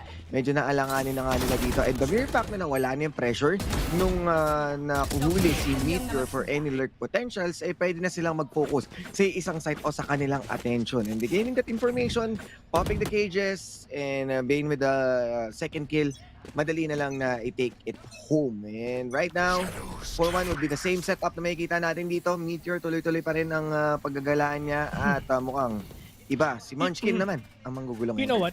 Maganda yung position dito ni Mako eh. Kasi, I mean, yes, Viper sila. Yung usual pick dito kung ganito yung yung composition. Actually, dapat double duelist eh. Walang Sentinel, pero double duelist kayo. Basically, kung ano yung Genji. Yun na yun. Kung ano yung Genji, yun yan. Pero hindi. Andun si Foxy 9. So, parang ang nangyayari dito sa DRX na to, lang dalawa yung Sentinel. Si Mako at saka si Foxy 9. So talaga medyo delikado nga talaga yung Genji kasi yung snake bite, yung wall, yung poison ko talaga napakahirap na nga talaga pero na-smoke nito. Pero tingnan makapatay siya, yun na nga, isa na nakuha niya. Stacks will catch one pero crossfire, yun na nga. Pero meron pa isang flash, nilabas yung mga kalaban niya. Foxland, the only man remaining. Let's see if ever they can actually stop the possible aggression of Genji. Boombot! Hindi siya makikita. Texture, quick and reflex will catch 1, 2, 4 already. Genji trying na talagang pataasin pa yung score nila, yung lamang sa kalaban nila. And with all of those skills na nakuha doon ni Texture, meron tayong showstopper for the next round. But then again, ang magandang takeaway din doon is yung initial na pagpasok nila. Si Bane, na-take advantage niya yung tripwire, pero maganda yung pagkaka-cover nga dito sa likod ni Texture. Kung napatumba si Texture doon, ibig sabihin hindi magraragasan ng ganito na abot pa sa point na mahuhuli pa si Foxy 9. So another possibility na pwede nga i-open, pero dahil nga all angles covered na kayo ng Genji, they're feeling confident on taking those guns. Fight. Let's see, because DRX at least yung initial aggression nga ng Genji nakuha nga ng DRX pero nahuhuli pa rin talaga ng kalaban nila. Pero Blaz, gonna deny that showstopper, counter showstopper nilalabas nga dito ng DRX pero wala nakuha dito kahit isa na Rosa siya. Bane, dalawa yung nakuha niya pero grabe naman talaga. Minsan totoo lang, Genji, they're all over the place. Pero napigilan to ng DRX. Dun sa initial kill nga na ginawa ni Buzz operator nga, just stopping the showstopper of Texture. That is good already. Kasi yun sana yung gagamitin nila para magka-open sila sa loob ng isang side. Kasi matik na naman yun eh. Na pag meron ka nakuhang isa na showstopper, diretso sila nang papasok dito. And the mere thought na natamaan pa. I mean, naglakad yung isa sa tripwire. Oo. O Saranghey daw, I love you more. Ay, Saranghey. Ginigugmati ka. Ay, grabe naman. Binisaya pa. Oo. All around talaga ang isang Justin. Kwento mo yun. Sige. Pero nakita na nga natin, no, with that previous round, a good recovery para dito sa DRX. Para maibawi ang kanilang mga sarili. Kaya ngayon magsisettle ang Genji sa kanilang Sheriff and Stinger. Eco round tayo mga kaibigan. Aggression coming in from DRX. Sila ngayon ang mag-check ng mga main with that Sheriff. Still Stacks will win that.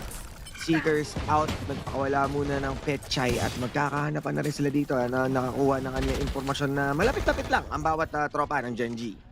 At sabi ng Petchay ni Sky, andito yung mga kalaban mama. But for Genji, Sheriff, Classic, Stinger, broken by talaga. So might as well, kung ano lang ulit yan, play slow, play for picks, and body system, sama-sama sila. Yep. And you have Lucky anyway, so meron ka pa isang flash though. Yeah. So napaka-crucial nga nito if ever talaga makakapita siya ng isa. Pero ayun na nga yung nilalabas nila. Yung flash o na-flash yung isa, pero may crossfire dun lang sa may stairs. So this is gonna be really difficult for them to push in. Kasi kompleto serkados talaga yung mga tao dito. Unless makapatay sila ng isa. Yung isa na patay na, Bane nakabawi pa. Pero tayo siya marikita talaga sa classic. Yung operator hawak na niya. And Bane pinatulog muna si Texture dito. 4-4 already. Sobrang close ngayon yung game natin. Sa totoo lang, ito yung pinaka-close game so far sa ating best of 3 series. Well, expected na natin yan kasi nga dalawang Titans yung nag-uuntugan ngayon, naglalaban sa trono dito sa Pacific. And alam naman natin na previously it always has been DRX on top. Pero Genji with the recent changes, with the recent wins that they got, sila ngayon ang kumokontest dito. And isipin mo, kahit nanalo dito ang DRX, with one mistake, pwedeng magbago yung takbo na yun. Although na wala si Buzz, pero at least sa pagana nila yung broken, parang ako, na take advantage nga nila yung kanilang positioning o yung aggression nila entirely from that heaven play. Broken ka pala eh. Oo nga, broken by. Broke. Okay lang. Okay lang. Oo, okay lang. Magagawa. Broke din ako. Broke lang. Broke lang. Wala akong pera tol. Ganda naman sa sakyan. Baliw. Sa true lang, sa true lang. Genji, mukhang papasok na ata sila. Na-trip-war pa yung dalawa. Diyos ko, napakahirap na nga. Pero Foxy 9, oo, na-trip-war yung dalawa. Pero isa lang yung napitas nila. Pero buti kita, 4 versus 4 all already. Diyos ko, sirain nyo nga yung trip-war na yan! Utang na loob yung trip-war na yan. Awit moments talaga. 3 versus 2 already. Caron and Munchkin na tira para sa kanila. Yung isa na lang ang kailangan ni Munchkin. May Viper Stick na siya. Don't get it my way. Gagawin ba niya? Gagawin ba niya? Welcome to my world pala yung sasabihin niya. At yun na nga. Buzz, let's see if makakapitas siya mga tropa nilabas yung shorty niya. Munchkin, Caron, sila pa ang nanalo dito. Buzz na doon yung remain. I really thought that DRX talaga makukunin itong round ito pero hindi. Talagang Munchkin, sige mag-Viper Spit ka dyan. Ako ang bahala. Yun ang sabi ni Caron. Yes, and lumabas nga dito, no? Starting ng round na ito, yes, may mga tripwire, hindi man nila yung nasira.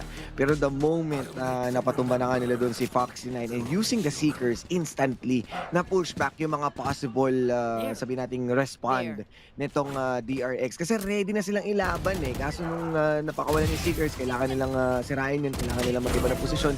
And Viper Spit being committed, napakalaking bagay din ito. At 2 versus 1, they're just finished entirely itong ating round. Ito mga susunod na round, mga susunod nga na nakikita nating laban, talagang we really have no idea on who's gonna win this.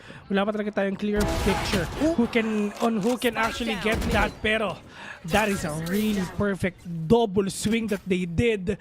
1-to-1 trade for themselves. The best thing dito sa ginawa nila, wala ng smoker, wala na yung main smoker dito ng Genji at yung wall na drop na nila. At if ever mag-B sila, mas mahihirapan sila. Pero buti na lang talaga, nagkakaroon sila ng opening sa A. At yun pa, kung nasan pa yung wall ni Viper. So maganda na yun for themselves. Yeah, exactly. And ngayon, magkasama-sama na sila, God. Foxy. Pag masyado kang matapang, ilan yung kaharapin mo dyan? Pwede siya i-trade dito, pero okay na. Sapat na yung disiplina lang mula dito kay Foxy. Alam niya kung paano makontento.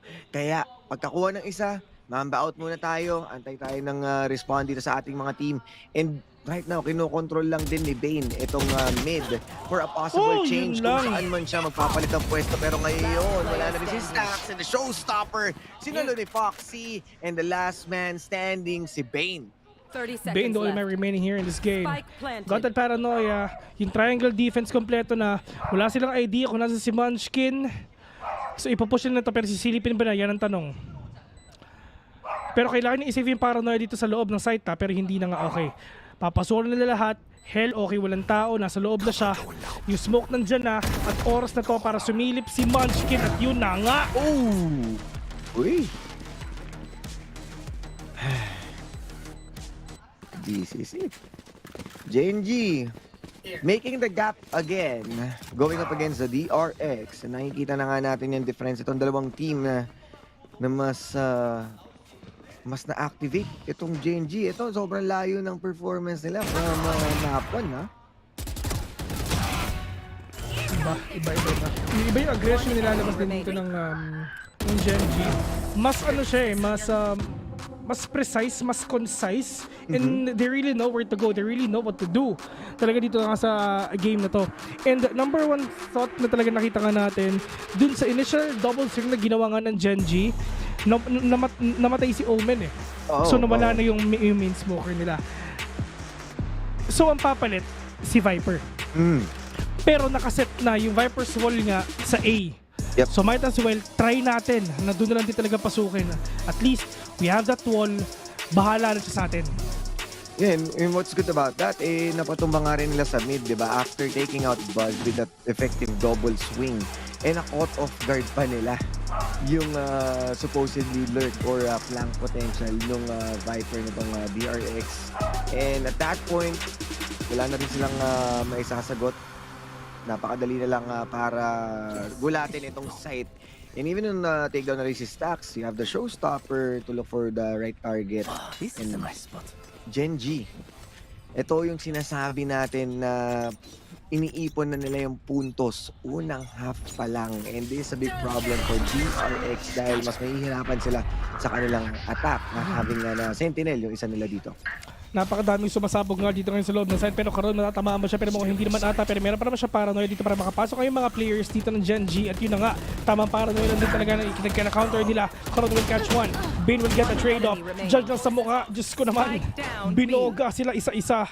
4 versus 1 and second chess battle all over again. 7-5, 6-6, yan yung makikita nilang score ngayon mamaya. What? But, mamaya pa.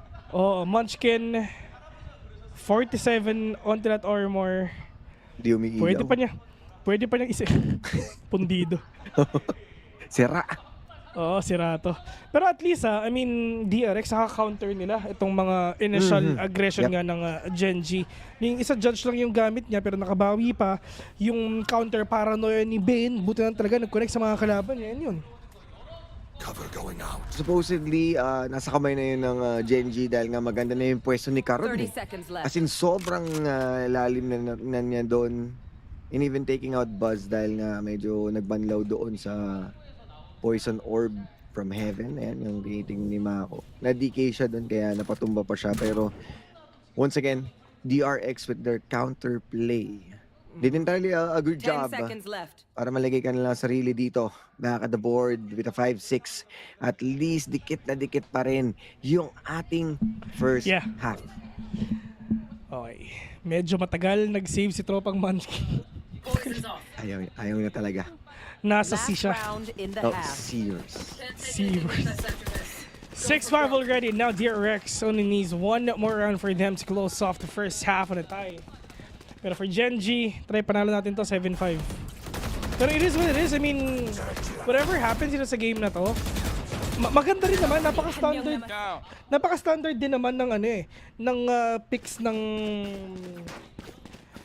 ng DRX in terms of attacking. I mean, yes, you have that Cypher na pwede mag-check ka ng flank natin.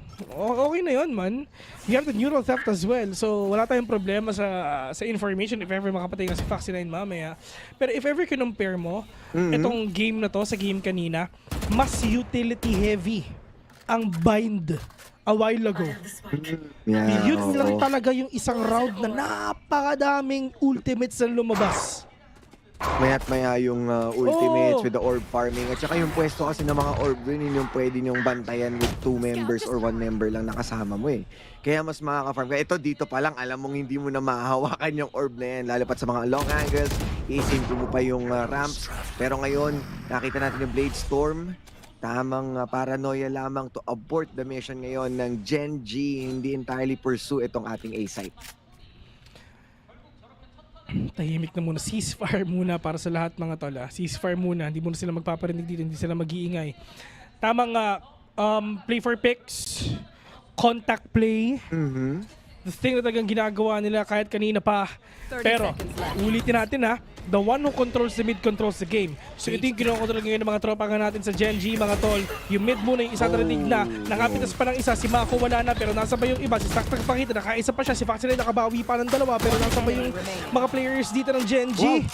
Pero feeling ko wala na. Ending the first half with a tie 6-6. Sobrang close ang ating laban na Gen G pick this kind of composition for attacking. Pero yung DRX pick this composition as well for defending. Pero dito magbabago ang lahat. Na they're gonna use that Viper para sa nila sa Viper ng Gen G kapalit ng Cypher. Kumbaga aasa lang sila sa toxic screens.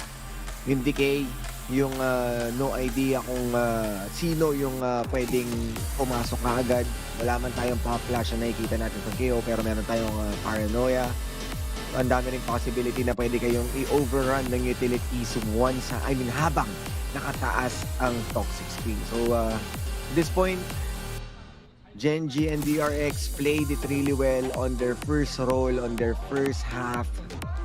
Pero how are they going to approach this? Kasi tulad ng sinabi mo, Vil, napaka-standard nga having the Cypher here. Different teams na rin na nag-run nito. Tripwires as a flank. You have the camera sa iba't ibang angle and iba't ibang position to gain information. And this double duelist ng Gen G na pwede namang kumuha ng aggressive positioning para malaman ka agad early on kung is this a hyper rotate or this is just a contact play. We're gonna get to see kung ano talaga yung pwede ilabas ngayon. Pero dito ngayon sa attacking ng DRX natin makikita on who's gonna get that initial advantage. Pero split, diba? I mean, dami ko na nakita ditong OT. If ever comebacks, dami ko nakitang comebacks dito. Palakasan ng defending, palakasan ng attacking. Pero maganda sa kanila, pantay na pantay silang dalawang teams sa to. Hindi nagkakalayo, hindi talaga sila nagkakalayo. 6-6 yung score, malamang. But, itong round na to, magpapakita ng lahat. Naaway ko yun. Hinausap lang yung sa sarili sa sobrang tagal ng laban. Kasi iba talaga eh. Kasi kanina, pasok ng pasok, hindi umaabot yung 30 seconds. Ngayon, talagang pwedeng, sa sobrang laki ng mapa, understandable naman. No, tulad ng laging sinasabi sa atin ni Mr. Vil, liit ng mapa na to, i-control yung mid.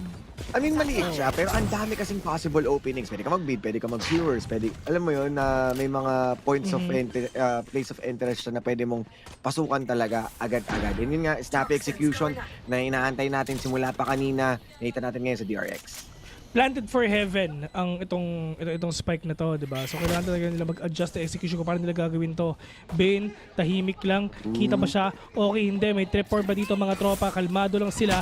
Pero sila kaya muna ang titingin kung meron pa talaga tao diyan, pero Mako, grabe naman 'yon. Ano yung ginawa niya? Talaga literal na spray and pray talaga yung pinapakita nga niya with a classic. Meteor and Karon, the only man remain dito sa side nga ng DRX. Will catch one si Karon, pero nalidibis na yung spike. Tatlo pa yung natira sa kanila, pero Foxy9 will end this round with a 2K with a win. 7-6 already. DRX is trying to prove that they're still the kings of Pacific. In A. Team King in A. Oo, ano sila eh. Binantayan nila eh. Gawa na sa mobra, eh. Ito pa ng trabaho, eh. Pero yun, ano, ang maganda dito is yung patience ni Bane. No, hindi, as long as meron naman tripwire doon, alam niya magiging ligtas siya. And kung gusto man maging aggressive ng Genji to take him out or to entirely face check, talagang kailangan nila sirain or harapin yung tripwire, which is a 50-50 dahil hindi rin naman nila sure kung saan nakapwesto entirely si Bane.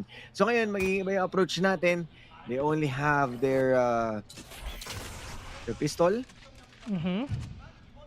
At itong mga members naman ng DRX, diretso vandal na. A big shoutouts nga pala kay Miss Dominic, please. Shoutouts ko. Miss Dominic, baka naman. Shoutouts kay Miss Camille. Shoutouts po. Yan, shoutout namin kayong dalawa. Ayos ba yan? Yan, hindi ina-expect ni Miss Dominic na i-shoutout ko siya, promise. Pero alam ko nanonood siya. Oh. Nilike niya yung comment ko, so nakita ko siya. Ayun, nahuli na nanonood. Na-shoutout tuloy. Nahuli siya. Oy! Pero yun na nga, yung mga players na nagpapakita na Marshall muna kay Mitra will catch one already. Stacks will fall down. Wala na silang flash kahit isa, well, except Bane with the paranoia. Pero, of course, better pa rin talaga yung initiating capabilities dito nga ni Stacks. Yung support na talagang kaya niya ibigay sa mga games na to. But Genji all the way from heaven, in-adjust ng DRX yung pagka-plant no side. Kailangan talaga nilang pumasok dito. Mas aggressive dapat ang position ng Genji ngayon. At buto lang talaga naka-vandal yung iba dito nga sa DRX. Bane will catch one. Mako as well. 4v3. Winnable. Sobrang hirap. One tap ni Texture. Pwede nila makuha to. Pero magko-commit ba sila? Pwedeng hindi, pwedeng oo, pwede na sila magpakamatay sa Spike actually. But I think yun nga talaga yung gagawin nila, magpapakamatay sa Spike and not gonna give DRX that money.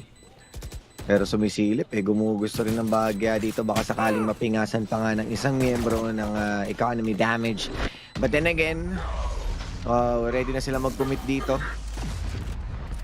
Na lagyan ng label na matalo muna at ibigay ang kanilang sarili sa Spike. No extra cash or mula for the members of DRX. Pero ano naman sila, they're in a good ground. They also have the bonus round for them. Still have the weapons that they want. Kaya oras na to sa Genji na ibalik sa kanila ang momentum. 8-6 already. Tingnan natin kung makakapag-nice one tayo kasi nga 6-9 later on. Pero ito yung I mean, this is the buy round of Genji. So, syempre talaga lamang talaga sila. Pero hindi Buzz naman naka-marshal lang siya. So talagang kayang-kaya pa. Actually parang hindi nga, hindi! Outlaw pala to! Oo. Outlaw to! Bug. Oy. There. Nabitaw. Mas maganda to. You know why? Why? Kasi kaya niyang sirain ng half armor lang eh. Oo, half armor to. 140 ang bawas ng ng isang outlaw sa katawan eh. So masakit to pag nakapatay siya ng isa. Binigay kay Stacks. And they're also playing in a bonus. So ibig sabihin medyo cost efficient pa rin yan at some point. Kahit sabihin mong may mga upgraded guns dito yung mga kalaban, half HP, pwede mo na silang irespeto by buying outlaw. Pero Karon ngayon, with a double kill, iniisa-isa na para banturon ng mga kalaban nila. Pero nasaan nga ba naroroon? Dahil ngayon, andito na ang mga backup ng galing at PSP from Genji. At sila ang ibabaw as Foxy. Makakasilipan siya dito. You have the smoke. Nag-aabang na sila. 1v2, winnable pa sa ng DRX. Meteor, all you need to do is wait. Half armor lang yung si Meteor dito. One tap to the head will catch. One! Saan tumingin si Meteor? Ang akala niya nasa loob ng site pero wala pa. Saan nakatingin si Meteor doon, men? Yung bulalakaw, men. Nalito sa sarili niya. Nalito sila! Men! Paano nangyari yun? Replay to. Sige. So ang akala niya nasa site pero hindi. Ayun o!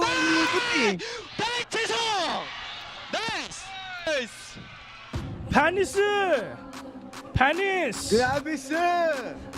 6-9 already and now DRX. Lamang na ng tatlo, nanalo sila dun sa viral nila. May pera ba ang Genji? Wala! Alam niyo, GRX, kanina pa dapat ginawa yun. Wala. Ito na tayo. Sa 2-1. Pero sino nga ba ang siyang makakuha? Saan siya nakatingin doon, men? Ang akala niya hindi sa likod. Well, hindi rin siya nakita ni Karon eh. Oo, wala rin kasi sila talagang idea. And the mere fact na hawak ni Karon yung Heaven, akala niya siguro nag-exchange ng gunfire. So iniisip niya, natalo to sa duel, natalo sa skirmish. So, pinlano na niya, okay, siswing na ako, babakapan ko na. Kaso, wala eh. Wala talagang informasyon, min. Pero ito dun sa position ni Karon, dapat kita niya kung nasa harapan eh. Miscom, sobrang laking miscom nasa noon. peripheral niya yun eh. Dapat kita na yun if ever sa harapan eh. Miscom talaga tol. Genji disband. Joke lang. Na-miscom lang, grabe ka naman. Joke lang. Lahat naman nadadaan sa communication. Yan. Eh, ba't ako gagawa dun eh. Ba't kayo? Ganun talaga pag walang label. There. Sheesh. Bumbot? Mid? Oh. Guys, meron bang single dyan? Join nyo nga ito siya, Cyrus. Naawa eh, no? Hassle eh. Munch gain one time. Dito na tumama nakagat siya na 7 Lions. Buzz will catch one. Stacks as well. 5 versus 3. Yung Bucky ni Lucky, walang nagawa. Stinger lang muna dito para kay Karon. Playing close nga siya. May smoke na ginawa niya. Pero alam ba niya? Okay, Diyos ko po. Nagkasabugan na nga sila. Foxy will catch 1-2. Lucky, the only man remaining. Halos wala pang bawas yung mga kalaban niya. Oh my God. Si Foxy 9 lang may bawas dito. Diyos ko, literal na may bawas lang. Pero in terms of armor, yung 4 wala pa. Completo Recados. Bucky, siguro ano na lang to, exit frags. And with that distance, napaka-possible naman. Pero it feels like DRX doesn't want to give any opening para makabawi dito ang Genji. Kakagaling lang din sa timeout, pero it feels like hindi pa rin ito yung ina-expect nating outcome. And pretty much understandable dahil hindi pa naman kompleto yung kanilang arsenals to win against DRX. But the double digits will be first in the hands of DRX. Pag ito na si Lucky, wala naman. Wala na.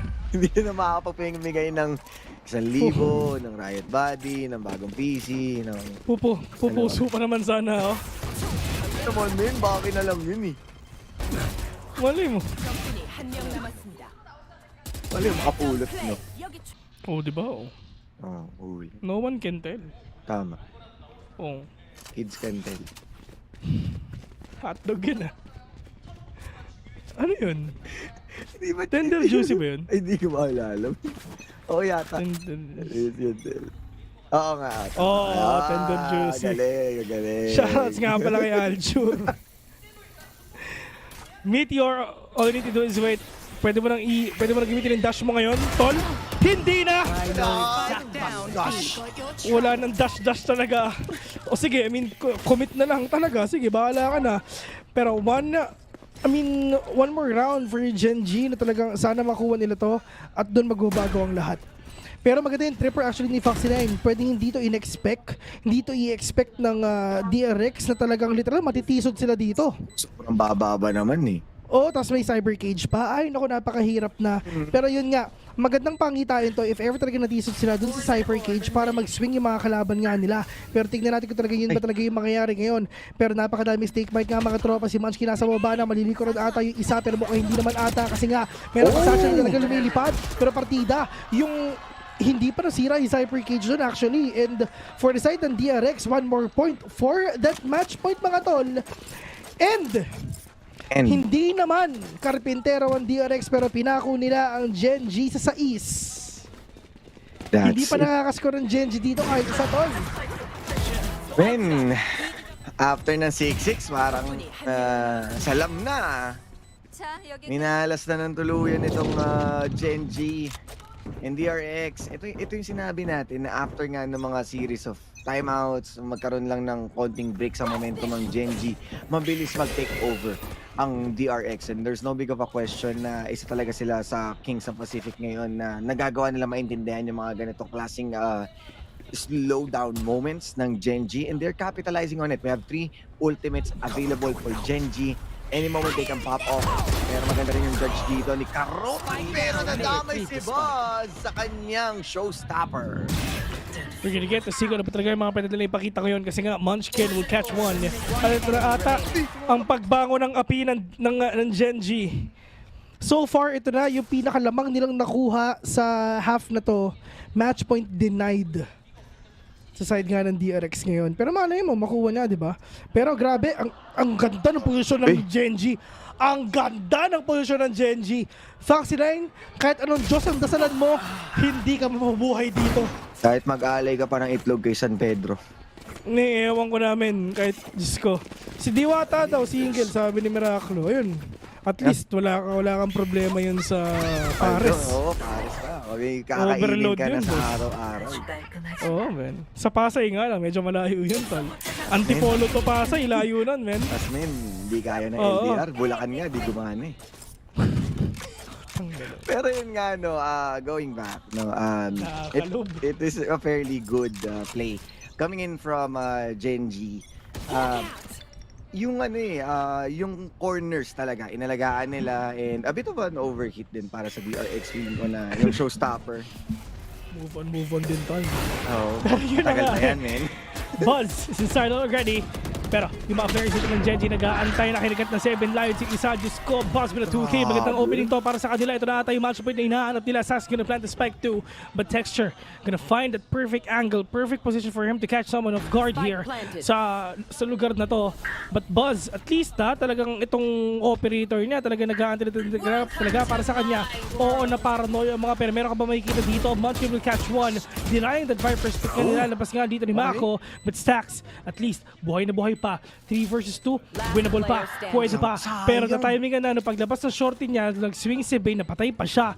3v1, Texture only man remaining. Is he gonna commit? Yes, he will. Is he gonna push? Talagang gagawin talaga niya. Pero isa, short step. Yung isa, nawala. 2v1, kaya pa, mahirap na. Pero ini-stick niya mga tropa. Stack with a swing with a kill again. 12-7 already. DRX is in a match point already. Fairly close for Munchkin, ha? Pag nakuha niya isang kill na yun, that's a Viper split up next. Pwede niyang i-3 versus 1 yun. So regardless, alam naman natin, I mean, hindi naman kaya at least may chance with the Viper split as an extra layer or cover. Pero dahil nga naging maganda na naman, yung iba yung ginawa kanina ni Bane na nagpaiwan siya sa main, yun naman yung ginawa ni Foxy. So extra layer of insurance whenever na may mamatay man dun sa last 2 members or 2 members natin ng DRX at mabakapan.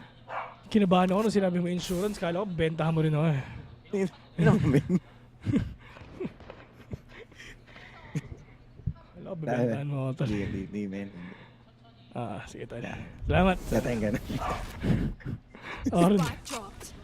Wala ko insurance. Assurance lang. Ay, assurance. Wala rin pala ako nun. Takit na ulo ni Bill. Kailangan mo mag-move on tol. Oras na, alam mo, na. ang totoong nagmamahal, hindi nakaka-move on basta. Sa'yo. Sa'yo na lang yung sabi, no? Pero wala eh. Ito, mapa-move on na yung DRX ngayon dahil isang round na lang. And much understandable, hindi ganun kabilis yung naging approach nila dito. Conta play, waiting lang din sila for other information dahil nga nire-respeto pa rin nila yung possibility ng Genji na makabawi. It means gusto nilang tapusin kaya nagpapakasigurista na sila ngayon. Kitinitipli nga pinapakita nila dito. Texture will catch one already. Texture will fall down. Seekers labas na for them to know the information. Nga kung saan sila pupunta. Lumabas lahat. Alam nila na nasa A. So might as well go here and B inside kasi yung isang Seeker papunta na doon. Pero, oh no! Look at Stacks! Look at Stacks! Oh no! Maganda itong pinapakita nga niya. Yun na nga, nakapatay pa siya ng isa. Just trying to catch these players off guard. Nakat siya ng noise for him. Na mahuli nga itong isa-isa. Munchkin, low in HP. Alam ba to? Nakita na nga pero yung spray transfer hindi nga tumama para sa kanila. 3 versus 2 mga tropa. DRX, i-maintain ba nila yung undefeated nilang score? Undefeated. Ito na ba talaga ipapakita nila? Lakya, na-miss ata yung paranoia nga niya. Pero tingnan natin kung makakapatis pa sila kasi nga nandito pa sila nag-aantay din talaga kasi nga yung spike nakapag-plant na. Na-plant na rather. But Lakya and Meteor is aware on the whereabouts nga nung kalaban nila. Pero yung crossfire, kahit na-flash sila, sobrang perfect pa rin para sa kanila. And now, DRX just denying dethroning the Kings of Pacific. And now, DRX still undefeated. Tagalog. Wala yung Tagalog. Ganun eh. Wala pang talo. Ayan. Pero DRX, entirely sobrang convincing up until the very last moment. Nakita natin yung discipline na even though they are up in terms of numbers, ay yung positioning nila, jump kick lang yung pakuha nyo ng information, walang nag-overthink. Pinag-overthink na nila yung mga kalaban nila kung saan ba manggagaling to.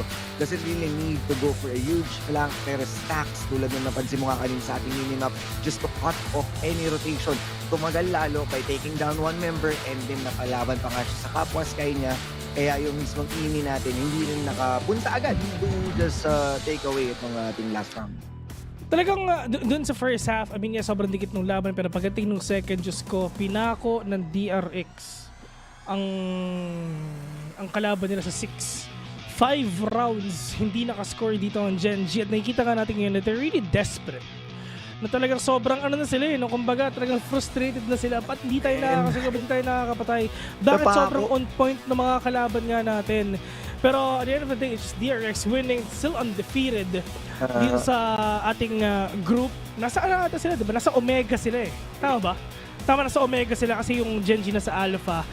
But yeah, I mean, congratulations for DRX for bagging this win. 2-1 sa games pinakita nga nila. So, ayun mga tol, do you have any last thoughts dito sa ating series, Osiris? Well, I'm all good. Sobrang ganda. Nakita natin yung dalawang Korean Titans. Much respect. Pero mas gusto ko marinig yung ating panel with more breakdowns coming in your way.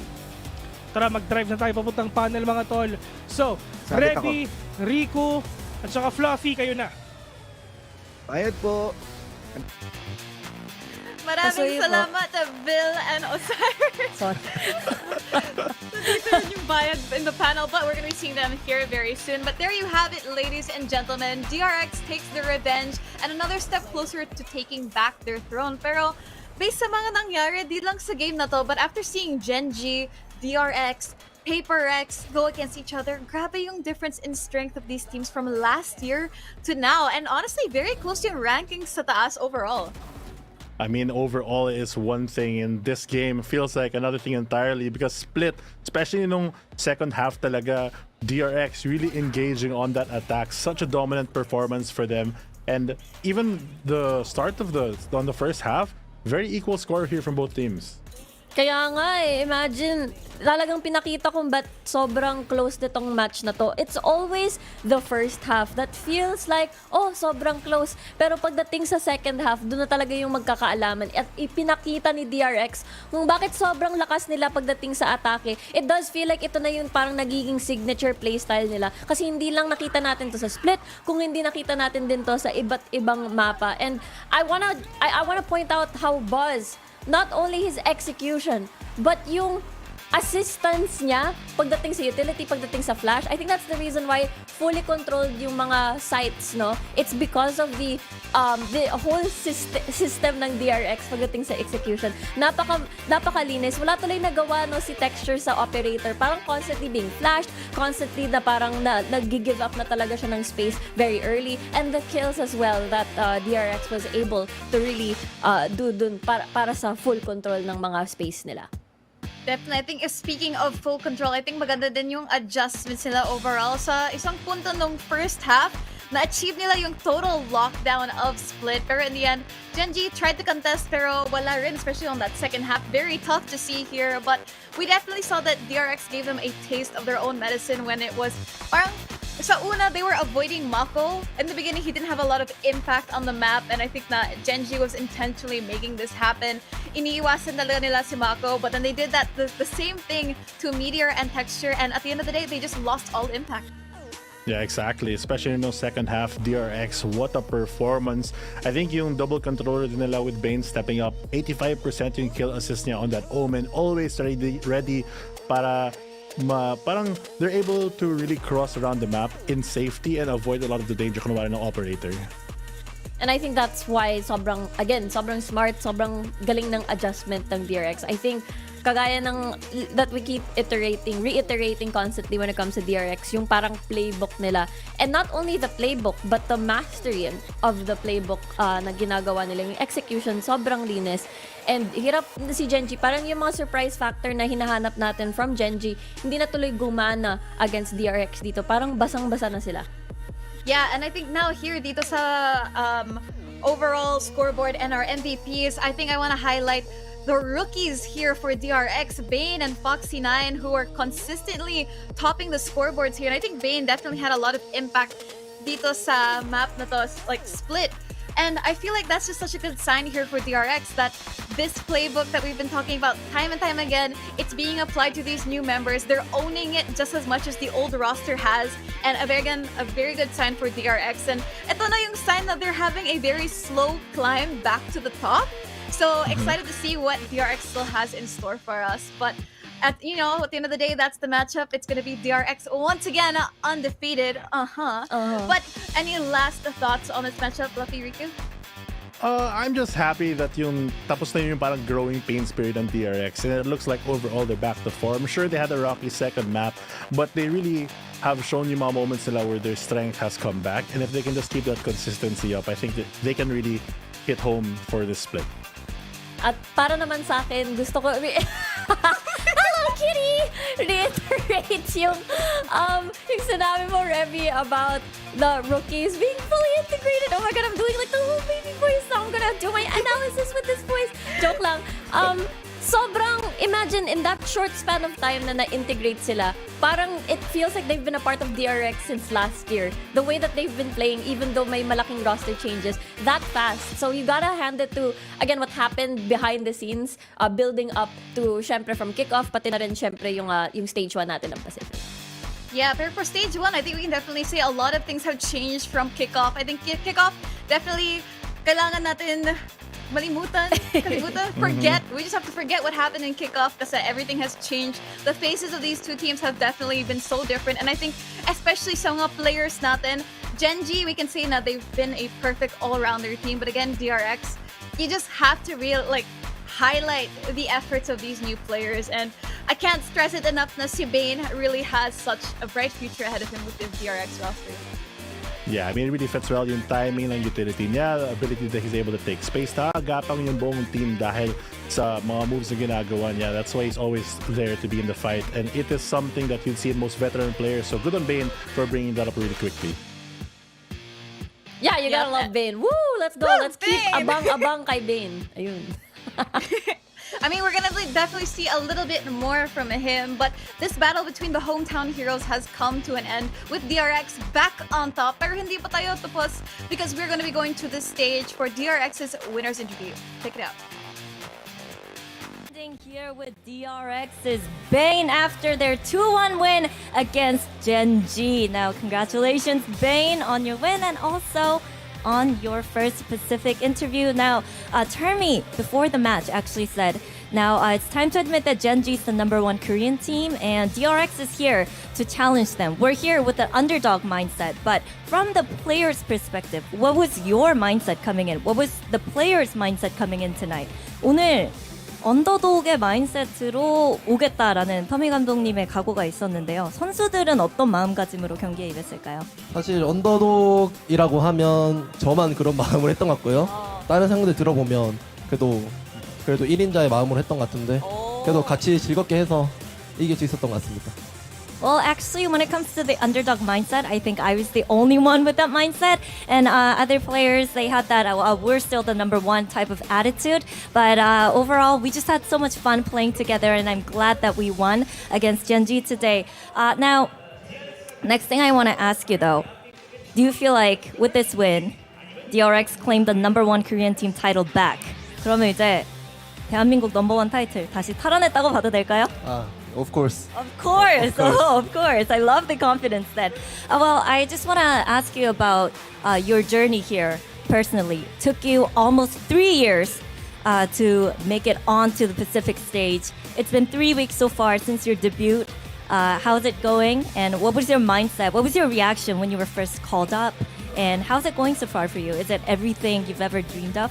이제 콜업 됐을 때 정말 오랜만에 콜업이 된 거잖아요. 그때 마음은 어땠고 또 3주차 어떻게 느끼고 있는지 궁금합니다. 사실 콜업 됐을 때는 엄청난 감정이 오진 않았는데 솔직히 그 3년 동안 많이 힘들었고요. 그래도 콜업 되고 많이 긴장은 했지만 3주차까지 잘 마무리할 수 있어서 마지막 4주차까지 잘 해보도록 하겠습니다. Well, I was very numb, to be honest, when I got called up at that moment. But for 3 years, almost 3 years, took me 2 years and 10 months to be up on this stage and perform in Pacific. Those times, I cried a lot. I had such a hard time. I had to push myself. I had doubts in myself. But I really had to work hard and believe in myself. And now that I made it here, going through week 3, I'm so glad that I'm able to close out week 3 with such a great game. And I just want to perform very well on week 4 as well. Fight to the finish and start strong, but finish stronger as well.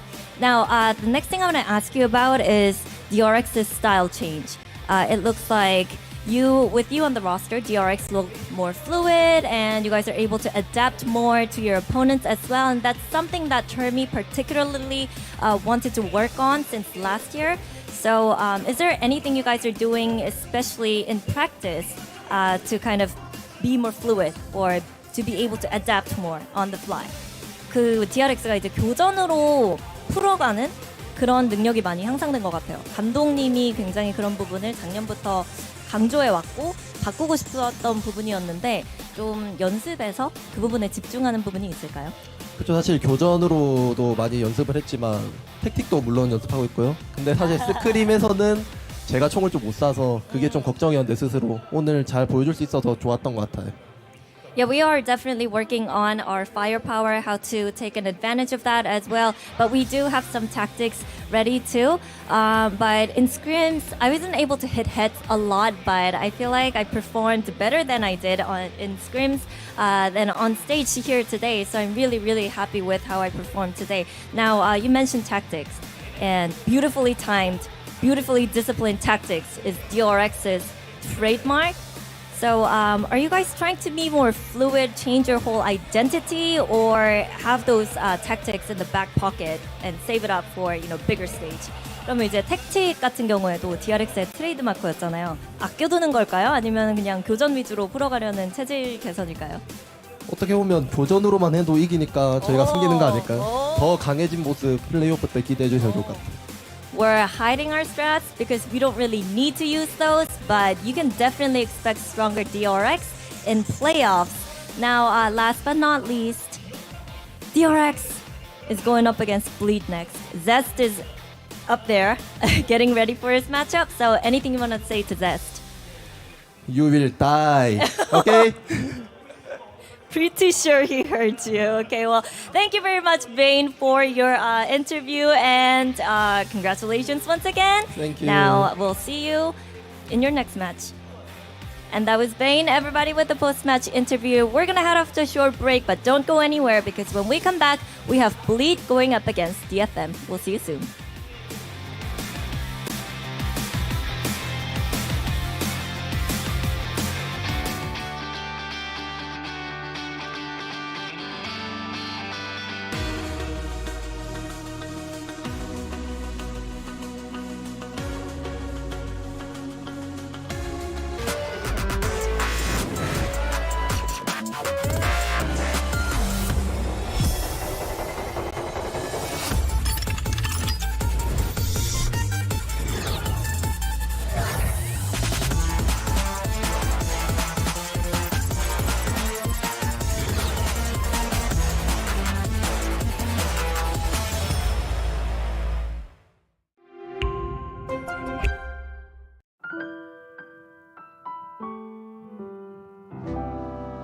When we are apart, I will remember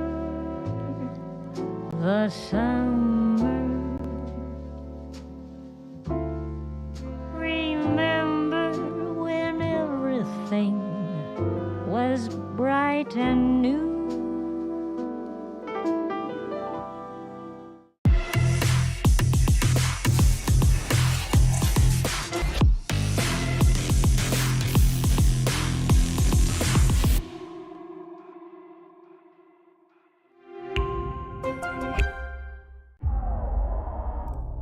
you to be more efficient because these guys just play contact. So Okay, Team Secret, we need you guys on the stage now. Come on, let's go. let's go. Tara, let's go. Tara. Let's go.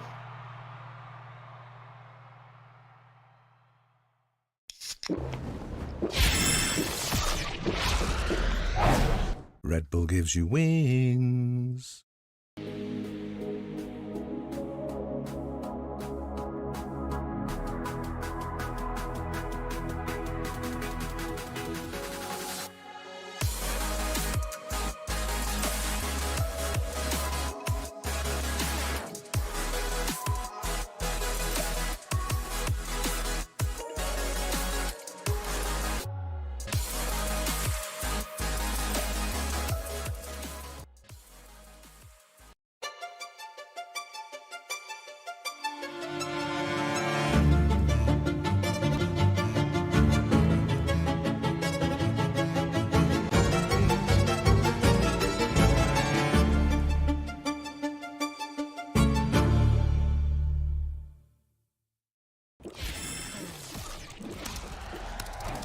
Red Bull gives you wings. Match found. Less than a second as spares and abuse comes in. Absolutely unbelievable. Mark 1. Everyone is afraid of something.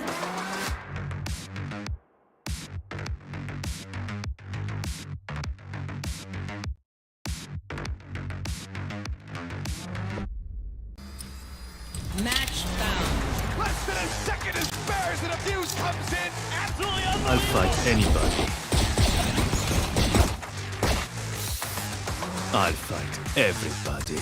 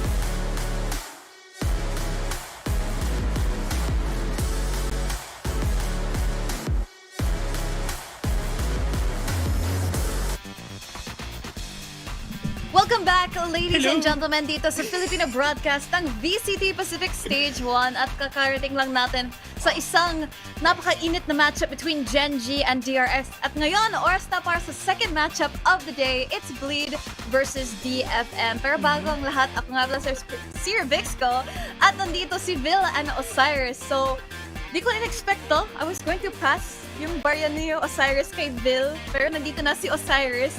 So, ito yung barya mo kanina. Pero bago ang lahat, guys, Bleed versus DFM, ano yung thoughts nyo about the matchup? Habang nag-drive. Oh, Yan! ikaw yung driver. Nagbayad kasi ako kanina. Okay, pero mamaya natin pag-usapan yan. Panoorin mo natin yung interview na ilalabas ngayon na.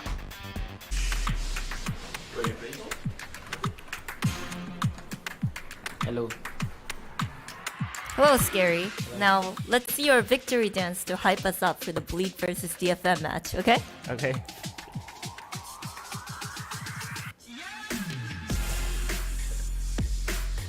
Okay, now you gotta do that when you win today, okay? Okay, got it. I will do it. Okay, thank you.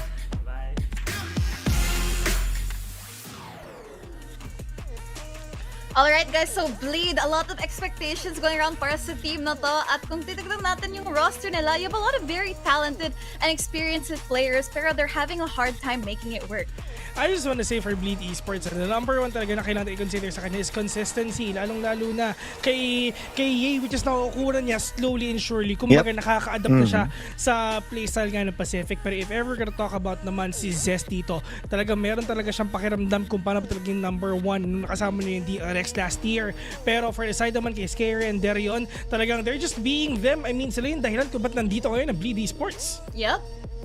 And kung may mga inconsistencies man kay Ye, everyone right now is really doing well in terms of their performance.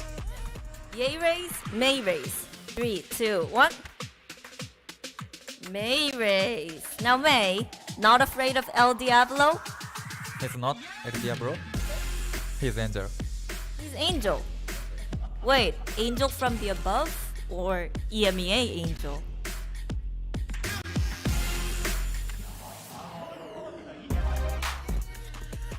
Sa kabila na nga, we do have DFM. Pagkatapos nating makita ang kanilang performance so far dito sa Stage 1, this roster is converting the doubters to believers. And that one player that it definitely stands out, I see May. Yep. And pre-show, nakita nga natin one of the highest ACS, and it feels like this team is detonation focused May. Dahil nga consistently, ilang beses niyan dinadala yung team to some extent dahil lang sa mga crucial showstoppers, nagging 2 to 3 members ng isang team. At saka if ever check natin dito, Detonation Focus Me, overall performance, talagang sobrang nag-i-improve na. They had a win already. Nung natalo nga nila yung isang team nga na nakalaban nila, which is T1, which is actually sobrang lungkot nga nun, lalo nga sa Korea. Kasi si Saya player, being him, na talaga alam talaga natin na talaga na perform siya is sobrang solid na. Tapos for DFM, talaga na shutdown niya. Na-shutdown nila lahat yung T1 dun sa game niyon. Pero we are really hoping for the best for them, to the fact na nung nakalaban nila yung Gen G last time, hindi madali yung laban eh. Actually, so nagulat nga tayo na akala natin this is gonna be a whole new thing for Gen G na talagang, not new actually, old thing para sa kanila na talagang stomp hard ng DFM. Pero hindi eh. Ang dikit ng game nila, ng DFM Gen G. Exactly.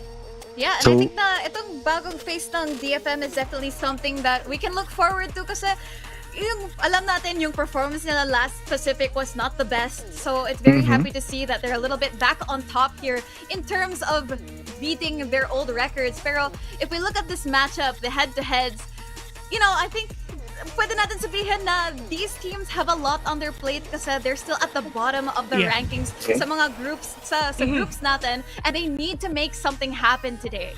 Tama to, after 6 days of Pacific is back sa totoo lang. I mean, nung mga unang games pa lang talaga, lalo na nung kick-off, hindi nga, dumating nga sa punto na hindi nakakapatay si A. At si Osiris yung kasama ko nun eh. So Osiris kasama ko nun sa split at wala siyang kill, 0-8-0-9 yung score talaga niya. Pero right after that, nung nag-duelist siya, mas naging aggressive siya. At ito yung napapansin ko I mean, in terms of maps, ang naipanalo lang ng Bleed is Lotus and Ascent. At dun sa Lotus and Ascent pa yun yung mga times na nakaka-ace siya. And yun yung problem doon. Kasi if you're going to check DFM naman, sobrang well-oiled machine din sila in terms of taking Lotus. Kita-kita nga natin si May. Ito nga yun, alam natin na we're just nagiging close din sa kanyang mga teams. But let's be honest, both of them are having baby steps ngayon. Dahil nga Bleed, they're still looking for their footing habang ang Detonation after their slump against the big Korean teams, the bigger Korean teams, mas kailangan din pa nila magpursige. Yep. And I think gustong-gusto ko yung term na ginamit mo, Osiris, yung well-oiled machine. Kumbaga, let's say May is the driver and the rest of the DFM roster are enabling that vehicle to keep moving. Pero looking dito sa head-to-heads natin, if we call these maybe the star key players of these two teams, you can definitely see na mas well-rounded si May here, and I think Ye definitely has to step it up. Wow, rhyming yung names nila. Yeah, that's true. Ye and May. Well, in terms naman din talaga na pinapakita nga ni Ye, di ba? Minsan online siya, minsan down siya. So yun talaga yung number one thing talaga na kailangan natin i-consider, lalo na kay sa Bleed Esports kasi they're just probably trying to leech out dun sa energy na pwede ipakita nga ni Ye dito.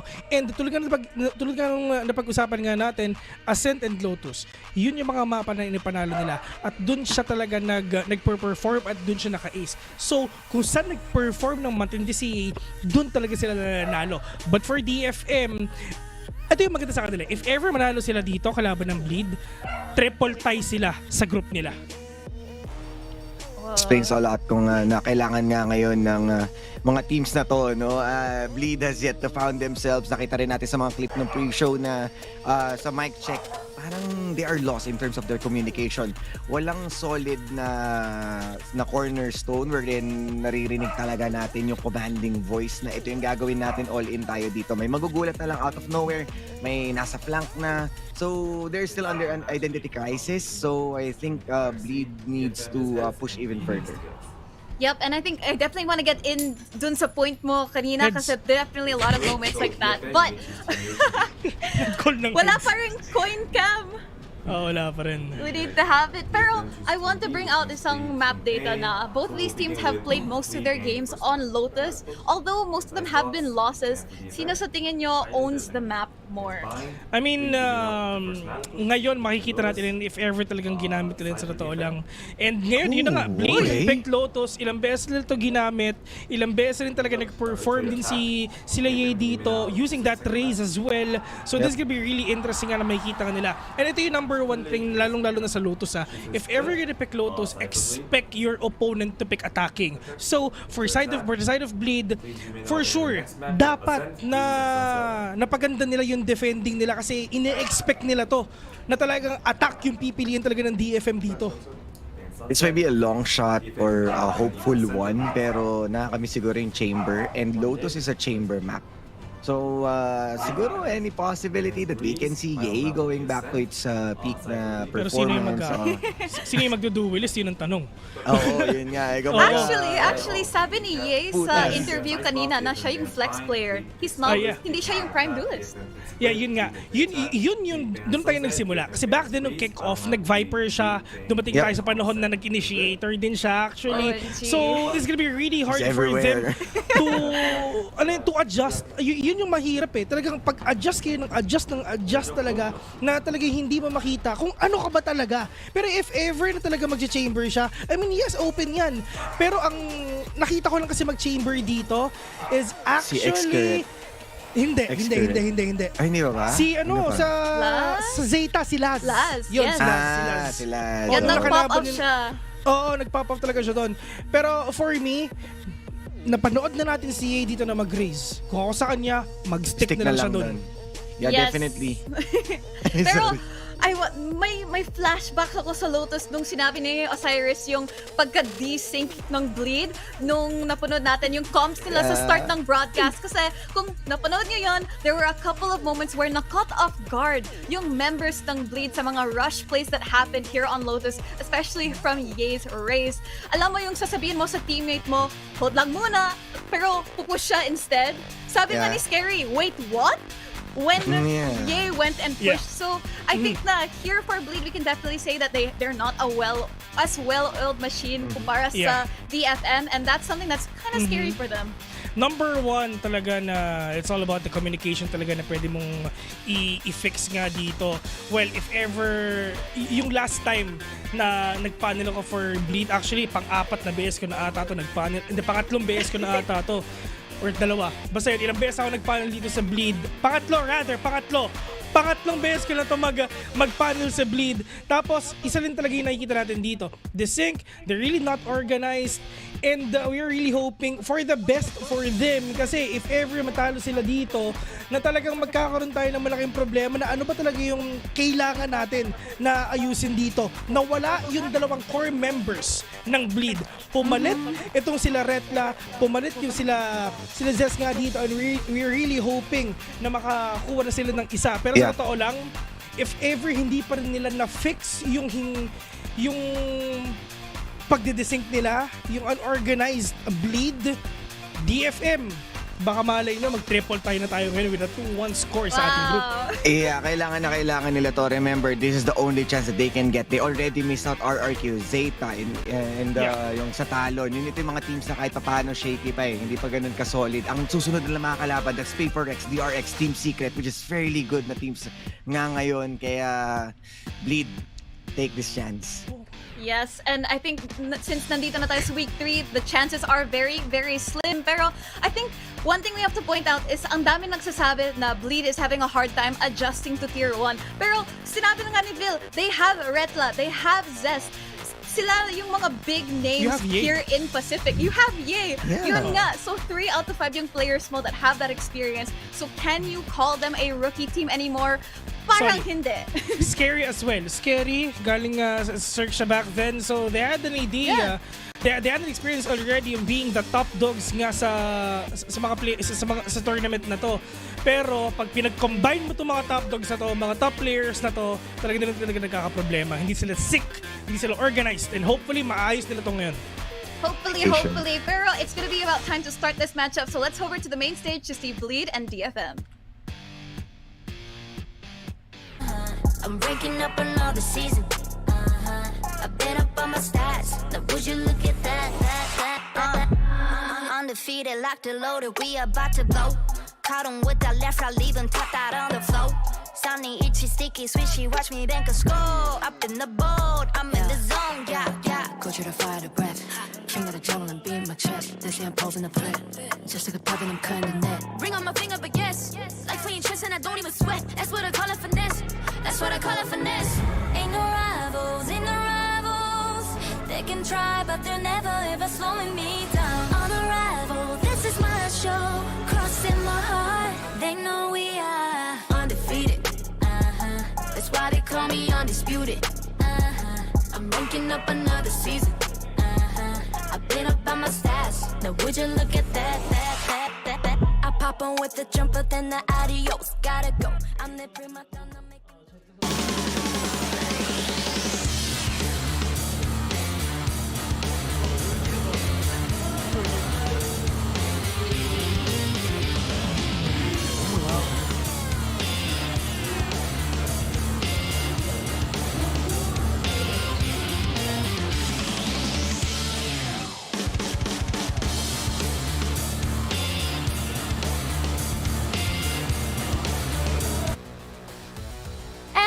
Welcome po sa ating pangalawang series of the day. It is going to be Detonation Focus Me laban sa Bleed. And syempre, kami naman ngayon ang iyong mga casters. Ako nga pala si Rico. Kasama ko ngayon ay si Fluffy 0-2.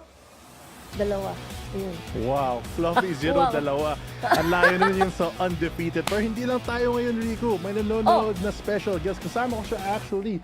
Si Maggie Carp. Ay, maling team to. Ito yung talon. Ito, Bleed. Let's go Bleed. Ayun yung tanong na kailangan natin sagutin. Ewan ko kung bakit undefeated kasi yun yung opposite for the two teams that we're about to see. DFM, of course, sobrang layo nila sa undefeated nung first time na lumabas sila sa VCT. And this time around, nakuha na sila ng first win nila. Yung tanong ngayon, gagawin ba yun ng Bleed? Kaya nga kasi gaya ng sinabi mo, walang puntos itong si Bleed. Alam mo ba, Fluffy, bago tayo magsimula tungkol sa laro, kala ko kasaan dyan si Magu. Kasi nagje-gesture ka ng ganun eh. Parang, dito si Magu. Ay, baka may tanong ito, lapit ko siya. Ayan. Ito. Ay. Hi, Magu! Best of luck sa sa Bleed. Nagwa-watch party siya ngayon. Pero, eto na.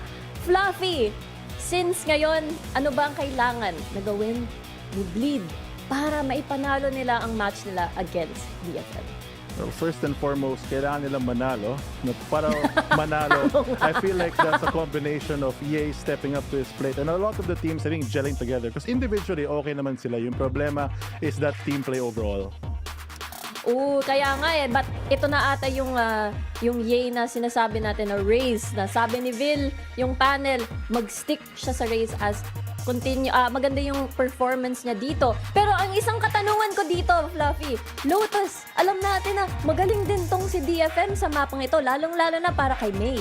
Exactly. And Ray's map na nga to, Lotus, one of their stronger maps. And if you get the advantage of really using yung scans the Anthem on that fade, I feel like you can take a lot of early space, especially towards the A and C side, maybe convert a lot of rounds. Because kahit pinipilitan ng Bleed a lot, obviously they haven't found the success that they were looking for. So this time, it might be their chance to really turn things around. Oo nga, ito na talaga yung kailangan nila. Kasi pagkatapos ng DFM ng match for Bleed, dalawa na lang ang match na natitira. Kumbaga, they really need to win everything to sort of like qualify towards that play or group yung after ng group stage, yung playoffs natin. Pero here we go, Lotus na ngayon, Bleed versus DFM pistol round. Ano kaya ang mangyayari dito? Yun yung tanong, starting off with a very calm pistol round. Attackers posturing towards that A hit and not a lot of pressure dito galing sa Bleed. Instead, Killjoy lang nakaiwan ng utility. May 13 para sa B main. It looks like actually a proactive play coming in from Bleed as they will try to take this early B main area. Oo nga eh, ang daming mga half shield on the side of Bleed at saka mga utility. So magandang investment nga mukhang ang ginagawa nila. Tuton, what is this recon for? Oh, early saan recon kaya? para sa A main gets the info down so they don't have to actually have as much manpower towards this A rubble side kasi na-control na gamit nun. Efficient play coming dito sa Bleed, kind of forcing them or baiting them to go onto that B side kung saan sila nakastack. Kaya nga, ibig sabihin, pwede nilang pag naisipan nilang mag-push, pag nakakita silang ng information from A or C push, at least that's gonna be a 3-man flank para sa kanila. Totoo. Ngayon, slow start. 1 minute pa lang. Not a lot of space na nakuha pa rin dito para sa DFM. Slowly creeping their way to rubble since alam nila na medyo walang scan at the moment. And Bleed responding, just sticking together as this 3-man as they try to take more control dito sa A side. Oo nga, may guessing game na nga. Tingnan mo, ginalaw na ni Bleed yung formation ng 3 members. Actually, linagay nila sa C. Kaya nga eh. Nabibait sila dahil sa utility ng DFM and Bleed. It's only Darion on site to hold back this attack kung nag-attack sila ngayon. Oh, pero baka tama nga yung base nila dahil yung spike papunta na sa C. 30 seconds on the clock. Wala na masyadong oras unless they do it now. Ang dami na ng plano. Overcooked at the moment.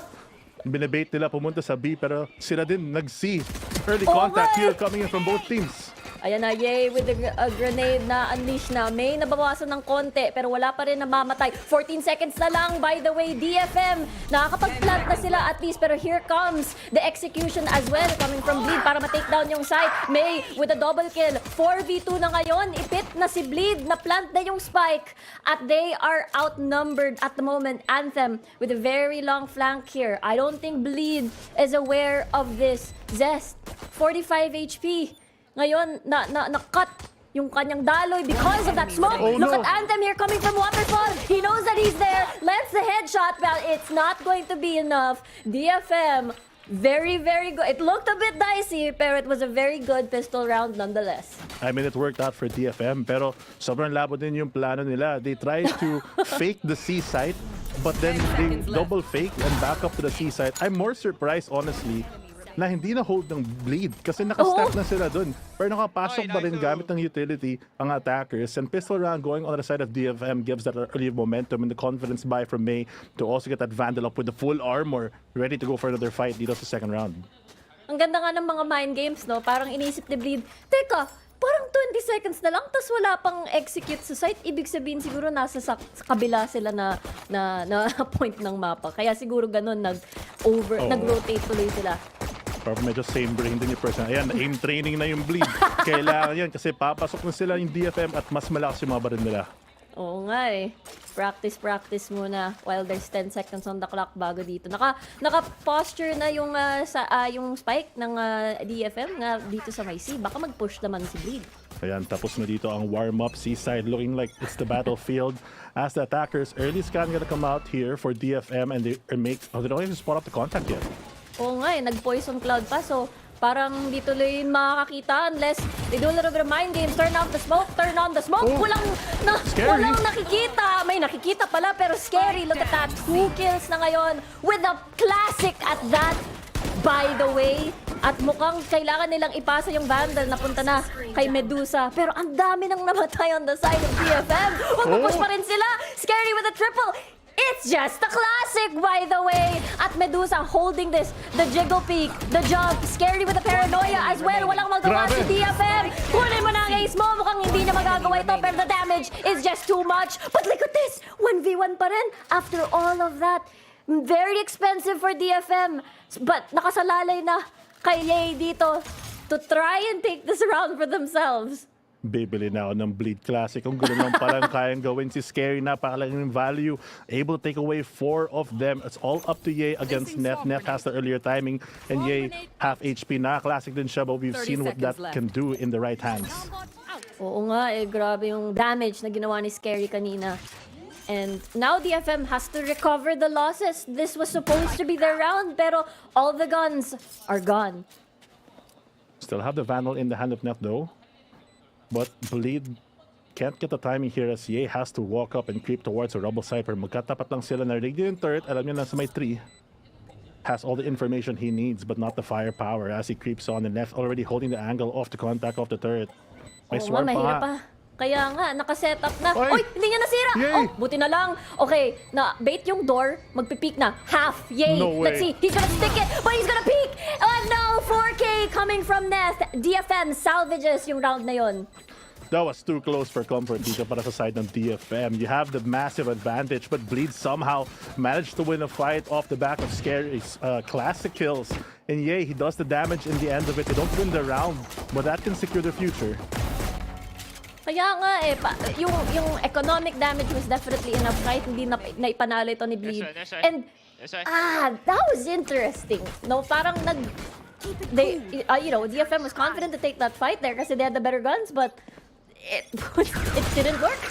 Yeah, and that expensive buy gonna prove very difficult now as Bleed has a buy of their own. Yan, early utility dito sa may Rebel side as they push back the attack from DFM, forcing them back onto A lobby.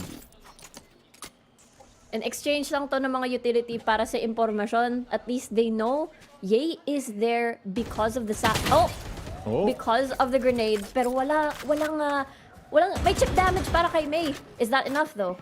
Yun yung tanong. I mean, Zest is also on the opposing side, so they don't have info. They have to fight this, and yung mga utility ni Anthem can really push them back and retake the site without committing much with the Prowlers. Pero naka-sheriff lang siya, dalawang Vandal in hand. They have to get an early pick here before going for a hard execute because that good advantage for Bleed can prove to be their defeat if they walk into the wrong side.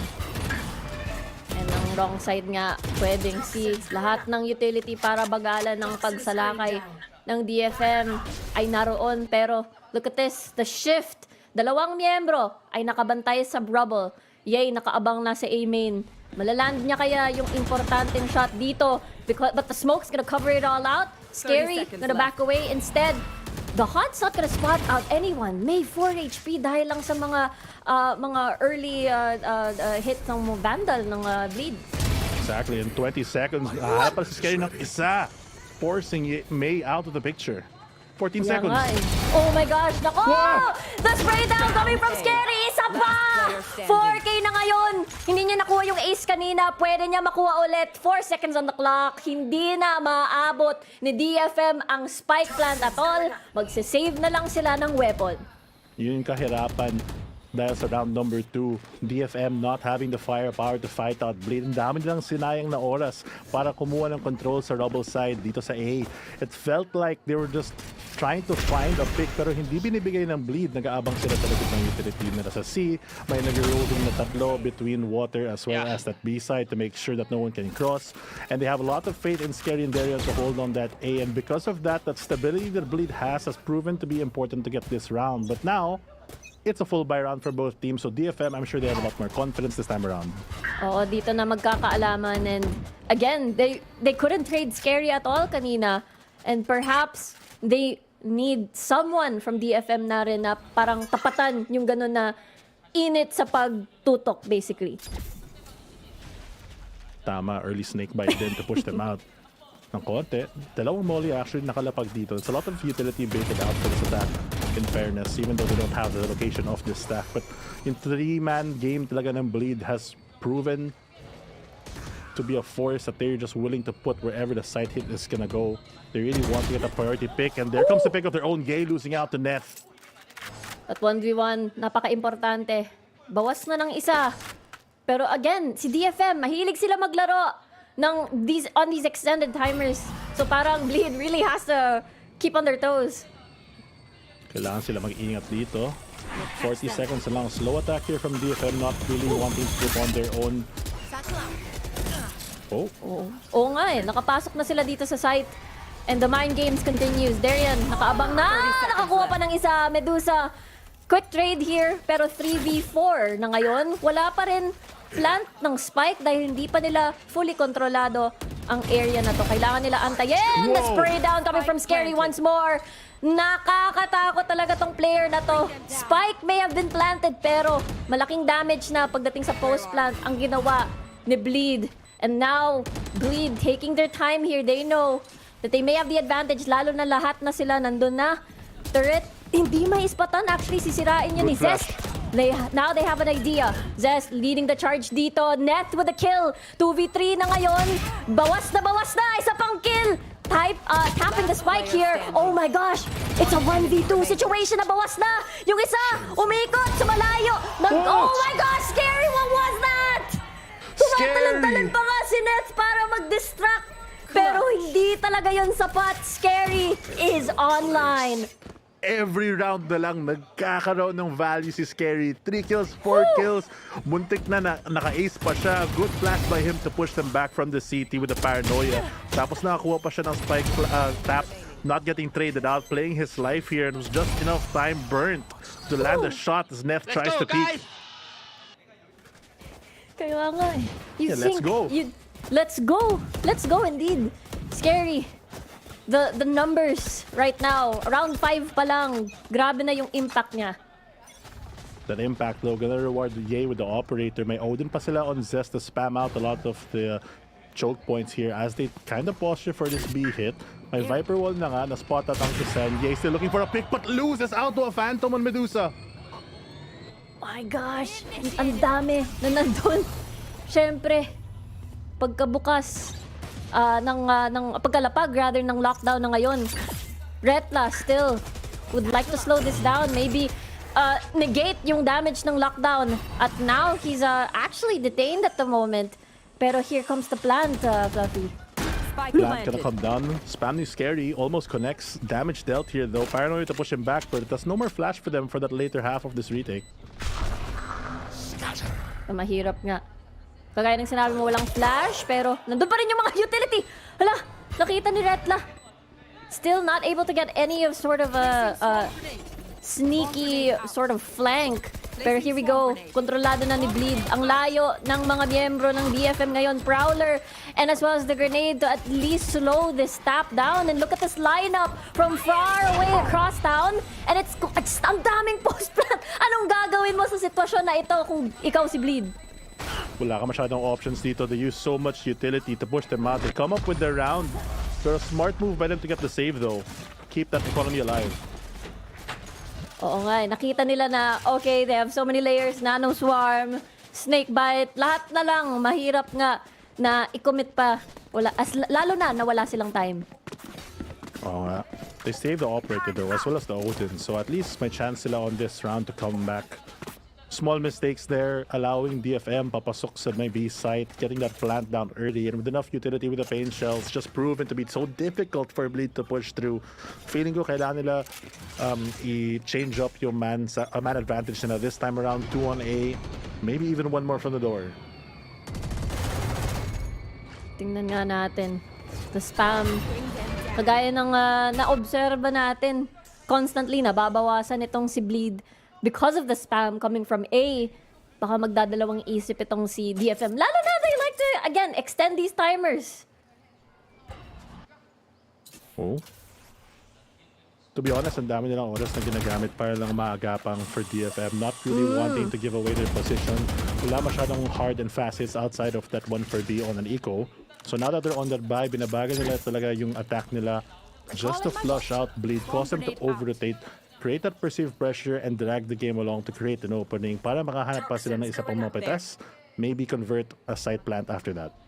Kaya nga eh, they were making noises from across the map. B, A, nagbitaw ng mga utility pero C pa rin nga pala ang kanilang target. Ngayon, Medusa with the first blood. Wala na ngayon si Darian. Wala na yung turret, wala na yung utility from that Killjoy. And that was swift. Full control, pati na rin. Itong Viper Spit ginamit. What a great Viper Spit din. Makuha sila ng control sa labas very safely, getting that plant and all the utility stalling out. Bleed from trying to do anything. Zest naghahanap ng pick dito gamit ng Odin. Gets the correct one but you can't wallbang that through.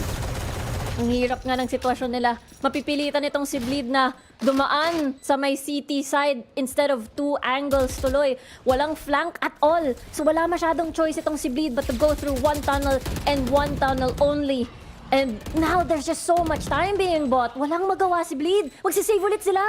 Second time around, I mean, on one hand, smart decision na kung wala masyadong chance, ang dami nilang ginamit, let's just save this for a more winnable round. But these rounds that you're letting go, start building up that early lead for DFM. If they get enough rounds dito sa attacking half, that might be enough to choke out Bleed when the side do swap.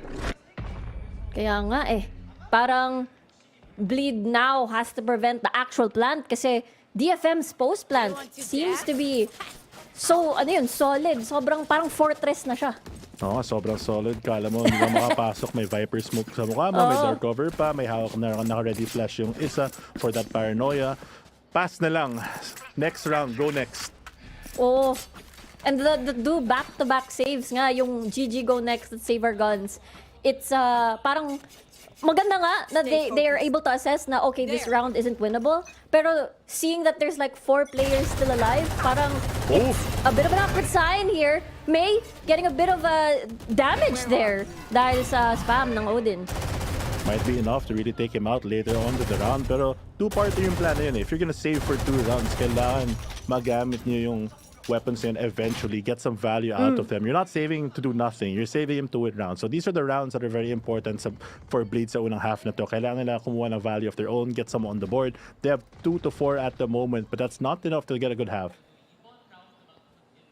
And I think it all boils down then how do you make a post plant more winnable? Usually, crosshair. Prowler's gonna spot him out. At aalis na lang si Yay. Muntika na siya. And now, the C plan again coming from DFM is proving to be a little bit effective. Pero look at this, Medusa. Alam niyang dalawa ang tao nandun. Scary again. Rising to the occasion dito. Malalaman nila na more people are invested dito sa A Rubble. Pero look at this. Retla, nakaabang na because of the mind games that they assume everything is falling apart. Para sa DFM, 3 na lang yung natitirang miyembro at may ispatan sila dito ng alarm bot. Look at May, 34 HP at siya yung mamamatay. And there we go. This is the round that Bleed has been waiting for. Na-spot out pa siya ng Prowler. Location revealed. 5v1 at the moment dito pa para kay Death Tries. He got some shots, nakakuha siya ng isa. Expecting the push back from the 2 and Retla gets the frag instead. 3 to 4 ngayon sa Bleed and a good way for them to really slow down yung push to DFM. Yung tao ko talaga for DFM is I feel like there are a lot of times na nahirapan sila because they're kind of playing themselves, not really using yung mga utility nila sabay-sabay. Going for a lot of these lurk plays can be good, but when Bleed just doesn't move, wala na yung parang 3-man stack. Naka-place na yung Odin, pre-place na yung operator. They have everything secured. And if you don't give them a reason to budge, it's very hard to attack with these many lurks. Tama ka dyan. DFM, ito yung isa sa mga estilo nila na aantayin si Bleed na mag-push from any of their sites. Yay gets to keep his operator. Pero so far, malaki yung threat. Pero not able to get that shot as, again, May, that was a quick step out. That's gonna be the nightmare used here, and Yay! Able to take advantage of that. Take note, nandun pa nga yung paranoia status niya. And Yay with another kill on his belt. 2 already for Yay, forcing DFM to go for a rotate instead. Dito na tayo sa plan B, but Alarm Bot gonna spot them out, and that chokehold's gonna be held with that KJ Molly. So scary na lang. Naka-spot up ng isa. Ako, 4v3, DFM, gusto nila bumawi, pero si Yay, siya yung nagpipigil kay DFM dito with that operator. Sulit na sulit ang gamit niyang yon, and right now, DFM just trying to see if they can get some opportunity to make this a winnable round. Retla good off angle dito. Pero nakuha si Yay through the smoke. Medusa, what a shot to remove yung operator. Yung kill streak ni Yay tapos. And it's now back to a 3v2.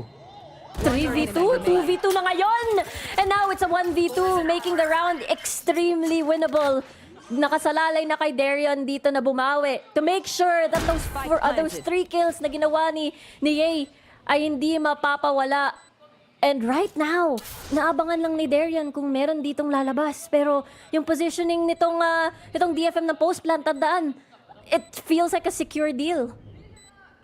Checkmate position ngayon dito. Darion has to tap the spike. May third na nga siya. Isang nano swarm to maybe go for a delay. Pero naghahanap pa siya ng pick. Good read though. Gets the shot.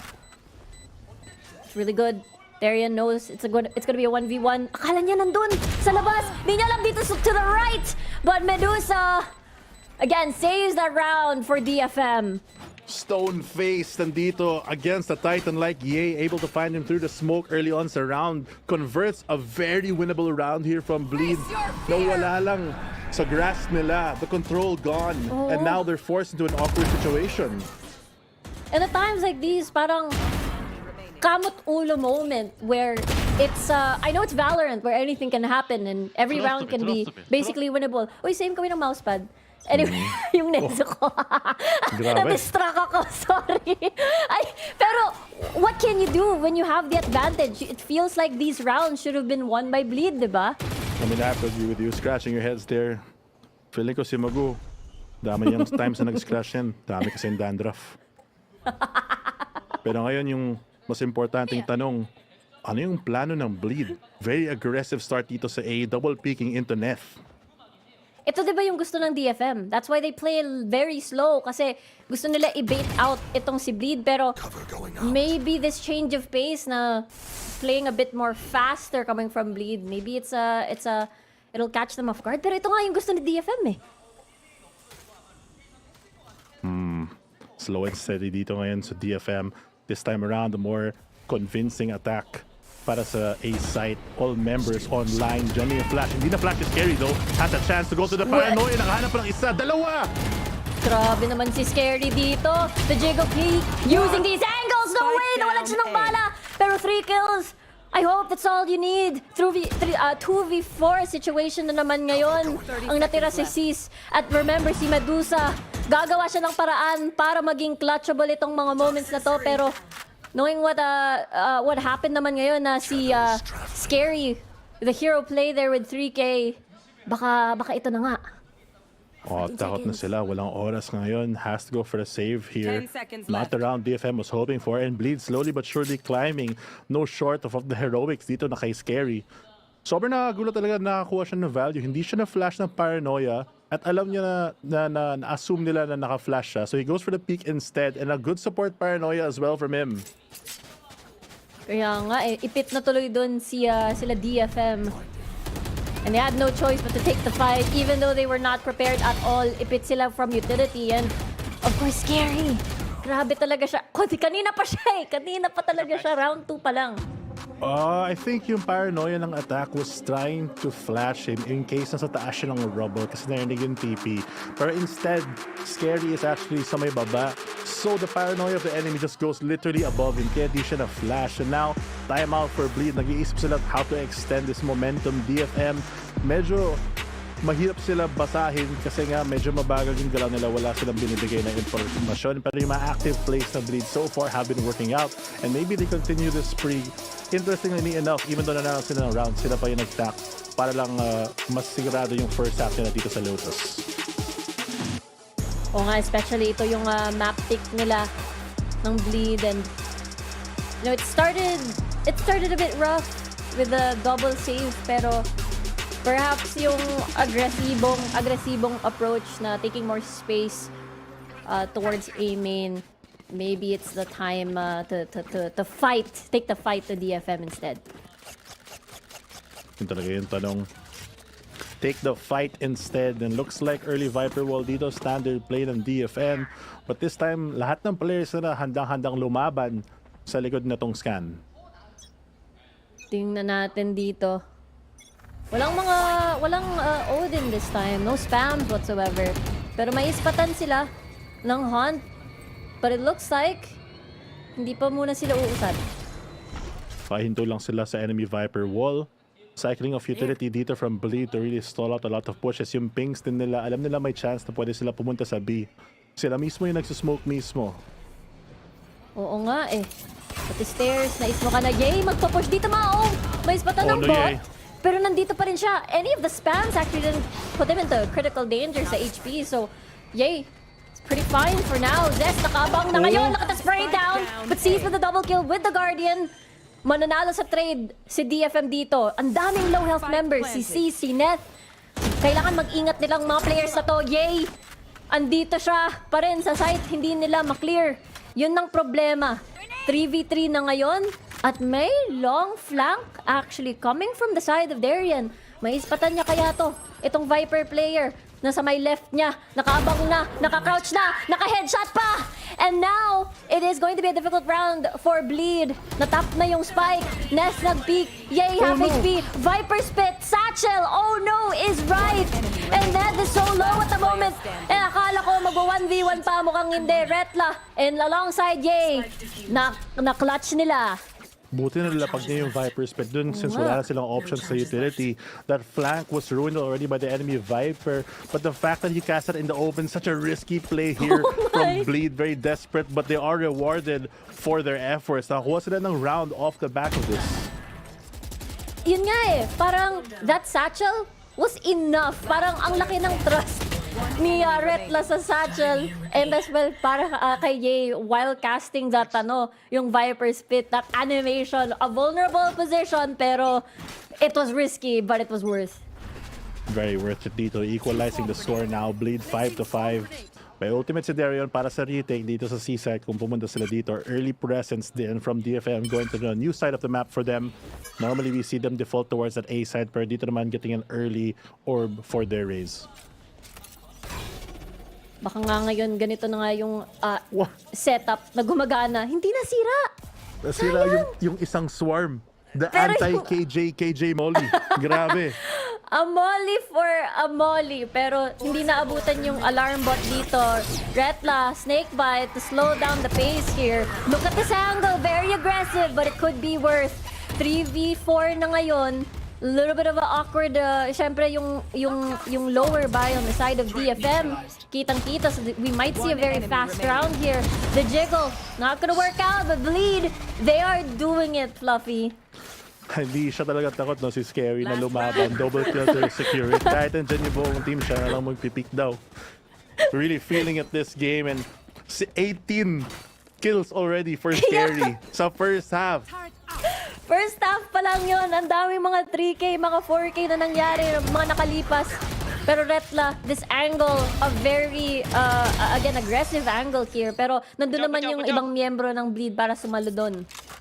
Exactly. And ngayon, last round for the first half dito, mag-equalize ba ang sitwasyon or yung Bleed ba ay mapapanalo and get that early on advantage 7-5? Yun yung tanong. Viper walls up already, but Darion finds Medusa with a wallbang.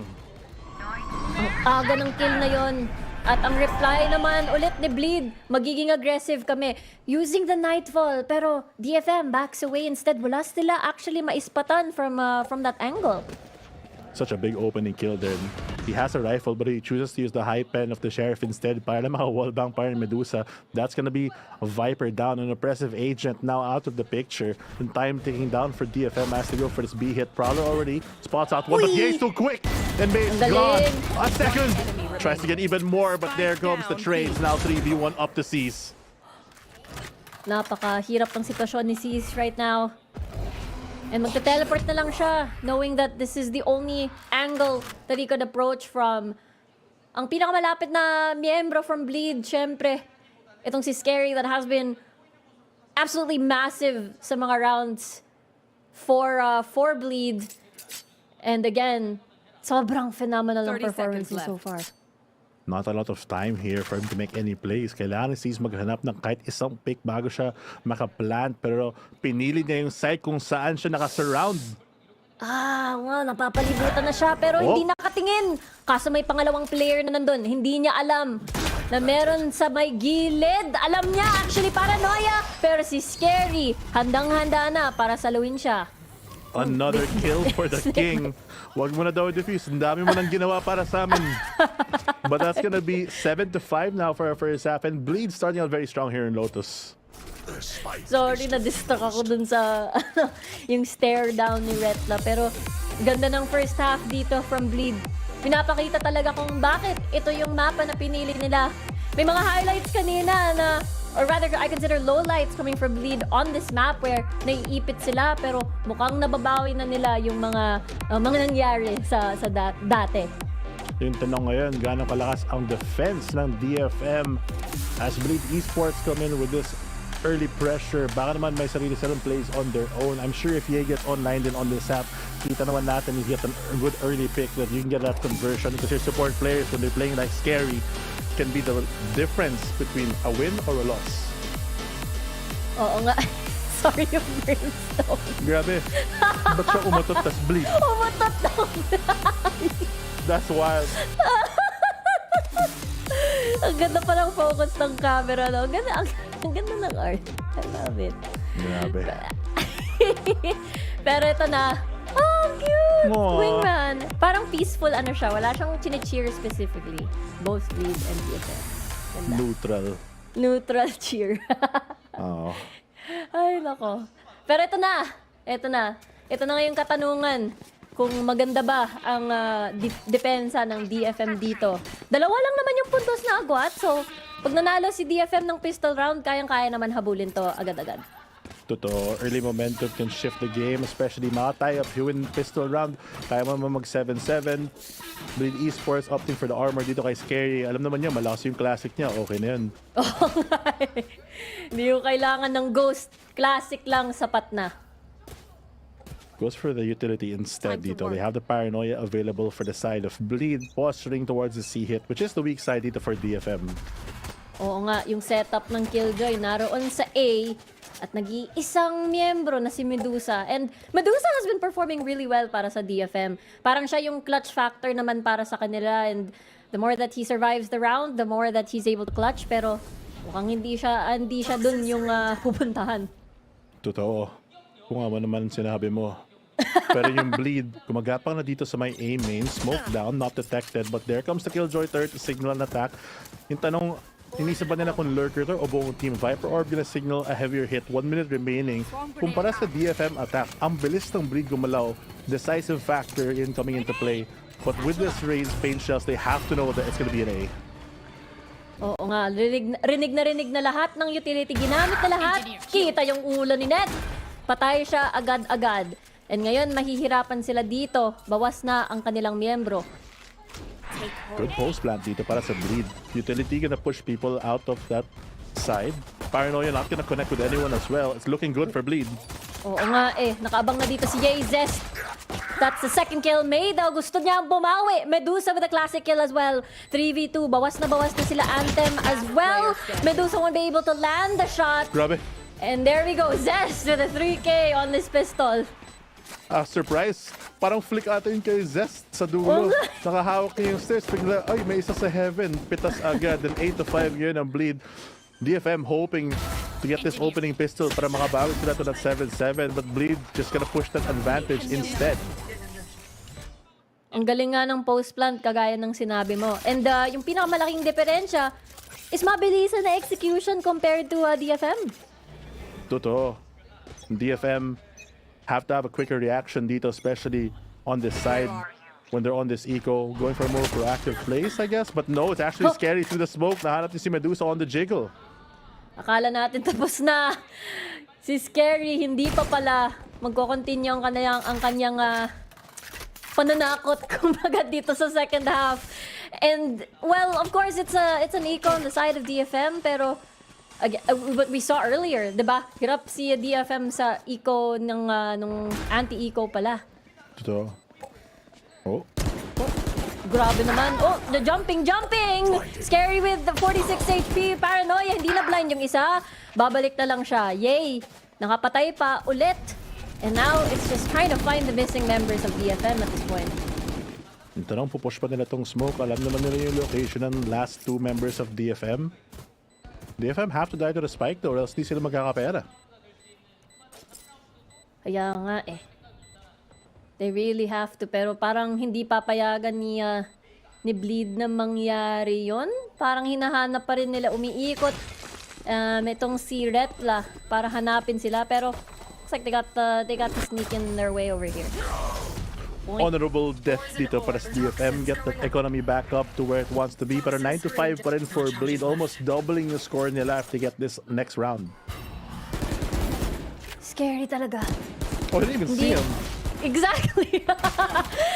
Parang, alam mo yun, instinct. Okay, I feel like the timing is here. I'm gonna spray right now. Grabe, tao na lang siya. Let's go, Bleed. Let's go, Bleed. 21 kills na si Scary. Grabe.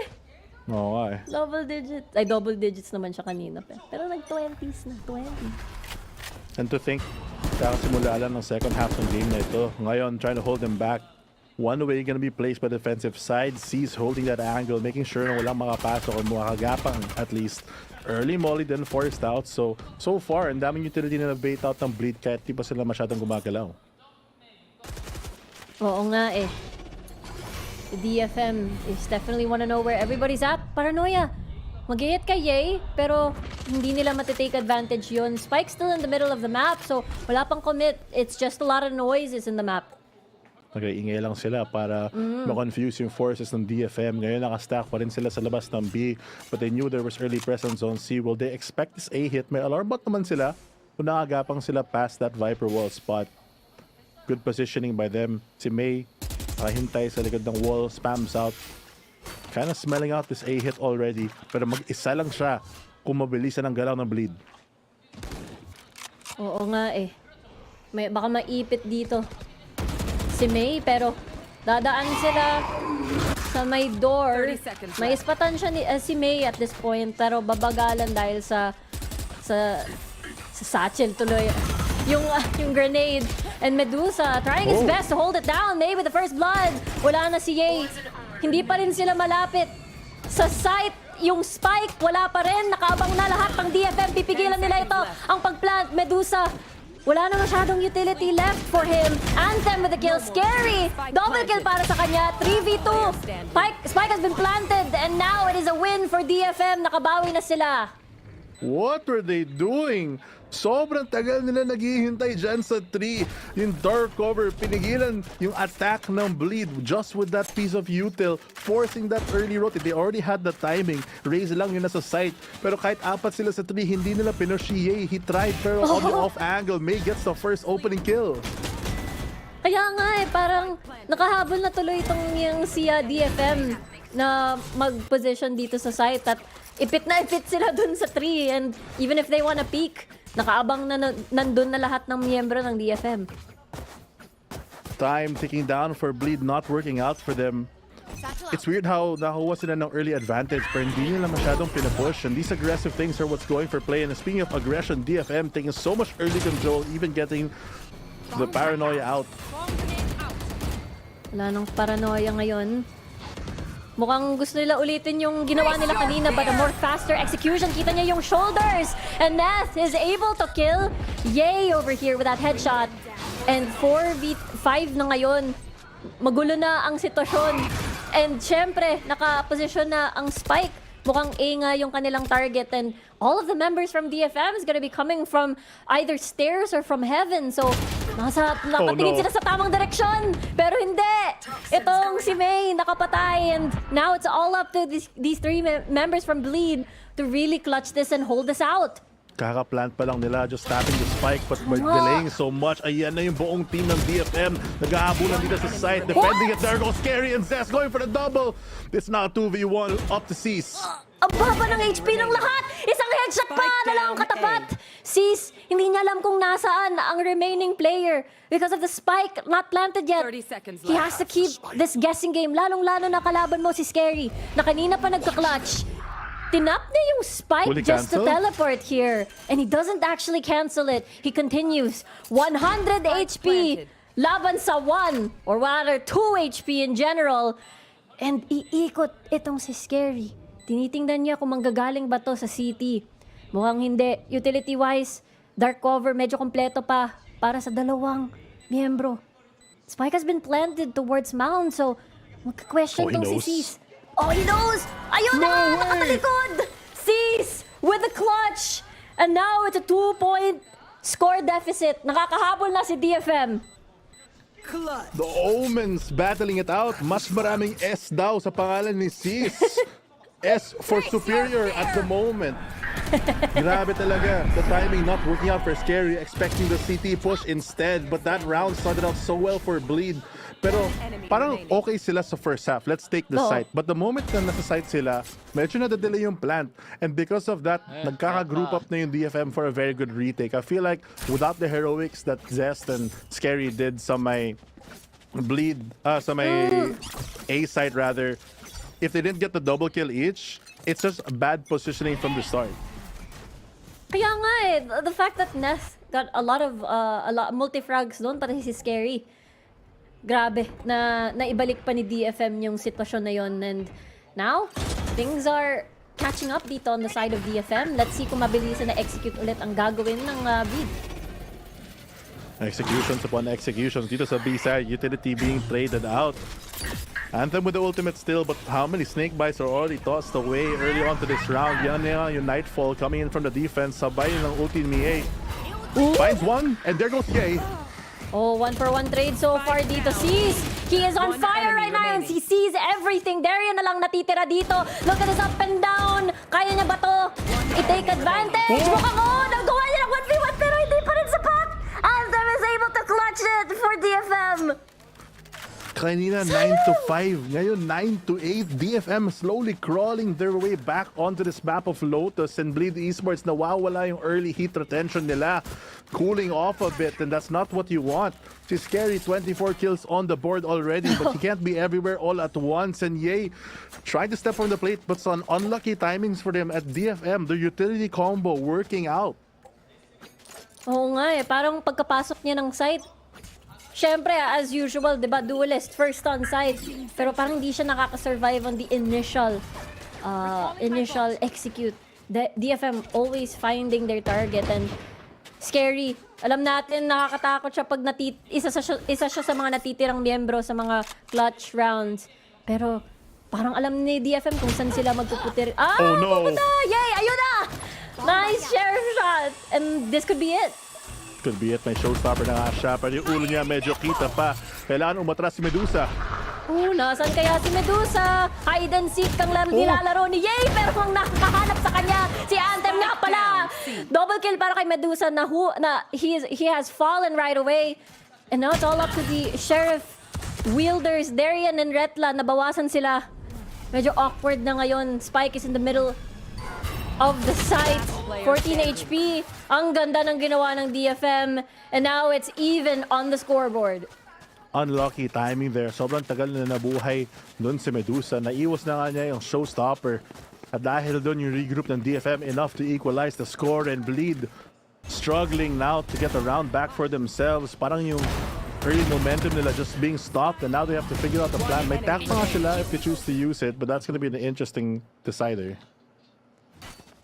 I mean, understandable because ilang round na yung nakalipas, hindi na sila umusad after winning that pistol round, and now 9-9. Let's see what the plan is.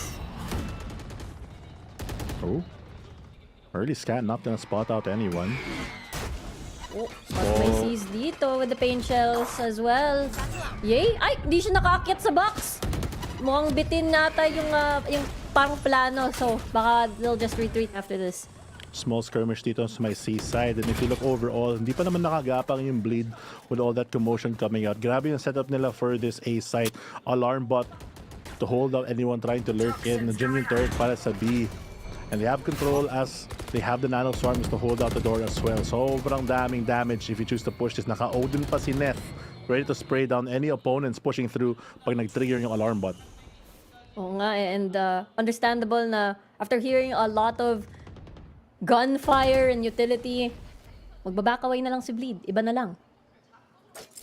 Just bounce out and rotate dito sa may B site na lang, but the crossfire between May as well as yung turret contact might be enough if they don't check this corner. They have to. They have all the tools that they need. May scan sila, may prowler sila lahat. Naka-phantom pa nga to. Handa na si Sis with the paranoia as well. Mukhang gusto na nila pumasok. Iba na lang yung pupuntahan nila. Question mark, hindi. They're still stuck in between this entrance papuntang B. And ang dami ng utility. It might be a rewind nung nakita natin sa 3. Where are they going? Mukhang C na nga ang landingan. 9 seconds to go. You have to go for the plant. And Bleed Esports not being decisive, getting sprayed down by DFM. Scary nakaharap ng isa. Push na lang ng door and Anthem trying to get the double. Then Bleed just evaporates. Naipit sila, Fluffy! Parang nung nakita nila na may nagparanoia pala doon galing sa door sa may mount ng C, parang okay, B na lang, pero ang dami pala dito. So now maybe attack pause is in play dito after what happened. Ayun o. Grabe yung spray down dito ng DFM. They opened the door to create a crossfire. They bait Bleed to go into the C site instead. Although, in fairness, feeling ko kung pumasok yung Bleed sa may B site, mahirapan din sila because of that semi-one-way Viper wall. Nakikita niya yung right side kung saan pumapasok. Baka mawalang isa, but not the whole team naman. Yeah, hindi naman. Pero si DFM, maganda yung adjustments nila sa pagbasa ng Bleed. I do feel like when it comes to extending the timers, DFM is so familiar with that kasi yun din yung hilig nilang gawin. Totoo. Extending the time, but so far, time working out for DFM instead. Parang this game is one of those, we'll wait for someone to mess up, tas palakasan ng punish whenever there's an opportunity. And so far, this defensive side going in the way of DFM has proven to be one of their strongest comeback mechanics, stringing back 5 rounds na lang. May Viper Spit pa rin sila in case they do lose a bit of control, but Darion has a form of control of his own without Killjoy lockdown. Oh, this could be the access para sa Bleed na maging even ulit ang score dahil things are not looking too good dito para kay Bleed. And look at this change of pace para kay DFM. Agresibo with the paranoia. Hindi tuloy makakita si May pero kahit na napatay na pa rin si Ye. Ano yung nangyayari dito, Fluffy? And now it's a 2v4 situation. Hindi in-expect ni Bleed at all na lulusob itong si DFM. Well, honestly, that was kind of insane. May Viper Molly sila para hindi sila maka-atras. Tapos may ipit galing sa B and sa C. And they win the fight early on. They only use May, or they lose May. And now Darion and Red on the buy round, struggling to figure out kung saan mga galing ang second half of this attack. 1 minute, wala silang oras. The spike right in front of them, but hindi na kaya kunin. Hindi talaga. Napaprowler pa sila. Di ko alam kung naispatan. Mukhang hindi naman. Pero that dark cover is just going to... Ayun na nga, naispatan na. Unfortunately, Retla stuck in this space. All eyes on him. Sa harapan ng not Boombot, but Spike rather. Tries to get some pressure, forcing out to rotate. Pero hindi, I don't think this is something that DFM is gonna fall for. Oh yeah, absolutely. Meron naman silang Killjoy. Nakita nila, nandyan naman yung Spike sa harap nila. Yeah, they don't care. Walang rason. Yeah. Hindi naman sila kailangan gumalaw. Bibigyan nila yung Vandal sa inyo na yan. Sa amin na yung round, and DFM could go to 11 on this.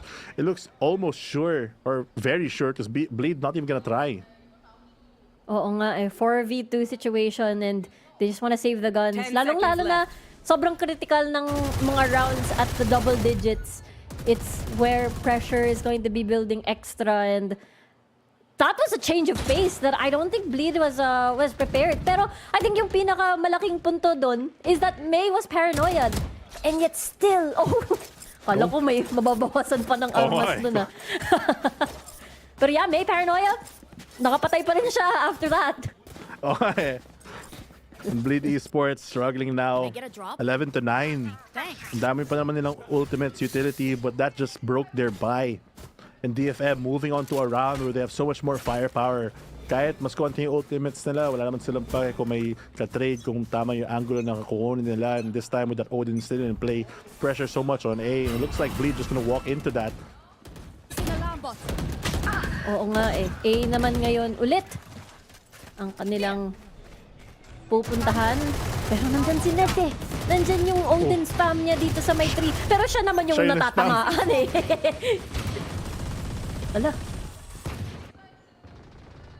Bleed trying to do the damage here. Si A, may isang satchel pa nga. Getting the first frag. May does take out Darion. That's their anti-flank gone din. They have to be wary of that. Oo nga, -1 na ngayon on the side of Bleed. They're playing the slower game as usual coming from Bleed here to keep DFM guessing. Pero I think kita na yung ibang mga miyembro on this side, especially on this eco. Scary. Half HP na ngayon, 50 seconds on the clock. Makakakuha kaya ng kill. Makakuha niya kaya yung kill kay Medusa. And DFM is just jiggling. Hindi tinahayaan nilang si Bleed na, okay, umusad kayo. Yes, please. Hahabulin nyo kami and you will get stuck in very awkward positions. Alam nila na nagkalakad sila dito. Nako, nabuksan na yung door. Wala silang access sa mga miyembro ng DFM at all. And DFM is now on match point. Oh, they just get sandwiched there. Yung Odin nakalabas, the spam reversing through, and now match point like you mentioned. Dito for the side of DFM, looking like the better team on Lotus at the moment because of that coordination. Yung Bleed talaga nahirapan sila pag na-stop yung momentum. Pag hindi sila nakakuha ng opening frag, if they can't set the tempo, they're not able to recover in a lot of these situations. And this broken by again was because of that previous round with a nice Molly plus Paranoia combination. So this time, it's do or die here for Bleed for map number 1. Oo, napaka-importanting round for them. And remember, oh, wait, Scary's down from Nets. Killjoy operator. Hindi nila in-expect yon. I mean, would you expect that at the very last round? Possibly? Naging chamber na nga siya. Nagpalit ng agent. Si Neth may lockdown na nga, operator pa. And here comes a Prowler to flush out Yay. They know that at least one crossed. Not sure which one, but that's still info gathered. Without that controller, naka-pre-placed na yung Viper wall nyo. You just have to rely on getting a clean kill to maybe walk on the site, tapos mag-Viper's ult para makuha yung space. But that's a big loss here for Bleed. Kaya nga eh. Imagine, wala pa silang... Oh, may hunt na sila at least. Pero wala silang paranoia to really flush out these corners or these spaces. Bleed? Yay? Will try his best to maybe get someone with the pain shells, pero mukhang wala nga siyang ma-flush out. Here comes the Nightmare using all the ultimates now. DFM playing this very patiently. Viper Spit now activated as well, pero wala pang ipa-plant na yung spike, and a Nightmare as a response. Pero ito na yung key to find the hidden members na nagtatago dito sa Viper Spit. Ako! Tumalon! At nakita ni Medusa! Oh my word! Kung may Viper Spit ka, ako rin may Viper Spit. Pero look at Darian, bumabawi siya para sa team. May ispatan ng operator.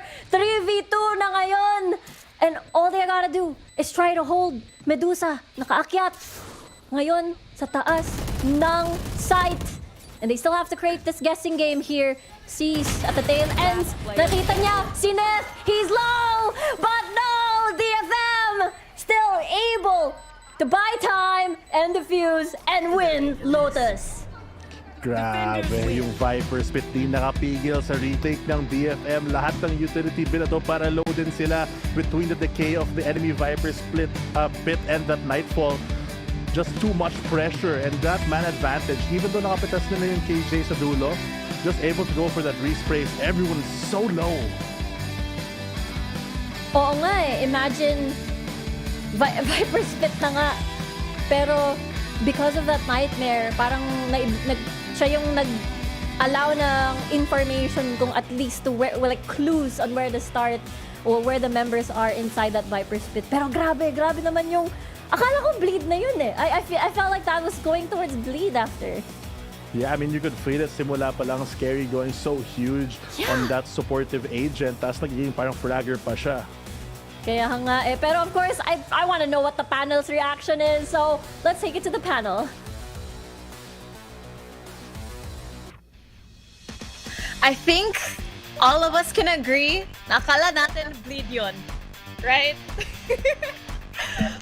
ano yun, Bill? Ba't nakakabot ka na sa Lotus? Lotus yun sa mga. Pero yun, guys, 9:30 na ang naging scoreline natin dito sa Lotus, now in favor of DFM. Honestly, akala ko rin, you know, Riku, Fluffy, we all thought that was definitely going to be a Bleed map, especially sa unang na pinakita nila in the first half. But again, DFM take back the map. I mean, sa totoo lang, I just wanna give a big shoutouts kay Scary. Kumpara niya, Canary yung buong game na to. Legit, man. Alam mo yung second round pa lang, you really thought na magkakaroon nga tayo ng ace with a classic na gagawin nga ni Scary, tapos wala pa silang pera na yun talaga yung gamit niya. Pero sa totoo lang the only thing na makakapagpapigil kay Scary is yung bullets niya. if napakadami ng bullets ng baril niya, ng Vandal or Phantom niya, he can actually naubusin yung lahat ng mga players dito ng DFM. Pero syempre, props pa rin kay Ye kasi he's really trying to open up something para sa team niya. Yeah, kumbaga yung meme na not gonna lie, they had us on the first half.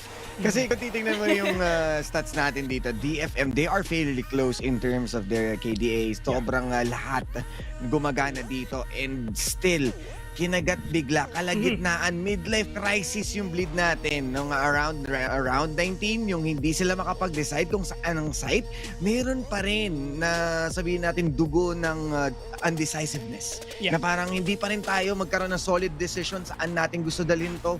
And then by round 21, sila pa yung na-sandwich pagpasok sa 3. I mean, understandable, that's an eco round. Pero definitely, yung makalaban nila yung Odin ng hindi man lang nila na corner sa 3.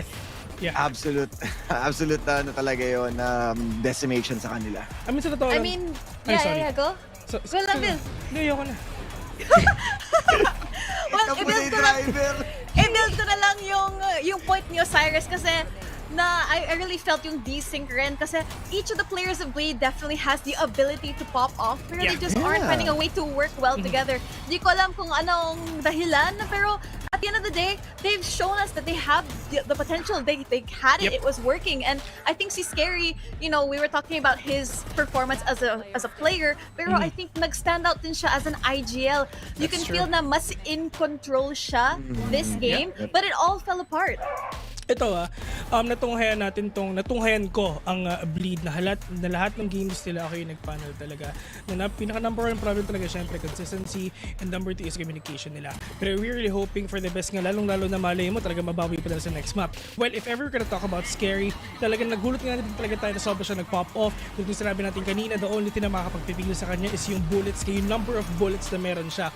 But aside naman sa DFM, si May, okay, si May, hindi siya nag-perform the way that he does talaga sa lahat ng games nila. Pero yung impact na binigay niya dito sa mga sa team niya, sa mga games at sa mga rounds ito, yung the way they use his utilities is sobrang on point. And sa totoo lang, if ever compare mo si May dito kay Ye, si Ye kasi never niya ginamit ang Raze.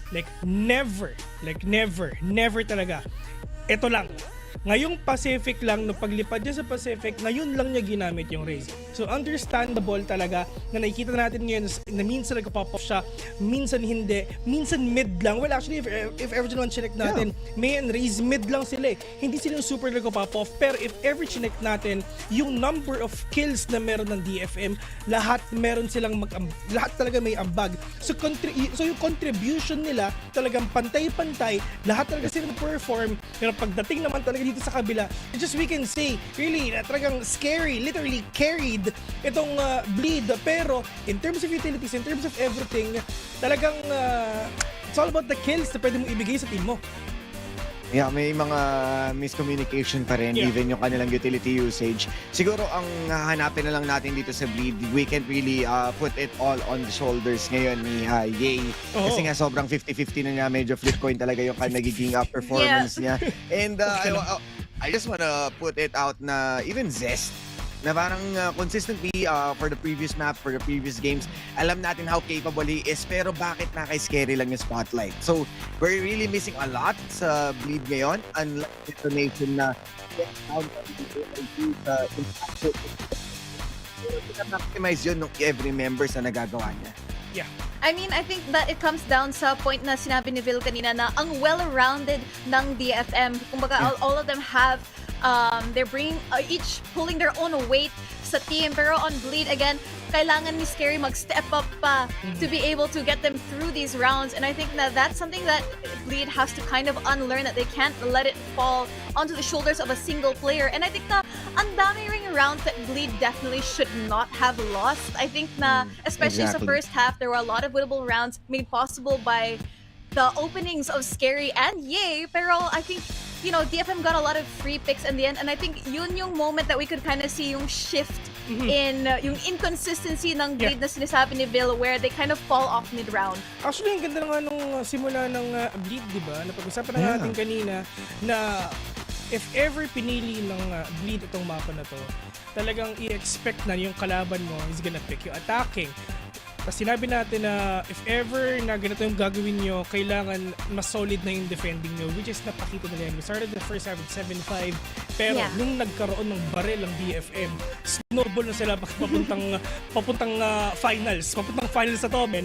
I mean, ano yung score? 13-9, so this is gonna be really scary if ever na mas snowball pa ng DFM yung win nila papuntang split. Yeah, and greatly understand yung first half nasa kamay ng Bleed and doon nangyari nga yung incident na hindi sila nakapag-plant entirely dahil na-caught off guard sila.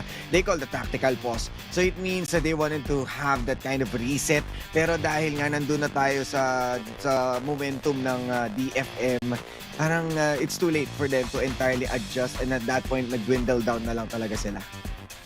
Definitely. But now, moving on dito naman to Split, which is gonna be our second map. Map tikto ng DFM, a very different map kumpara sa playstyle ng Lotus. So, ang tanong is, ano ang mga ma-expect natin from these two teams now?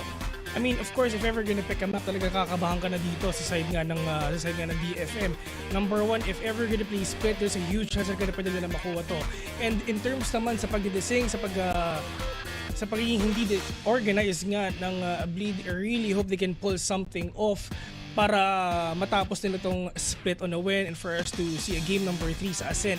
With the fact na there's a chance na baka makita naman natin na yung jet nga dito ni EA and yung mga ibang mga conflicts na talaga na pwedeng gawin nga dito ng Bleed Esports. Pero it's not the end of the road naman para dito sa Bleed, diba? I mean, there's a lot of games para may pwede natin makita dito. There's a lot of opportunities pa na pwede natin matunghayan dito sa team na to.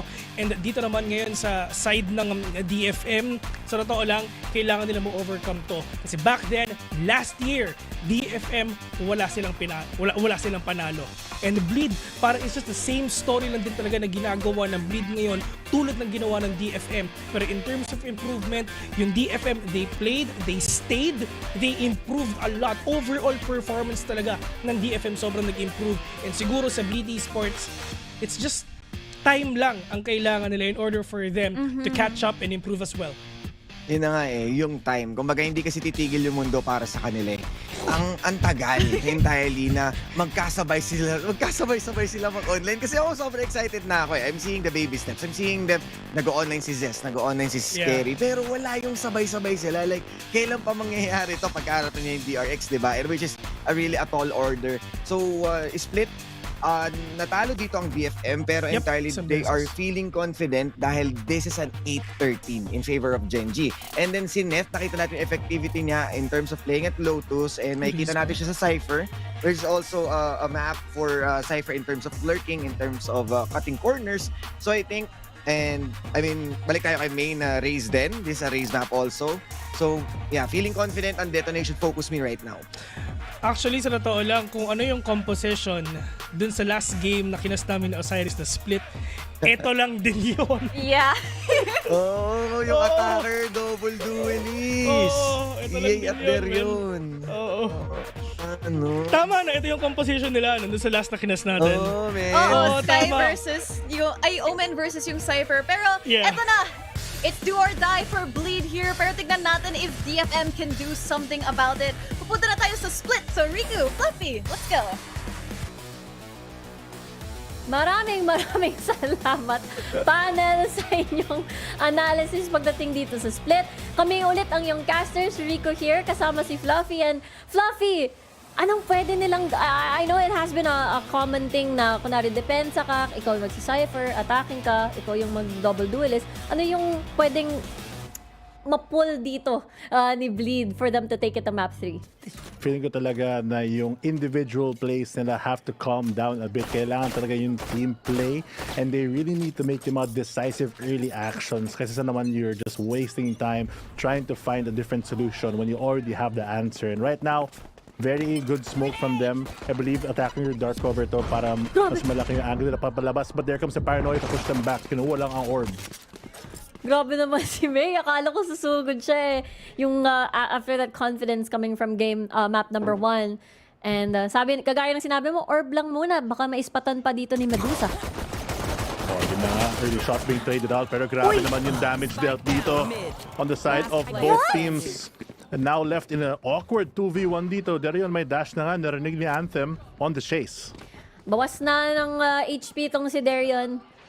Pero makapag-plant pa rin sila ng spy. Kompleto ng utility itong si Anthem. So, may pwede pa siyang gamitin. Alam niya na nandun yung Jet. Alam niya, may idea siya. Kali nila, manggagaling sa garage. Mukhang hindi nga! At Retla still able to clutch it out for Bleed. Honestly, kahit medyo awkward yung mid-fight, nakuha nila yung orb, nakuha nila yung plant, and nanalo sila sa round. So Bleed starting off very strong here with at least a very good opening round. Oo nga, mukhang ang daming actually I wanted to ask if yung comp na to, saan yung priority sa orb, no? Sa comp na double duelist dito? Sa Sky? I feel like sa Sky just for the information, but if you had to put it somewhere else, maybe yung ultimate ni Ye, just so that he can remove one player agad na agad. Totoo nga yun. Makapag yung threat na kailangan mo magtago pag narinig mo yung mahiwagang words. Mahiwagang words. Mahiwagang My words. God! Mahiwagang Here words. cometh the party. Uy, gusto ko yun. Tama. Gusto ko yung ganon. Looks like may party naman dito sa A side kasi nakastack ng buo dito ang DFM. Correct read here from Bleed. Sa free site if they go for it now. I'm sure they're just gonna be vigilant and go for a clear para lang hindi sila mamapitas. But little do they know that there's no one there. Libre na libre yung site na to. Hindi nanalo sa 50-50. Na-stack sa A and mukhang free na free yung site. Well, free din yung orb as a consolation para sa DFM.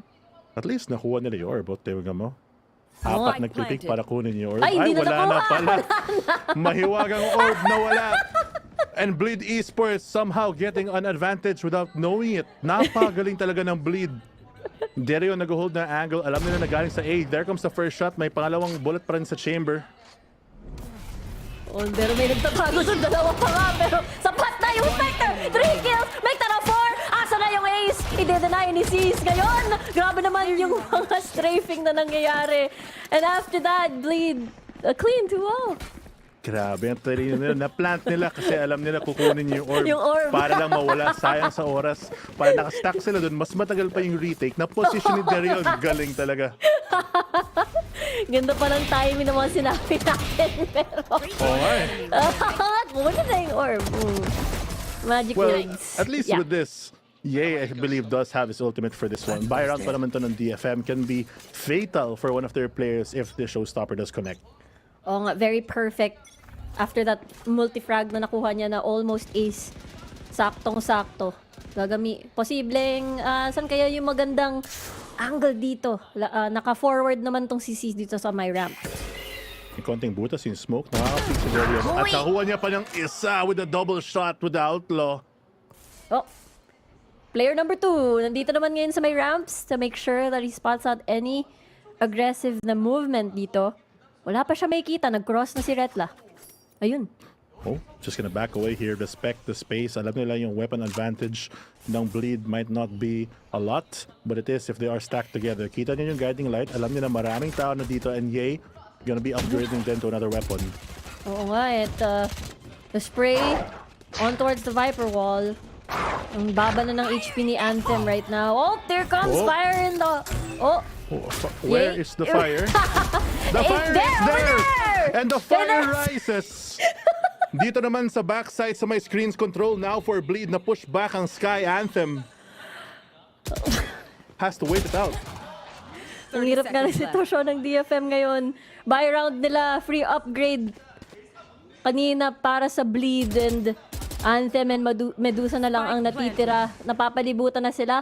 Baka nga sila naman ngayon nang magsisave on this round. Smart decision though to go for it. Try to get on a spray. Scary pa nakaharap sila with the Spectre. Wala pa isang baril. Anthem just gonna go for a clean save here. A clean route here for Bleed. That's really good coming from Bleed and ito yung hinahanap natin na I feel like we almost saw that nun sa Lotus, pero parang when they were in the driver's seat, doon na sila nagkakaproblema. But knowing them on attack now, looks like, oh, Aim Labs. Aim Labs na nga. Hindi ko natapos yung punto ko, na-distract ako eh. Okay na yun? Basta yun. Yun na Basta yun. yun na yun. Don't sit down. We're not done yet. Well, Bleed though, at least to get their early advantage, now secure dito sa may split. Had to use the ultimate though, but medyo worth it naman para sa kanila to build that lead even further, especially considering nasa attack sila. If they can get this first half down, conversion should be pretty easy on a map like Split. Oo nga eh, bonus pa naman yun ni DFM at dininay ni Bleed. And isang hero Phantom na lang para kay May, and the rest are a bunch of snares and sheriffs. Let's see how DFM does on this defense. Defense in question dito, mukhang priority towards the mid side. They have the lesser buy, pero may Phantom pa rin sila on May. I think getting a good early opening pick dito can swing the momentum, maybe upgrade a teammate to one as well. Yung Cypher nila naka-abang dito for any early aggression dito sa A side. Oh, maganda nga yan. 2 miyembro pa extra para ma-assist itong si May na at single rifle on their team. And wala pa masyado rin i-reveal itong si Bleed when it comes to kung saan ba talaga sila pupunta. Saan nga sila pupunta? Early aggression here. Gonna come out with the utility, forcing yung defense dito back. Bleed taking time this round to find a better pick. Looks like watching for this B hit instead. Lahat ng players na stacked up, full commit onto the B side. 40 seconds na lang. Flash to push the players back, and here comes Ye with the help of the utility. Na-flash ng dalawa, good paranoia, but Anthem still finds one. Mukhang ipit naman itong Omen player si Sis, pero mukhang hindi nga yun. Ang ipit talaga in reality is the Bleed. At isang iglap lang na wala lahat ng mga miyembro nila. The jump shot, the right click, it's not gonna work. Si Scary, yung classic pa rin niya, ang magwawagi. 42 HP and na-salvage ni DFM yung round na yon. Free guns! Free guns nga pala. Still able to find some value. At least nakakuha siya ng isa, but Bleed, unfortunately, they stack towards the B side, pero handang-handa na yung DFM para pigilin ang push na to. Multiple angles to check. Imagine mo, pag nag-swing ka, kailangan mo i-check yung Raptors, below health, tapos nakaabang just because of that paranoia pushing them out of position. Oo nga eh, parang kompleto pa nga sila ng utility, nakatakas pa nga si Sis. Akala ko ipit siya, pero yung katotohanan si Bleed pala, ang daming angles na kailangan i-clear pagkapasok nila. Totoo, ngayon may operator na in the hands of Darion. Naghaharap sila ng mapitas na isa dito sa may mid-side. Spotted out na si Medusa, forced back. Expecting a crossfire maybe. Nakahawak pa rin ni Darion. There comes the smoke up. May chance sila to cross. Ganun sa Trailblazer para lang ma-pushing smokes to confirm na meron nga isang tao sa event. Si Medusa, grabe yung gapang niya dito. Very risky of him to try to push this knowing that this orb's gonna go down soon. Oo nga eh, kaya siya, na-replace naman ng isang dark cover, kaya siguro matapang siya dun sa anggulong yun. And look at this, very patient itong si DFM, hindi mo na sila gagalaw. Ang gagalaw una talaga, si Bleed. Wanting to make the first move, first contact, but yun si Medusa striking from the shadows. Kakawala lang ng smoke, nawala din si Yane. That's the initial entry. Buti nilang dalawa yung dulas nila, pero isa nag-go up. So, slow play is not working out here for Bleed because the resmokes upon resmokes. I'm surprised na tinitignan nila yung mid kasi alam nila double controller at nandyan na yung Viper Orb. Wala silang Trailblazer, but still trying to push to enforce the issue here on the B Heaven. Getting more space. Not sure if this is the best plan, but it is the only plan that they can do with 30 seconds on the clock. Oo nga, ito na lang yung kaya nilang gawin with an operator on the duelist here. And there we go, Retla clearing at least -1 sa site dito. And it's 18 seconds on the clock. Kailangan na nila gumalaw. Kailangan nila maikontrol ang site na to. Look at that! He's flying across the sky. Medusa again gets another kill. And lumusob na ang buong Bleed. And 8 seconds on the clock. Kayang-kaya nila pa rin mag-plant. Nag-iisang miyembro na lang para sa retake.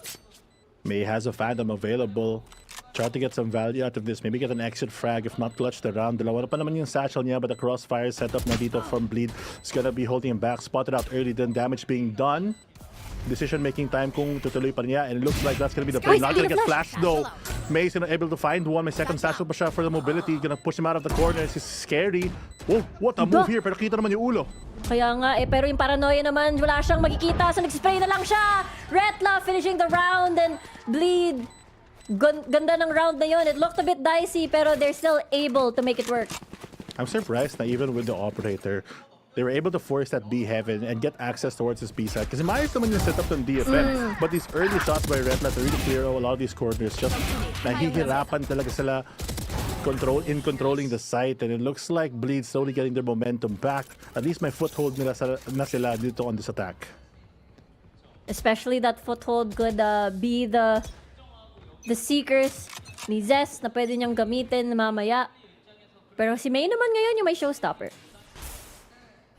I mean, honestly, mga 4-nams na sila on the attack. So, if you get any more than this, it's just a great sign for your second half. More of confidence boost to as the game goes by. But of course, gusto nila ideally panalo lahat ng rounds as much as you can. And like you mentioned, Seekers available for them. Oh, hinahanap pa na Aso, pero hindi naman nakagat. Or I think naman sa dulo, tama na AoE, but doesn't matter. What? The damage of the body shot plus the stun plus the boom bot just enough to reduce Medusa to ashes. Kaya nga, yung daming humabol. Dito, sa yung timing doon, nakatingin sa may left, pero doon pala sa right, bulaga. Oh dear, there's the Seekers. And mapapaatras itong si Sis tsaka si Net. And now they have information. Doon tayo sa A, mas klarado ang lugar na yun. Oh? Oh. Up and down. Oh, ganda naman ng headshot na yun. And it is going to be bleed. Embarrassing. Full control dito sa split. Confident start dito para sa bleed. Able to get to the 5th round already. You operate in nila. Kala mo with that double duelist, they'd want to play fast. But because of that op, they're just playing slow, waiting for DFM na magkamali sila. But the initial opening kill with just the utility, nakagat na siya, nahanap ba siya ng boom bot. And with some spams to help it out, finishing the job. It looks like DFM just have such a problem here when they're trying to defend from the attack from all angles. O nga, hirap na hirap sila. Especially that, you know, mukhang hindi sapat yung utility sa mid para protektahan yun. And I don't know if it's because of Medusa taking these risky angles no dito sa mid. Exactly, and dito ngayon na operator ni Dario naghahanap ng pick sa may A site. 4 players stacked already there for DFM. Naka-ego na nga sila, but Neth still has that Vandal in hand. Cheeky position dito kay Sis para mahawak niya yung B side. Oh. Ang ganda naman ng ginawa ni Sis. Really good headshot here, and a lot of these sheriff round natin. Ang single point na nakita natin sa board, that was a bit of a half buy. So then papasok na sa site. Oh. Kaabang na si May dito, but the null... Kaya ko to. Kasi si Yay gusto niya na pumasok sa site lahat. Naghahanap na ng contact dito. Shots being traded out, and DFM hahanap na sila na round na hinahanap nila since the start of this map, and 2 to 5 at the moment. Slowly crawling their way. May access na sila for their own Viper Spit as well as Showstopper. Operator gonna change the pace as well. Maybe even be better for them since Bleed is playing kind of slow. And it's really because again DFM was able to catch up, no? Parang nakita na natin to sa Lotus where if Bleed sort of like tries to second guess, parang nandun na lahat tuloy yung gusto nilang puntahan. Tama naman usually yung unang nilang read, but sees with the off angle, gets one and gets away with it. Na-heal pa siya ni Anthem. So not a lot of resources committed just to get Darion off the board. May operator pa nga sila and they're not sure where it is. And the guessing game continues. Yung operator nasa may mid, so they want to take the long way around for safety purposes. And Neth has been gathering a lot of information para sa para sa DFM pala rather. And Retla, umusad na siya dito sa parte ng tower, pero meron na tripwire para maispatan siya. Good nade para maklear out lahat ng dyan. The double lineups gonna not work out for DFM. Isa na pitas, Medusa out of the picture. Cypher forced to retreat. 1 HP na talaga siya, literal. Yay! Isang bullet, isang ammo na lang yan! Bulaga! Gulat na gulat si Retla dito. Pagka-peak niya, meron palang party. And now it's a 4v2 situation. Scary. Alam natin yung kaya niyang gawin. Nakuha niya yung 1, pero si Anthem, ayaw niya ng pangalawa. Zest, look at May. So low on HP. Nakatingin siya sa malayo. At isang spray na lang ang katapat. 2v1. Kaya ba ni Zest I-clutch ito. As of now, they're defusing. It is now half. The diffuser is killed. It's all up to C's and to Zest. He's defusing. He's sticking it. Hindi siya natatama na yun. Natama na. 3K para kay Zest na 6-2. Good positioning sa kanya to secure the round in case nawala. And nawala na nga ang A-side players niya, but because it was planted for him, good positioning. I was scared nung second repeat niya na baka maprotection ng Omen, but he had to go for the stick instead of the time ticking down. A lot of investment dito from both sides, but Bleed ends up on top, and DFM, they use their ultimates, but to no avail. Ang daming ang na-invest doon. It's gonna be Bleed actually on the timeout here. Ay, hindi, si DFM pala. Joke. The DFM timeout, which is understandable. And kagaya ng sinabi mo, parang ang dami nilang in-invest na resources doon, pero hindi nila na-convert, and it was such a very good clutch coming from Zest. Honestly, I'm kind of surprised na yun sila nag-tap because I feel like this is something you should have done maybe quite a bit earlier since napakalaki yung deficit. 6 rounds na ngayon ang Bleed. You don't want to give them that 7th. And DFM, they have to find that foothold that they've been struggling to even grasp through this entire map so far. Parang pag mabagal yung galaw ng DFM, yung Bleed, mabagal din sila, pero at least nakakahanap sila ng picks or at least nagka-commit sila. Minsan, nagkakamali yung Bleed when they try to go too quick and too ahead of themselves, but overall, DFM just struggling to parang decipher kung saan nanggagaling yung info ng Bleed because with the Sky Nerves, not a lot of repings available, only the camera really and trips to provide any secure info. And yun pa, di ba? Pumili sila ng Cypher on this defense to make sure that they rack up as many points as they can before the second half, and looks like Bleed really winning the better end of the deal. Matatamaan kaya siya ng tripwire. Mukhang bitin nga. Makakausap na si Yahi, pero dalawang player pala ang nakatingin sa kanya. Darian in deep enemy territory na ngayon. Mukhang makikita niya si Cease, and it's 1-for-1. Zest now planting the spike. Pero ngayon, mukhang maganda na yung post-plant positioning ni Bleed. Omen nag-aabang din sa flank. Hinihintay na lang bumaba ang Viper Wall para di siya ma-clear. Neth as well as Medusa taking control of this A-orb. Maganda yung position na for the Ipit. Oo nga eh. Nakahanap pa sila ng isa. Ipit na si Retla dito. Pero hindi. May access sa Viper's Pit. Do they even need it at this point, May? Very deep. Hindi, nalampasan niya yung Viper's Pit na ngayon, pero as long as he needs to clear that before the defuse, he's gonna peek. Actually, he knows where the bullets are coming from. Save na lang siya. Mukhang wala nang panahon para mag-defuse. May, magpipeak siya sa may ramps. Alam niya na wala na siyang paraan pa. I'm confused. Hindi ako sure kung worth it yung ultimate. Gumamit sila ng Viper's Pit para hindi siya maka-push towards that A-side. Pero sa kanila planted na for heaven. Oo nga, no? Baka akala nila yung last player nasa ano pa rin, no? Sa A-main. Baka nga ganun. And so far, para sa Bleed, still looking good. It felt like an almost on the side of DFM, pero parang yun yung nagiging kwento ng mga rounds na to. Almost lang. Yun na yung story sa game na to. May anti-Yay trip pa sila sa heaven in case nag-bleed. Di pa rin bitin. Darion going for the bottom side instead. Shots gonna be traded out. Walking the Viper's Pit. Kailangan umatras si Yay. 46 HP na lang. May heal pa ba sila sa team? Yes, meron. Pero still, not the strongest firepower dito from Bleed, but a lot of them with still good weapons. Ang bilis nga ng pag-plant. Scary with a kill.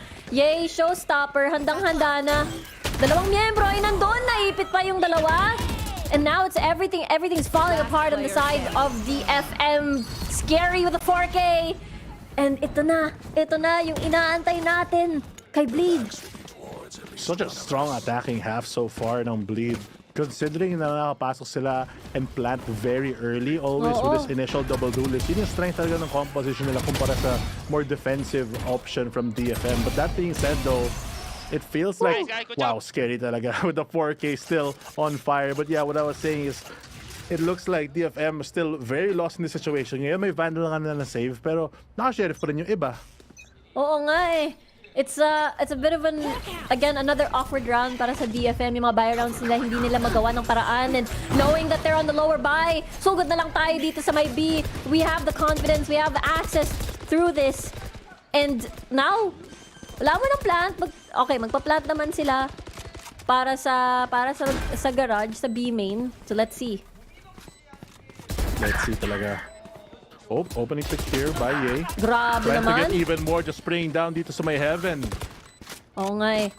Gusto nila makipagbakbakan dito. Dalawa na galing sa backside, isa galing sa alley. Scary naman ang magmamark ng lugar na yon. And he's able to find C's here. 2v2?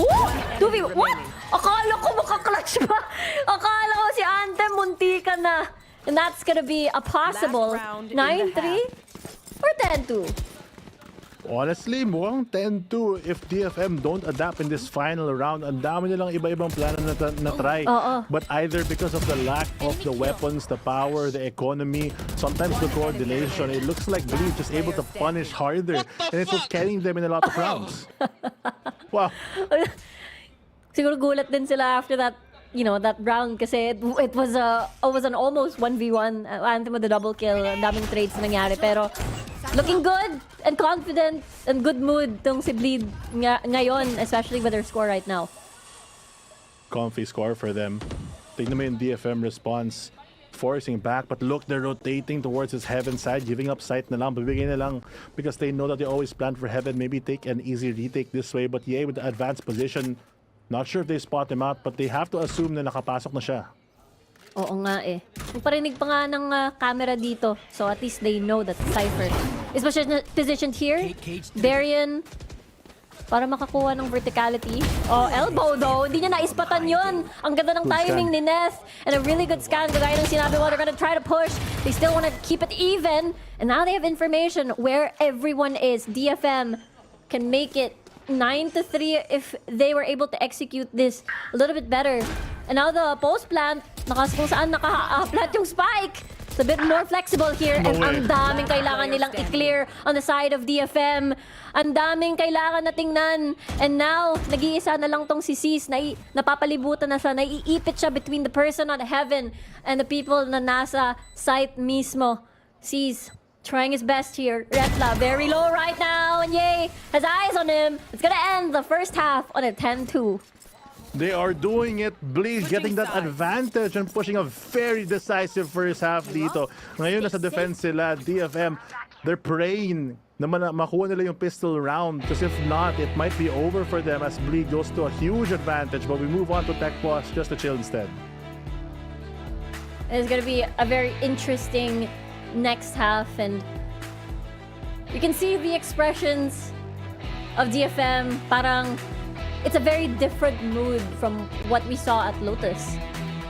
Exactly. This time around, yung aggression nila rewarded. And I feel like that comes in part with the fact na mas madali talaga yung attacking sa split kumpara sa Lotus just because you're able to full commit. And when your team can full commit as hard as Bleed, ang galing nila talaga mag-trade kundi gumamit ng utility para ma-force out sila sa mga positions. You see Ye throw a great nade start up front every time nag-attack sila sa A para mawala lahat ng trips ng Cypher, forcing him to play inside, giving them free control of that. Tapos yung satchel naman niya papunta sa heaven, so not only does he quote-unquote give space towards the A main, but also gets the heaven. So small evasion plays like this supported by the fact that your support staff is like scary. It's just a good combination for a map where you can really run it down if you're confident enough to go in. And kaya nga eh, even though Bleed is going inside the sites na nandun yung Cypher, parang hindi ko nakikita na ma-maximize. Hindi ko nakikita yung parang tag nung tripwire ever.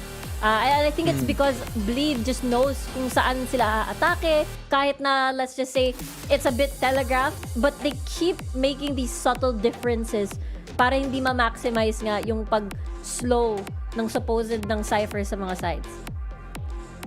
Sorry na how can you say yung bottle? Kala ko kinakain niya yung dulo ng bote dahil sa stress because now you're 10-2 and there's no way you can lose this, right? Yeah. Bleed. I agree. Imagine kung manalo ka pa sa pistol, edi match point ka na. And let's see how DFM replicates yung performance nila dito nung sa Lotus na nakita natin. Hopefully pistol round gonna go the way of DFM. They really need that early momentum. May early play na din sila for the side of DFM. Handa na yung paranoia para sa push dito sa ramps. 2 players on the side of Bleed. gonna receive that attack. But they have a Viper wall to work with, and Ye has a lot of stall din kasi may pain shells naman siya. Oo nga eh, tingnan mo, mabilisan na pag-akyat sa ramps. May handa na siya with a frenzy. All these close ranged fights as kumpul-kumpulan sila doon na actually sa loob. And here comes Alt. There we go. Headshot coming from May. The first blood goes to DFM. Pero look at the multi-peaks coming from Bleed para itangge ang posible. But this wall just halves the entire area. May gets a second kill again. And now kulang na ang mga miyembro ng Bleed. Everyone just fighting for this choke to get control of ramp side, going to Vent's access. Scary holding down the door. Medusa from the sides, able to find one, but they're peeking in to Bleed. DFM rather, and they're winning out on top. And there goes Bleed as Medusa gets the final kill. Very different story. Kaya nga eh, wala kang kailangan na post-plat, wala kang kailangan na, hindi na nga nila kailangan mag-enter ng site eh. Yung buong laban, nandito nangyari. I'm surprised na pinipikan pa rin nila, considering the fact that they have a Viper wall that stops the enemy Viper wall. But instead of giving them that opportunity and just spamming through, they're taking these individual fights, and that attacking Viper wall rather, is just giving them the 1v1s that they need. And at that range, grabe talaga yung effect ng upgraded pistols. Oo nga eh. Oh, nilalaban-laban ulit sila dito. Take 2, DFM. 3 kills at the very beginning. Isa, nasa ramps. Zest and Retla have their own trades in their stories. And 3v1 na ngayon. Nakakasalalay sa kanya para bawasan ang mga baril ng DFM. Pero posible kaya. The wall's down and all 3 of them looked at him. The curtain closes. And that's the end of the show for this round. 4-10 ngayon, DFM finding early momentum here with their early advantage. But Bleed now with rifles on the board can change everything. Full armors as well. Kung makapasok naman sila dito sa may A site, which they've been trying to hit for the past couple of rounds. Oo nga Or defend rather. Kaya nga eh, parang the story of the spike being planted feels like, at least for the first 2 rounds, parang hindi kinakailangan ni DFM. Parang dinadaan lang nila sa gunfights, and that's how they win these rounds. And right now, baka part 3 ng kwento na nakita natin kanina, baka mangyari na naman. Handa sila for the push there on Ferry. Aggressive dito, knowing the close range power. Na-stun na nga siya. Wala siyang dash. Ayun na yung baril na wala. Oo nga eh, wala na. May free upgrade na dito sa DFM. I mean, it's gonna be a 1-for-1 at least. Pero with a free gun in the hands of Medusa, and alam naman natin kung anong kaya niyang gawin. Totoo. And now the silence is deafening, cutting noise para maka-rotate, maybe pull some pressure. But no one's really gonna move dito for the defense of Bleed. Nawala na yung isang baril nila, but they still technically have the advantage at the moment. DFM have to find a chink in their defenses. Maagapang man sila para makuha ng space. Pero sa ngayon, yung Viper wall ng Bleed, pinipigil nila yung creep up the ramps. Flash to maybe pull some attention dito, but a quick reply from that Viper Mall, you're gonna stall out any mid attempts. Pero wala siyang gas. Oo nga, walang pampa-up ng wall dito sa may A, pero ang daming dalawang miyembro nakatambay doon on the side of Bleed. 30 seconds, ito yung specialty ni DFM if they wanna take it slow. Carry nila to. Kayang-kaya talaga. But slow is at a crawl right now. Ang bago nila pumasok. The flash not gonna hit. Good opportunity dito for Zest. Gets the first, second, sprays to the third. Almost gets the fourth, but the cleanup is easy for Ye. Ang ganda ng ginawa. And for sure, di yun in-expect ni DFM. And because of that, Zest immediately, dahil sa kanyang multifrag, meron na agad siyang seekers. Exactly. Information gonna be gained for them. Dalawang rounds na lang para matapos. Isang round para sa match point. Dito para sa Bleed. Looks like a good way for them to get this map number 2 almost secured at this point. And the slow build-up working out for them. Not even faced there with their earlier losses during the pistol. Kaya nga, and that means that isa na lang tong si Bleed. Match point na sila, and nakita ni May, nagkita-kita sa gitna. Yung dalawang boombot, ang cute tingnan. Synchronized explosion. Use the bot to destroy the bot. Anti-strat at its finest, but this camera, binitawan niya. Right as he went by. No information gained, but there has to back away. On the mid side with this small scramble. Ang daming nangyayari across the map, and mukhang nabaril nga tong Yung camera, wala na. Nagbaback away. Nagpipik na si May. Ayan na nga na headshot. Yay na lang ang natira dito sa may heaven, sa may tower. Pero let's see. Magbaback away muna. Seekers. They will identify na lahat nasa gitna. Oh, they're moving back towards his Ven side. Information out. Scary, handa na mag-flash, but already have Ye to peek off of it if they do make contact. But they just walk by. Hindi nila alam nakapasok sila sa Vents. Ye spots out one, but gets traded instead. Oh my word! Ay! Pero si Scary nakabawi din! Pero they decide to peek again! Si Jay at si Zest nakapag-flash. And it's gonna be a 3v2 na ngayon. 20 seconds on the clock. Kontrolado na ni DFM ang B site. Zest, siya kanina ang naging star player ng kaninang round. In 14 seconds, nakapag-plan pa rin sila. Zest, nakapik na. Nakita niya yung ulo. Sees though. Sees him instead. Retla, kaya niya bang bawasan ng miyembro ng DFM dito? Mukhang secure na secure. Up and down. That's the jiggle peek here. 21 HP. Isa-save niya na lang yung kanyang weapon. Wag na lang. Wag na lang, sir. Pag nakita mo yan, up, down, and even higher, upper, bounce na lang. Third floor, yun na lang. Oo, buong building nakatingin na sa'yo. Save mo na lang yung barrel para sa sunod-sunod na round. Grabe naman. And akala ko nga, because nag-double back si DFM, kasi di ba nawalan sila ng miyembro dalawa from on the hands of Scary, I thought it was gonna be in favor of Bleed. Oo nga eh. Diba? Slowly though, the pace is slightly changing. DFM have some hope in this attacking half if they get this next round at least. But look at this, the damage being done to Bleed. I feel like the small mid-play talaga yung pinaka-rason kung ba't natalo sila on that round. They already had a contact flash, but Ye was not there to go for the info jiggle. Nakadaan lang sila, and then the time that he saw it, the last person, siya pa yung natalo. Oo nga eh. Yung all these timings parang nahahanap ni DFM. Alam nila kung ano ba yung mga play. Parang they made noise to vent to make sure that they did a little fake here and there. Oh, early aggression, utility being used by DFM para makuha nila yung pressure sa may B side. Masisira din ang Trailblazer. Only info really that they have. They really want to tap the orb here on this lower buy. Make an aggressive play. Maybe force Neff to peek. Tatlo pa naman sila dun. Wala siyang impormasyon. Nakarinig tuloy siya ng, there's gonna be a jet there. Pero magpa-back away ang DFM. Smart play dito. Calling for the rotate. Alam nila na chinek na yung A main ng kalaban. So pwede sila mag-rotate towards his mid side. It's gonna be all up to Retla to catch this. Tingnan nga natin. Magpipick muna si Anthem. Question mark. Nakaabang na. Yung crosshair. Pero hindi. Nag-double back. Mukhang gusto nila yung B. Pero lahat ng member ng Bleed nandun na. Decisions. And now is the time. Isa nag-hold ng mid. They're gonna go for maybe a double swing here. There goes the first extra wide. Extra wide. Extra accurate here. Anthem, ang dami naman nakapick doon. Nakita niya na lahat. So wala nang choice kundi lumusog. Darren with a double kill. That's a sheriff shot to the head. And wala nang oras. May with a showstopper unleashed. At the dash, hindi siya masisave at all. 3v3 na ngayon. It still can be doable for the side of DFM. And now, nagka-reverse sila ng position. Neff, nakaabang na para kay Ye.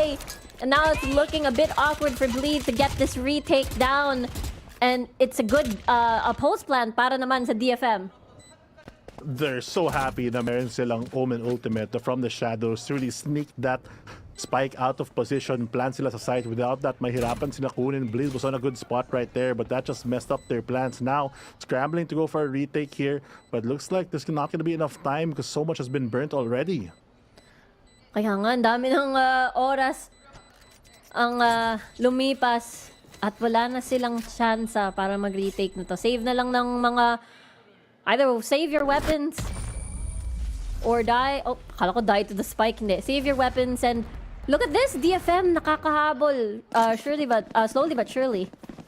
Exactly. But in Bleed, I'm sure that they have a plan to really stop that momentum early on. Starting out with the operator ngayon kay Derion. But looking back to the previous round, good start here from DFM. aggression from Bleed, nakaka-equalize ba sila? But because of that one ultimate, nawala yung positioning nila, nahirapan sila mag-trade, at na-reduce sila sa point na parang, we're just gonna go for that save. And importante to, lalong-lalo na they're 1 round away from match point here, especially if they want to take this to map number 3. Darian, mafa-flash out ng flash, saka yung dark cover. Oh, space gonna be taken by DFM instead. Control ng mid na wala na para kay Bleed. Handa sila para sa push ng A with the crossfire on that heaven side, but early is gonna spot them out already with a trailblazer towards the mid. Pero wala pa rin silang impormasyon kung nasan ba talaga yung operator. Magpupush sila sa B main here. Medusa with another headshot. Meron pa bang magpipik? Wala na. Bleed is bleeding at the moment, going for the 2 individual peaks into someone being ADS already. Not working out for them as DFM now get the man advantage, crawl up, and might have a chance to creep up all well on the A side. Oo nga eh, pero nandun lahat ng mga miyembro na natira from Bleed. So they're walking on towards this operator. Oh! At nakuha nga si May. Tingnan mo, si Ante maglalurk. Looks like, okay, punta na lang tayo sa B, mukhang free siya. It's so free actually. Get the correct timing. Nahila lahat ng membro ng Bleed papunta sa A site. They're losing so much. They're gonna lose so much time rather sa retake na ito. Especially with a 4v3. May operator pa na kayo. So mahita talaga yung retake. Extra vigilant from DFM, not wanting to give anything away. But I'm sure Bleed has to notice by now na walang tao na dumadaan. O nga, walang noises at all. Pero from their experience sa Lotus, you always have to take into account, maybe they're just extending the time. Baka they're just trying to play these mind games. And walang mga galaw on the side of Bleed. It looks like, we have a couple of rounds naman to bleed, basically. So why not just save all our weapons? Yung problema, parang kanina pa sila may rounds. 10-2 yung half. It ngayon magiging 7-11. Convenient here for DFM. Able to really get more value out of this half and maybe even string along more rounds as Bleed's gonna be forced onto another save. Eventually, mawawalan kayo ng rounds na pwede ibigay. At dun yung problema talaga ng Bleed. They need to get that initial spark, that initial pick para ma-convert yung mga rounds. Oo nga eh, kung ikukumpara natin yung pera na meron si DFM and Bleed, does feel like economy-wise, DFM has that upper hand, and right now, Bleed might be sweating bullets here. Sweaty game right now because yung mga small mistakes nila napapakita. Medusa, what a great way to hold this. Expected na si Scary magpipick or kung sino man yung second player doon. If they get a bunch more momentum, it could be, or if they carry out that momentum rather, DFM can string this along because they have no operator, but so far they haven't been picking into one. That's great. Pero si May naman yung magkakaroon ng operator. I wonder if this is the committed buy. Oo nga! It's a commit buy. All eggs in the basket dito. Operator and operator. Wala mag-swing. Misses the jiggle, but that's the operator reveal. Oo nga, alam na nila kung nasaan yung operator. But do they know that Darian has that operator here on B as well? Now they know. And para naman sa DFM, just trying to find a lot of these individual picks here. And mag-expire na yung dark cover. It's open, and it's now it's not again. Re-smokes upon re-smokes, double controller for both teams. Gonna be very hard para makahanap ng pick dito sa operator on both sides, honestly. Repositioning as well since early on na round. Alam naman nila kung nasan sila nag-aabang. Zest just gonna commit a Trailblazer instead to at least get some confirmation, some information for their team para Bleed can reroute their resources effectively.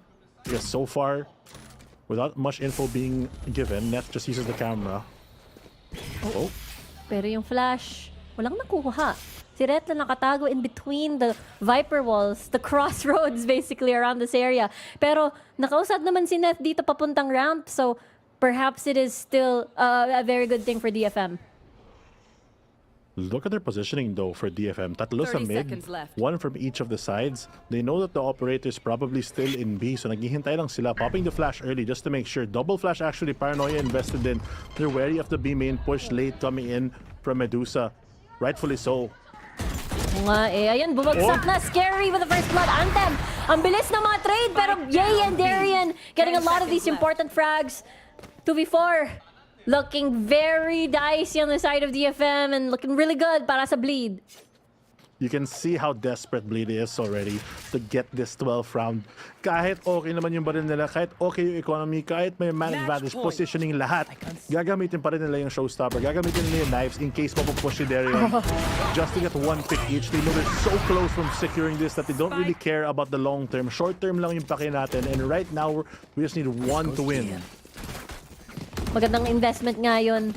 They didn't want a sort of like 9-11 where na-stuck na sila sa score na yon, at the more it progresses, parang nagiging delikado. Pero ito na!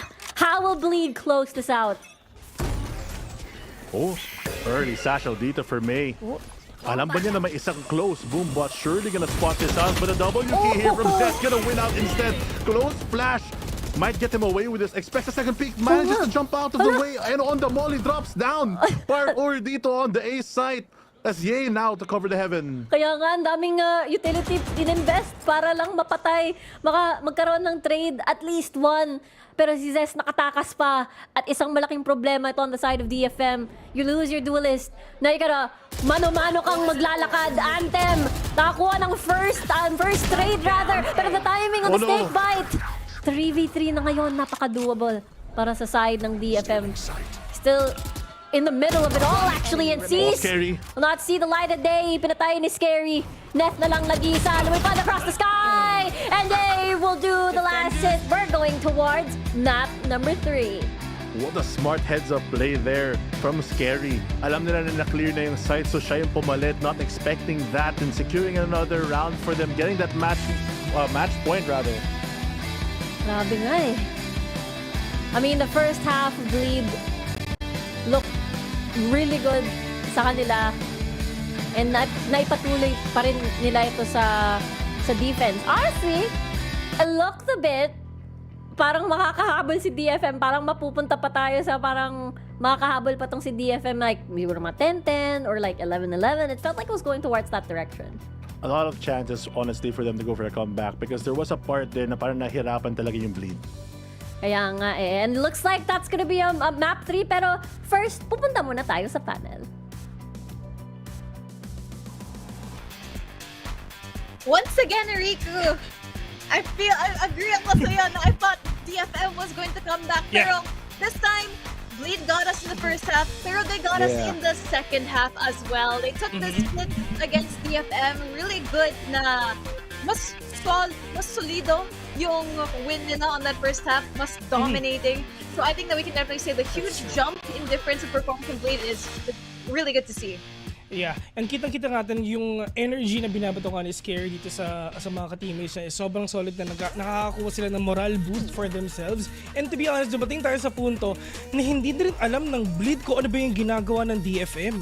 Na sinasabi natin ang Bleed and disjointed, pero ang disjointed dito is actually DFM dun sa first half na yun. I mean, yes, first 3 points nakuha nga ng Bleed. I mean, nakabawi ang DFM na isa, pero nag-skyrocket na ang mga players ng DFM para nga makuha nila. I mean, yes, MVP si Scary dito, pero ang talagang isang player talaga nagbibigay buhay sa kanila is si Zest.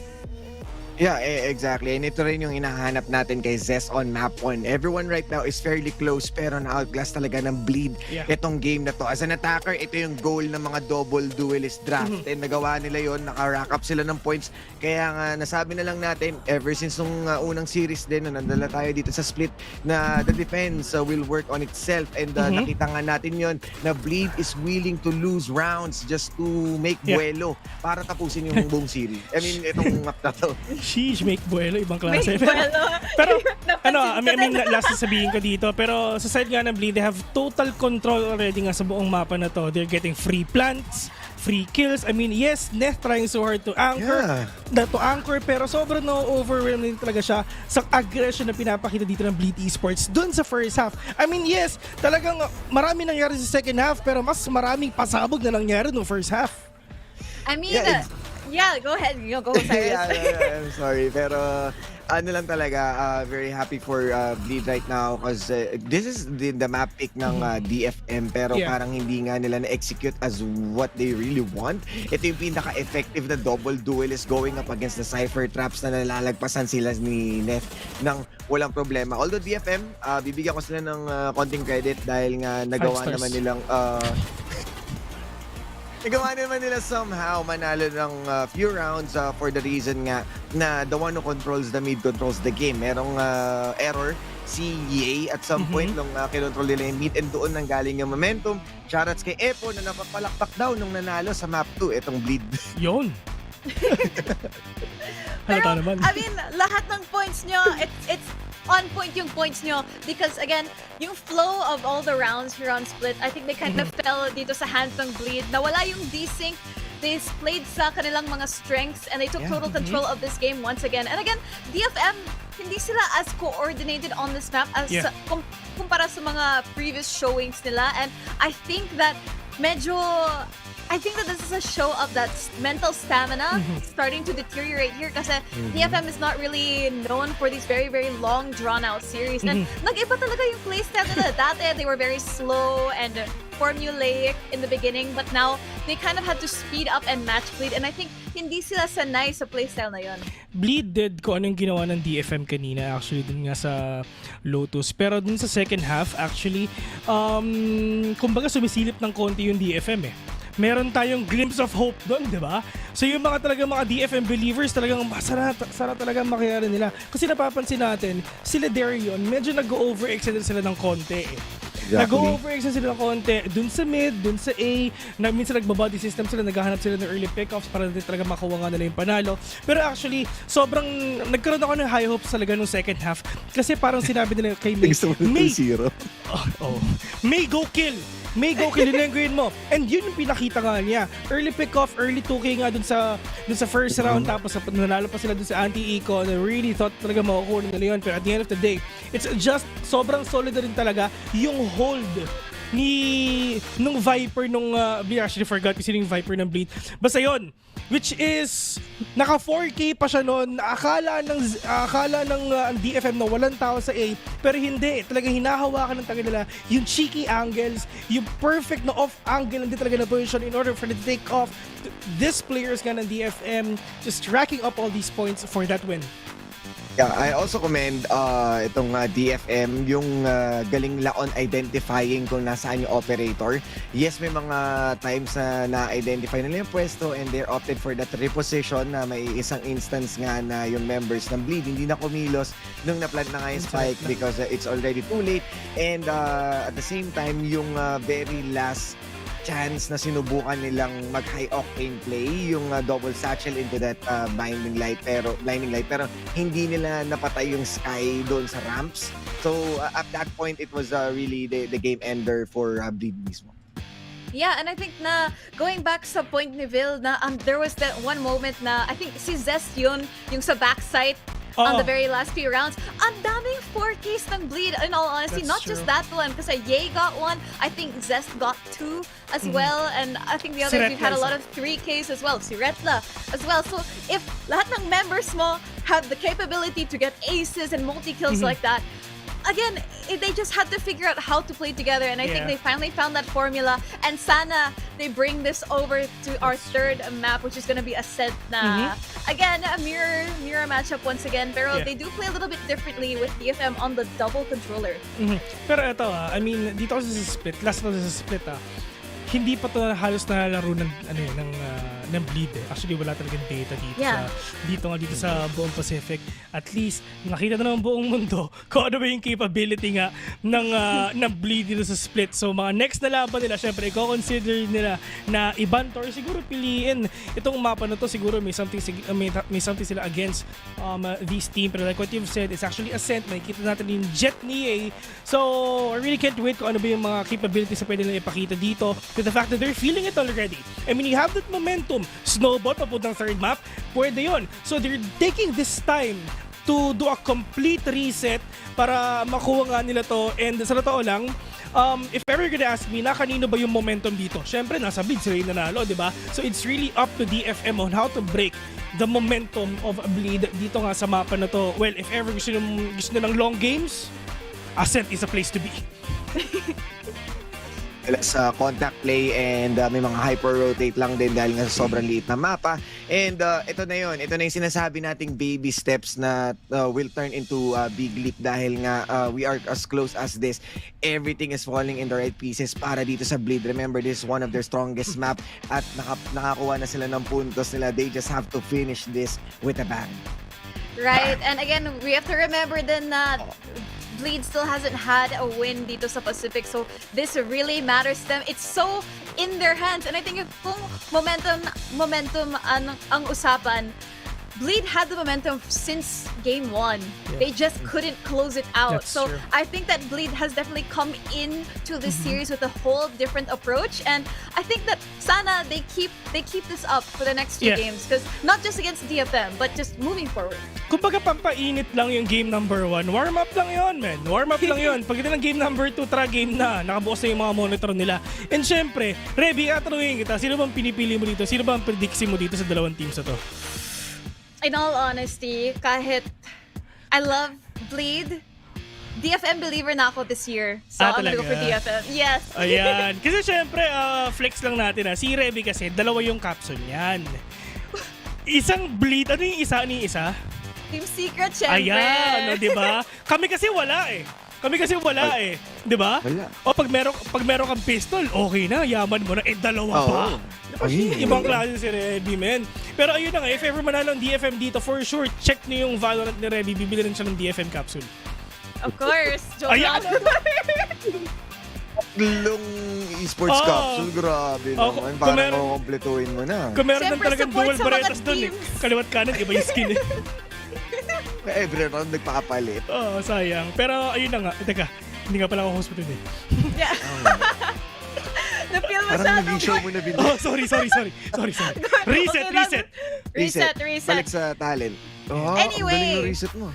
We're about to go into agent select. So, again, Ascent. So, for sure, medyo mirror yung mga agent composition natin. But we have a yay on that Jetville. Yeah, I mean, matik na yan. I mean, last time, napanood nga natin ang Bleed Esports dito sa mapa na to, nag-ace siya. So, I'm really expecting na siguro gagawin ulit niya na yun. Well, if ever gonna ask me naman talaga, dalawa talaga yung ginagamit ng agent na sobrang solid. Number 1, Chamber. Number 2, Jet. Pero mas Jet siya comparing to Chamber nga, which is dun talaga siya nakilala. Pero dito naman sa Detonation Focus Me, being an attacker, oh my God, a Viper pick here in this map. I mean, hindi talaga siya ganun ka-usual. Pero if ever na pull off nila, kabahan ng Bleed. Definitely. Pero this time, it's game number 3. This battle of the underdogs is finally coming to an end. But we're gonna be turning it over to Riku and Fluffy for the action. Maraming thank you, Reby and panel. And syempre, ito na, magkakaalaman na kung makakapuntos na ba itong si Bleed Esports o kaya naman makakadalawang puntos itong sa DFM dun sa Omega Group. Kami ulit ang casters, Rico and Fluffy Koofy, by the way. And syempre, Ascent! Nagbabalik tayo dito, Fluffy, pero ito yung parang specialty nila ng DFM, the Viper and the Cypher on Ascent. Exactly, and I feel like, I don't know, I'm kinda hype pag iba talaga yung compositions, not the normal standard things. And Viper has proven to be one of the more oppressive agents when picked correctly. Yung importante yung correctly, because sometimes it just does nothing. Especially with Ascent being such a very default map, it's really nice to see a lot of these teams adapting something new. Oo nga eh, kasi we really expected a lot, syempre on that Cypher from Neth sa defense ng DFM kanina sa split. But Cypher being on split, maybe mas predictable yung mga setups. Pero pagdating naman dito sa Ascent, while it's an old map, we always see the killjoy. We always see this first, yung lagi natin nakikita na comp ni Bleed, yun yung parang everyday comp ng Ascent. Everyday na lang. Everyday na lang. Yun ang nakita natin on Ascent. So yeah, it is nice that there's something very different popping up here. And the combination as well, providing a lot of stall and a lot of ways to really divide sides. We've seen teams like PaperX or kahit yung mga sa EU, and I think way back, Ascent has tried this. So it's one of those things that if you can get that Viper's ult on site, it can really help. And then a lot of these post-plan scenarios when and default in Ascent, just burning 16 seconds is a lot to deal with. I know, like, the fact that once more na Bleed, the way that yung naipakita nila kanina sa split, parang it feels like kahit anong iba to ni DFM sa kanila, parang walang epekto. So, I feel like there's just a lot of that early momentum that is important. Nakita naman natin in our previous 2 maps na pag gumugulang talaga yung Bleed, nakuha nila yung rounds na kailangan nilang gawin. When they're decisive and quick, nananalo naman sila ng rounds. Wala masyadong trouble in terms of anything. But on the other side, pag nag-overthink sila, pag nag-stall that keep retention, pull downs a lot, and that's what really makes them get stuck at times. Kasi parang they get from this very high. Yeah. Tapos, babaga lang sila, tapos naghihintay sila na mag-mess up yung DFM, kumbaga, instead of just trying to do their own play and be proactive.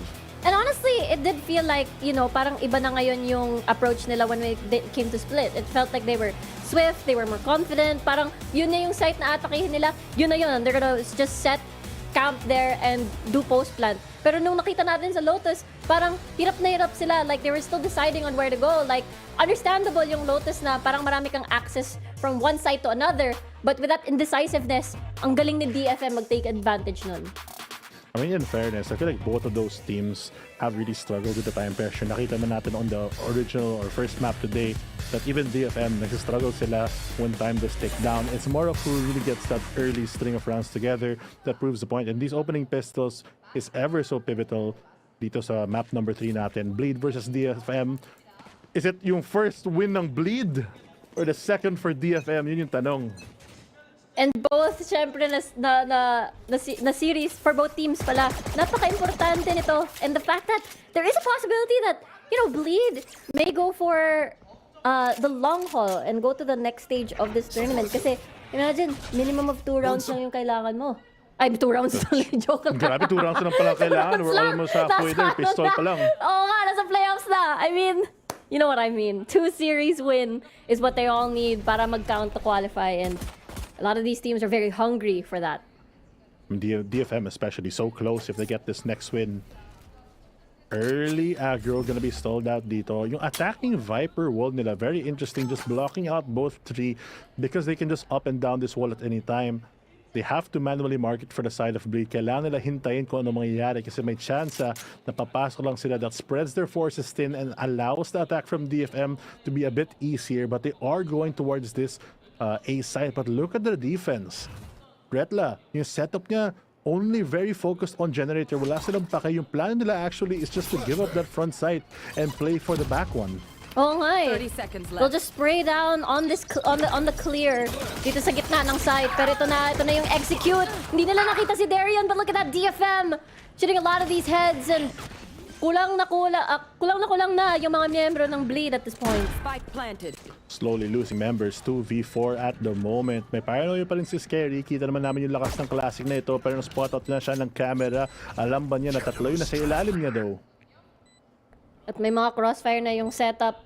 Na mahirap nga yung nangyayari ngayon. I mean, Scary and Zest wanna do this crossfire dito, pero enough pa ba yun laban sa 4? Hindi yung tanong. Good paranoid though. Gonna land on 3. Smoke dissipate. Sakto yung timing. Hinintay. Zest going huge. The 4K. What a combo dito para sa Bleed. Lining it up. Bowling balls here as the paranoia runs through the whole team. You failed. Dude, I'm losing my mind! What was that? Parang busy sila kasi nakatingin sila doon kay Scary sa Heaven. Pero after that, parang it was free reign to just parang anong tawag mo doon? Parang range. Ayun, parang nag-range ka lang. You know, range. Oh, grabe. You know, 1, 2 difficult bots daw ito. Pero kayang-kaya pa naman ni Zest. I don't know if he timed that. Like, nakita niya yung oras, sasabi niya mag-fade yung smoke so ibabato ko to para flash na sila tapos mawala, or that's by chance. But if Scary calculated that, that's an insane call to get that back. Trusting Zest to really get that 4K. Ngayon rewarded, reaping the rewards, getting that better buy here. Good sign for Bleed in the opening. Sobrang ganda. Even right now at the opening pick, hindi handa si Sis nun. Dalawa pa nga nakatambay sa wine. And DFM, let's see what they do to, you know, damage the economy a little bit.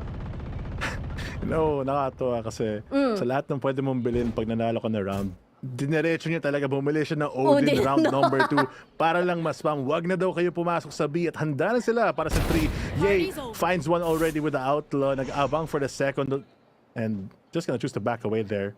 Anthem nakaikot pa ng konti. Not wanting to reveal his presence. Just gonna hide here, wait for a rotate kill. Instead, yun yung Odin. and unfortunately, it is going to be a quick round. And fortunately for Bleed, malinis na malinis ang round na yon. And syempre, ito na yung magkakaalaman na. How will DFM make sure that this is going to be a clean round sa kanilang bonus? And not only that, kailangan pa nila i-worry itong Odin early buy nitong Bleed. Yeah, they have to deal with that. B site, parang sarado na yung pinto para dyan. Not sure if that's even worth rushing at the point that you only have the half armors, or I guess they can go for the full armor and try to rush it, but such a risky play. But for Bleed, in fairness, medyo mahirap din mag-hold off ng any attack because the trades are gonna be so difficult. So gonna go for a quick play that gets Yay something he deserves. Ang galing ng execution. A very aggressive push dito sa B main, and right now, May trying to pick up the pieces here. And kung nagawa nila kanina magandang execute sa may A, then maybe they can replicate that same performance ulit. Very true. Handa na yung recon dart dito. Hindi nila alam na nandito si Zest. Pag pumasok siya, the util on the right side gonna close out the switching spam to the left. It's gonna be a lot of damage here, but there comes the firepower from May. Nice first get blood. the first kill. Yun ni Odin! Oh, nandun na, hindi pala siya sa B. Nasa ilalim pala siya ng Heaven. And right now, Retla, naabangan niya yung nag-teleport at naubos na agad ang mga buhay ng DFM. Odin value going very high. Hunter's Fury rather now activated. DFM forced back onto the eco. Mukhang good signs dito for Bleed to get their first win. Happy para sa mga Bleed fans. Pero syempre, I know it's too early to tell, pero this is a good sign for them, honestly. True. I mean, they win the bonus. They're able to still secure yung mga weapons nila. They get that Hunter's Fury like I mentioned earlier. And a very early timeout. Yung, I think nung split parang round number 7 or 8 sila nag-tack, but this time around they have no more room to lose. Pero tignan mo, kahit tack ng DFM, sumisigaw pa rin yung coach ng Bleed. Yung DFM, nasusulat lang sila. Ito yung plan natin guys, pero yung Bleed, very hungry to get their first win dito. Yung tanong, will they make history today? That is indeed the question na malalaman natin agad-agad here.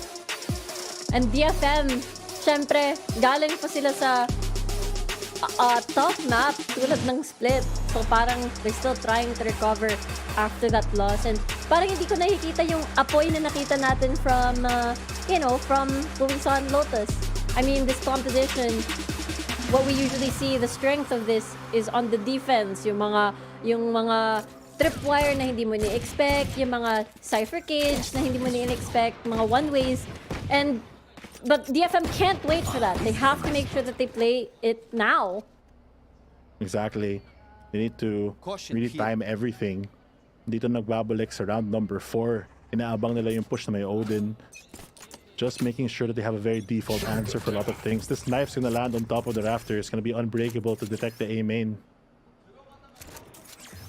And now it's a guessing game again, and understandably itong mga nakita naman tayo ng mga thirsty wins on the side of DFM, but Bleed in this form, parang mahirap na yun gawin. Not just the 4, but the firepower as well. Madali lang sa mga ibang mapa, maybe something like Breeze na makahanap na early picks because the teams are so separated. Pero dito sa Ascent, nakapila lahat ng tao, ang hirap makapasok sa B, and dyan yung utility ng dalawang agents, and they can afford to stack the rest of the team towards A where the fight might take place. Maybe use the Viper Wall to their advantage. They're picking it for a reason, pero not getting enough ultimates here.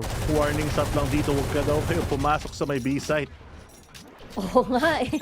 Hindi talaga pinapayagan ni Zest na umusad at all. Parang ginagawa niyang one-site map itong Ascent eh.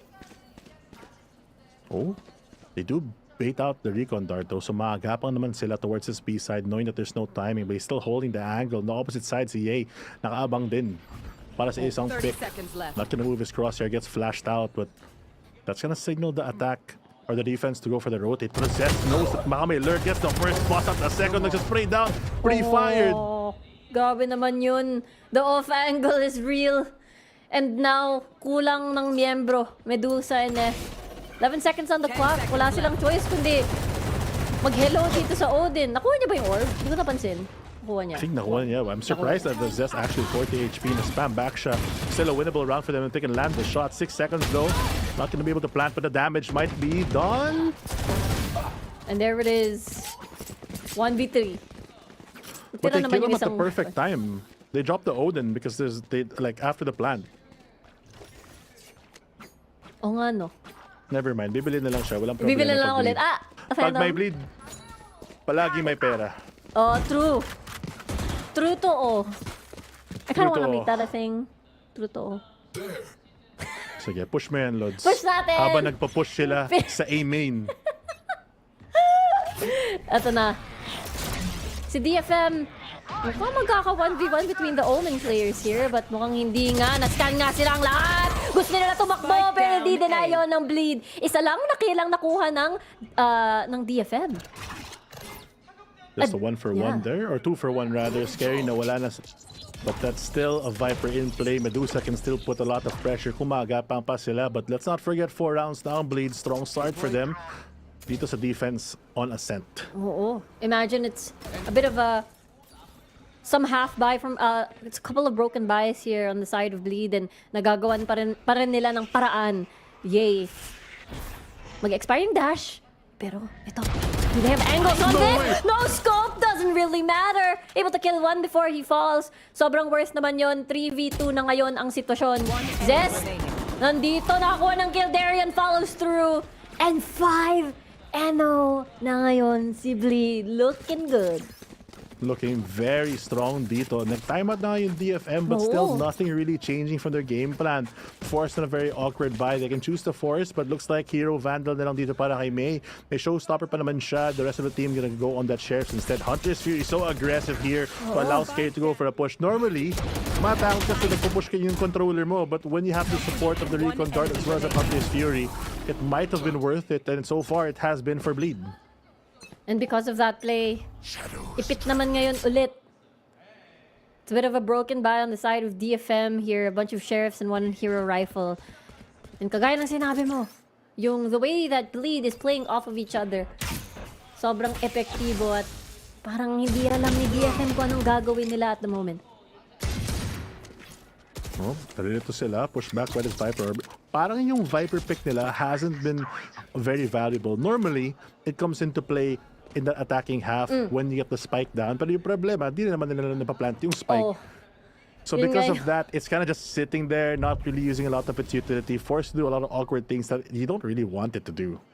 Kaya nga hindi nila na ma-maximize itong Viper pick. Parang nagiging tore siya si Medusa. And the thing is, Medusa is such an amazing player. Wala siyang access through all of these post-plant or any of these clutches because there's, I guess, nothing to clutch in the first place. So, hindi natin nakikita yung player na tulad niya na mag-shine na nakita natin on towards Lotus.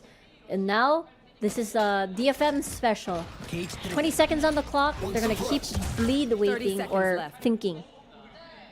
Keep them thinking, keep them on their toes, pero walang galawan dito para sa Bleed. Oh, yay, off shot, not gonna connect. Yan na yung utility to flush him out. Doesn't get the second as well, forced to retreat. Megas the opening flag out to Scary, but yay, doesn't even get another shot. Oh my gosh, no way, that just happened. And now, the aggression, the playing for time, very worth. Yung showstopper, tumama, pero hindi siya makakapatay. Pwede na yun, 4v3 situation. Bawas na si Darian. And mukhang iba-iba yung approach kung saan sila manggagaling para sa retake na to. May nagcha-charge pa ng operator. There it is. There's gonna be the jump shots just to distract. And Season Net will do the job and finish the kill. May. And that's gonna be a thrifty. Makaka-score na si DFM. Interesting round there. Bleed, naka-set up din sila. Handa para sa hit ng A. Not moving, getting that operator down, but really not being able to connect any of those shots. Gave them so much space for his front side. Kahit nga yung retake nila. The KO flash doesn't flash through. Small mistakes like this adding up for Bleed and giving DFM a chance. Oo nga eh. I felt like the angle was there kaso parang syempre you're overwhelmed with a lot of members of DFM. Kaya yun yung nangyari, nag-retreat sa my health. And it's just May. That's the May that definitely we are looking forward to dito sa DFM. Viper value slowly creeping. 1 to ultimate na lang. Gonna use Neff's Scam to make sure that mid is clear. Attack gonna be postured towards maybe a B split. Option is available for them. At least may buy pa rin ang bleed. Pero naiipit sila dito as Scary trying to go for a jump spot. No info gonna be gathered as they push on the side. Pero si Scary naman, alam na may at least one person na spam pa na niya. Si Neff na wala. Kaya nga eh. Surprise! Ginawa niya yun kanina sa may Lotus. Gagawin niya ulit. The spray is not gonna prevent DFM na umusad dito. Actually, they're slowly creeping in still. Oh, they are powerless. Here we go. Nandun na naman si Zest. Kung may spam dun sa may top mid, may spam ulit dito sa may boat house. Ang dami nilang kailangan ni Clear. Kailangan nilang tanggalin yung player na nandito. Kaya ni May. There's gonna be the pain shells, but the headshot's gonna land. And ito na ngayon, Medusa, the revenge kill. Pero ngayon, the spike is down. Scary! Saan ka galing? Na-surprise sila at DFM. Medusa, sabi nga natin, he's capable of clutch plays. Ito na ba yung kanyang shining moment, especially with Viper split down? Kaya niya kaya to? But the spam will still be able to win it out. That's gonna be a 6-1 for Bleed. Taking so much damage on the entry. They get the space early, but at what cost? Nahirapan talaga sila mag-push because they don't have that second initiator to guide them through. Wala silang scan masyado. They opted for that Viper instead. But the one time that they build up for that ultimate, dun siya nagamit and not, or to no effect rather, but an opening kill by Scary. Really setting the tone for this game as Bleed have such a dominant first half so far. Gusto ko yung simula ng round, spray. Spray spam. And the one that ended the round is another spray spam. Basang-basa ni Bleed kung saan sila gagalaw ng ganon. And right now, DFM, they still have a lot of guns, but what can you do in this situation? Gonna go for a high flash on mid. Maybe go for an early aggression. Just gonna scan para maagapang si Zest, but that's not gonna be enough. He breaks the barrier though, so that's gonna be scary to push. Looks like the hit though towards 8. Up to Ye yet again to redeem himself. Missed the shots earlier. Now he has a second chance if they go for this hit. Especially kasama niya naman ngayon si Zest, which has proven to be a very effective player, lalo-lalo na kung basta dun siya nakabantay, alam mong masisecure talaga, mapipigilan itong pag-atake ni DFM. Let's see. What's the flash? Dash activated. Na paranoia siya. Zest hiding inside the smoke. He might spam his way out of this. But mukhang magre-retreat na lang siya para magkaroon ng 5-man retake. 5-man retake on the play already. Door, it's gonna be close for this drone. Si Zest, titignan nilang niya ang short. Mababasag naman ang door and here comes Scary. Has the paranoia available na. Suppresses sila sa site. They're lining up perfectly if he throws it for it now. Oh dear. Si Medusa. What a boombot. Ang ganda nga. Ang gabi nga yung boomba, pero here comes the retake. Medusa doing a very, very long flank here. Retla gets a kill. Scary and Darian as well.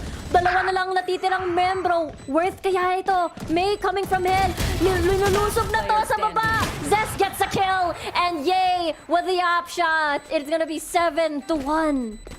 Grabe talaga. Such an oppressive force. The wallbang ability of this Odin has been haunting them for this half. Bleed fans gonna rejoice. Hindi lang si Maggie Corp nag-watch party. By the way, si Ian din nanonood dito sa broadcast natin. A lot of support dito as everyone wants to witness the first time that Bleed's gonna win, maybe. Yay! Yay! Yippee! And I mean, parang papunta na nga dun sa direction na yun. Parang, okay, not jinxing it, pero after what we saw sa split and what we're seeing now, parang mahirap makarecover after this, lalong-lalo na maraming buy rounds nang nakalipas. DFM feels like they don't know how to deal with this Odin. Maybe that, spamming back? Ayun na! Ayun na ka! Yun yung solusyon. May Odin din sila. Siya na lang yung babaril sa Anthem. Gonna spam back the oppressors. Push him back onto the deep end of side. Shock Dart gonna remove a trip. The damage not gonna be done, but position given away dito on that B control. Napatago tuloy si Zest dito. Ayan na nga yung flash. Nice scan. And but Anthem still wins the spam shot towards the wall. The bangable wall. And now, first blood dito para kay DFM. I swear, that was not a jinx, I swear. Hala, kakasabi natin Rejoice, tapos nawala yung Odin Ikaw nila. yung nauna. Buti na lang may pera ang Bleed. Oo. Pag may Bleed, palaging may pera. Tama. Tama yan. Totoo. Dito, money is not the question. Utility rather is more important. Si Retla naghahanap ng pick dito. Tingnan Pero nga wala natin. siyang makuha. Medusa manages to get away. He's able to skip his way out of there. And now they're moving towards 30 A. seconds A left. seems to be the solution dito. But ito, may angle si Ye. Dadaan sa mid si Medusa. Medyo delikado. Mag-eyes to eyes yata sila. Scope to scope. No, he gave us the angle, no way! That's crazy. 14 seconds on the clock here. Anthem with Odin. Naglilit ng charge dito. 9 seconds. Kaya-kaya pa rin nila i-plant yung spike. Yay with 2 HP. I'm going nuts over here. And it looks like Bleed now has the disadvantage dito sa pag-retake. Oh, but Ye is so low after that skirmish though. Kahit isang bala lang dito sa spam ng Odin can be the difference of life and death for him. Naririnig na din siya ni Anthem. You might choose to go for the save instead. 3v4, napakahirap with the positioning of DFM. Oo, considering naman na laki naman yung agwat nila pagdating sa score on the first half. I don't think this is no sweat para sa Bleed na mag-save na lang.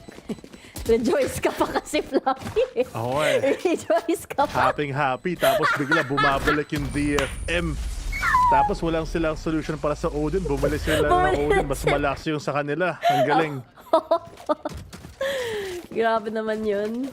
Ito na. Odin part 5 on the side of Zest. Ganun, si Medusa naman ngayon yung may Odin. Yun talaga yung pagkakaiba. Still very set on using this Viper Wall. Not sure kung nagamit nila to their best ability, but at least it does give them somewhat more control of mid.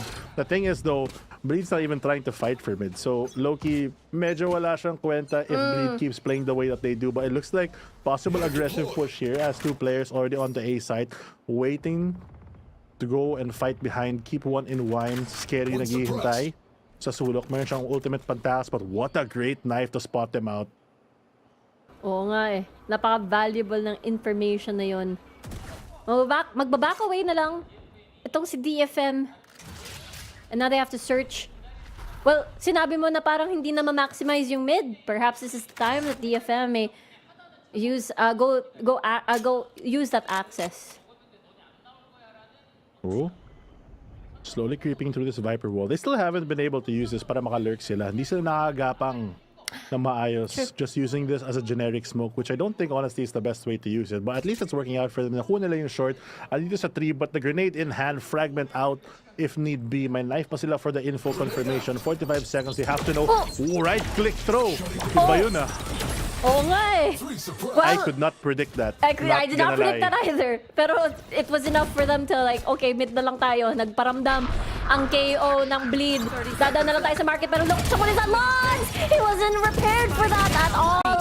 At itong si Medusa, nakapag-trade naman sila at least. Pero may Odin itong si Zest. Kailangan niyong matakot. Paano kayo makakapasok sa site kung may Scary, may Zest na nagabang sa inyo? Si Medusa na lang natitira. 13 seconds on the clock. And he has to save for this weapon sa next round. Save the Odin gameplay coming out from Medusa. Malayo pa siya sa Viper's pit, so naghahanap na lang siya ng angle kung saan pwede siyang makatago. What a round for Bleed to win considering na nakapasok naman yung DFM. The spam's just too much to handle dito sa B site. Lahat ng wall naman dito parang papel. Oo nga eh. Lahat papel pag Odin is lalong na ang gamit mo. And ang ganda ng angulo ni Retla doon. Napapanik tuloy sila. Pag wala siyang tawag doon, enemy highlights, imagine mo, yun lang ginagawa mo. Nagpiping ka, tapos nagsispam, tapos nananalo lang kayo. Yun yung strategy ng Bleed. And somehow, some way, it's effective. Yun lang importante. Kaya nga eh. Ang daming layer na kailangan mong i-peel, no? Parang, okay, you got through market. Okay, you kind of cleared the area sa may switch. Napatay mo na yung sa log. Then you still have to worry about that person sa boathouse. So parang, naiipit ka na. Parang it feels like this false victory where you think you're in the site. And the thing is, yung gameplay pa naman ni DFM, they like to extend these timers like 20 seconds, saka pa lang sila makakapasok. So walang room for any adjustment at all when you bump into the Odin player. Second timeout na ng DFM na ginamit nila on this first half pa lang. I feel like that's just a sign that DFM really needs to get some value out of this. The Viper not working out for them. And I think a lot of people assume na yung Viper is strong pag nasa defense. But honestly for me, it's really the attacking Viper that proves to be the most oppressive. So far though, that default wall not working out for them. Maybe find a deeper way for the Viper to move around the map. Instead, they're sticking to the same plan as Bleed has a very good lead here. And Ye with the operator yet again. Odin's on the board. It's a full fight here for both of these teams to get this last round. Or not last round, second to the last round. Second to the last round, and syempre DFM gumagapang, or rather, a bit desperate to get these round wins here. And ito ulit, yung operator ni Ye. Operator ni Ye trying to block the way here onto the A. And it's Darion with no knife trying to go for the support dito. Walang detection dito. Or I think si Darion na detect actually. Di lang kita sa spectator. But Net's gonna try to find the pick of his own. But again, there's no space being taken sa B side. And because of that Viper's wall, he actually can't push his own wall. So it's a very interesting way to really play this. Oo nga eh. Parang, it is just, okay, free reign into this catwalk siguro papuntang A. Pero it's like, ayun ulit. Okay, part 2! Up. Is this really a right-click throw? I don't know. Baka Maybe, let's see. expect niya may magdadash sa mukha niya. So, baka nga ibabato yun. niya lang or pansira ng door, to be fair. Feeling ko din. Yeah, I think you're right. That's why it's a right click. I want to see it again, actually. Up. Basic Ay, flash hindi. up. Nope, mali lang yung kanina. But now comes the proper timing as the fragment gonna delay the enemy KO from getting any value out of that pop flash. And yun na nga, snake bite to clear some of these angles. Nakaka-teleport na yung, oh my god, what's scary, Darian! They're doing a lot of work sa background here. And in an instant, in a blink of an eye, nawala lahat ng DFM. Just funneled into that choke. Ang hirap talaga lumaban dito sa A side. But what are your options? Do we fight the Odin on B or do we try our luck on A? Pero sobrang hirap because the info has to come from your KO. Wala kayong ibang scan. Siya pa yung magbabato ng flash. So essentially -1 kill. May isa naglalurk. So the timing is very off here for DFM, not getting the maximum value that they can in these past couple rounds. Oo. And I think grabe din yung mga shots, the precise aim ng Bleed ngayon sa Ascent. Parang hindi habol, hindi nakaka-level itong si DFM at least on this map. Very difficult situation ngayon for DFM. Very low buy. Si Ness pa naman yung may Vandal. Nag-hap siya na early pick para makagamit ng neural theft niya. But he's walking to a crossfire. He picks Darion. Who gets the shot anyway. No need for the trade. Flashing out towards the mid side to get even more dominance here as they fall back into A. And that's the first blood. And I mean, it's an eco on the side of DFM, so mahihirapan sila. They really want these close-ranged fights, but nandun yung mga nandun yung mga nano swarm. Paano ako makakalapit? Pati yung fragment. Oh, lahat na ng utility for the stall. They're really pushing them towards this B site. Medusa, naghihintay lang ng ibang utility para maagapang siya. The ping from the attacking side. Plus put up one. Oh, grabe naman Hunter's Fury just to get him out of the picture. You're trapped! Oh, you're okay. Okay na si Medusa. Dodge niya, pero madadodge siya ba tong rain of bullets from the Odin? Kaya nga eh. Half HP na tong si Medusa. Parang konting-konti na lang. It's a poison cloud para makausad sila, pero ang dami na nakaabang eh. 20 seconds on the clock! Let's go! Shot sa face, pero hindi pa rin siya epektibo! Ang panalo pa rin at the end of the day. Bleed, yay! With the off shots! And now it's 10-2. Bleed, what a very strong half. How did that showstopper not connect? Yeah. Last second, tumamba lang sa corner. It's actually him that damages himself before he falls. What a great and dominant half by Bleed. Ito yung ginawa nila nung map number 2. Pero nahirapan pa rin sila para ma-close out. I hope that's not the same story for them if they want to get their points on the board. DFM so close to securing a chance to move on to playoffs if they get their second win. But it looks like it's a rough way to climb out of this one, Rigo. Kaya nga eh, tandaan, sa mga teams natin ngayon, considering what, this is our 3rd week, I believe, of the playoff. Gabi, advance na ako mag-isip. Advance masyado. The group stage rather. Mga matches na lang natitira, halos 2 na lang. So imagine yung mga teams na, after they play today, ang kita man ang drawing na yan. Anyway, I keep getting distracted by things on the screen. But again, that means minimal chances na lang para makahabol ng mga puntos if you wanna be part of that top 3 na uusad sa playoffs. Exactly. A lot of pressure being cooked on both teams, and looks like so far medyo overcooked dito ang DFM with his composition, not getting that much value. Hopefully on this defensive side though, they can turn things around. May snake bite pa naman siya at saka yung poison orb. Actually gonna use it interestingly enough dito sa may 3 just to protect them from any lurks, just do the damage on those pistol round. Ang laking factor talaga ng what do you call this, decay. Oo nga eh. Maybe they'll be able to see the effects ngayon na nasa defense na si DFM, and yun nga, yung expectations kay Neth kasi maganda yung performance niya last time nung ginamit niya to Cypher sa Ascent as well, part of why they won the one-ways and everything. So let's see. Uy! Shock dart for the trap. They're gonna connect. Ngayon kailangan sila mag-ingat sa mid-side since wala ng protection dito. Cypher has the one-way din 4 stairs in case of this, but it looks like postured for the A-hit dito ang bleed. Uy, paranoia! Matatimingan ba? Ito na! Everybody is flashed! And now they're after the guy from Wine! May with a 4K! You get your ace! No way! 1 round for DFM! What a call there! Hindi nila na-check o na-nade man lang ang Wine. Nalason sila dahil sa paranoia. Sent to the shadows immediately for this pistol round. Quickly, DFM scoops it up, moving on to round number 2.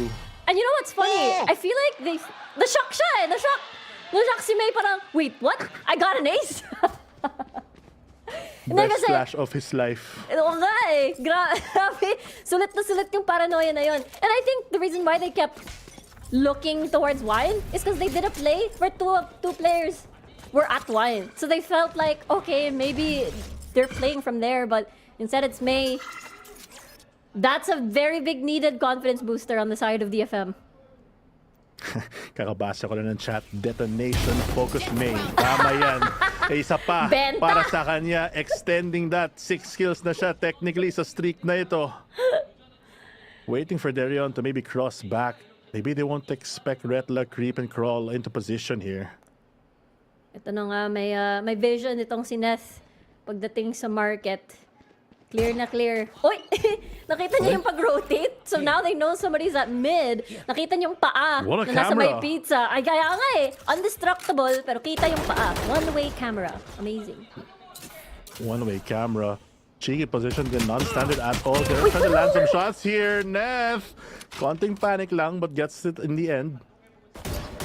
And ito na nga yung inaantay ni DFM. I mean, it's an eco on the side of Bleed. 30 seconds pero left. ang linis ng nakikita natin so far. So far, so good. Snake bite, parang hindi siya makaikot. Looks like this Viper saw... Oh, never mind. There goes the Viper. What? There goes Neth as well. Yes! Bleed! The Bleed Classic! The Bleed Strongest. Classic! Dude, I'm losing my mind here. Now 2v2, sobrang doable. Oh, no. Nakakuha pa sila ng plant. Naka-upgrade pa. Backside control in the hands of Zest. Meron pa siyang scan to stall things out. Dark cover gonna buy some time, but the late flank din from Darion can prove to be pivotal. He has the drone pa to check for any info, but Darion's kind of far. Maybe he's playing for the lineup instead? Oh, or the lineup or the flash actually. Sobrang epektibo. Yun ang kailangan niya lang. Sees having the gun, the drone being destroyed. This is Darion with the assist and the classic to the head. Grabe naman tong Bleed. Bibili na ako ng Bleed Bibili na Classic. tayo. They are doing it off the back of these pistol rounds. I don't even know how they're able to salvage that. The double think dito by Zest to get this Viper out was just what they needed, but that just puts the final nail in the coffin. Si Darion, grabe naman long reach. Akala mo Guardian. Support flash pa nga siya from B main. Parang ano eh.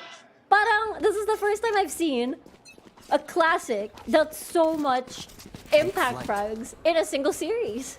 No, hindi lang isang tao Hindi. Halos lahat sila. Yung tutok gumagana. Kahit kalaban Spectre, Stinger, lahat. The classic somehow wins. Kahit Bulldog pa man yan, wala pa rin. Neth tumago sa may logs. They check it though. And here we go. Dalawa na. Bawas on the side of DFM. Napakabilis ng execute. Speed is of the essence dito. Gonna get that spike down. Clear sight as day. And here comes the rest of DFM. Dalawa naka-sheriff na lang. But look at this. No one wants to throw. Bleed playing like a team. Yay, getting May. And it's all up to Anthem. Not much to do here. Just go for the spike death instead. Grabe si Bleed. I'm pretty sure not only was that a confidence booster yung nangyari para sa Bleed, it's a confidence crusher on the side of DFM, and now match point. This is complete domination on the side of Bleed. Match point.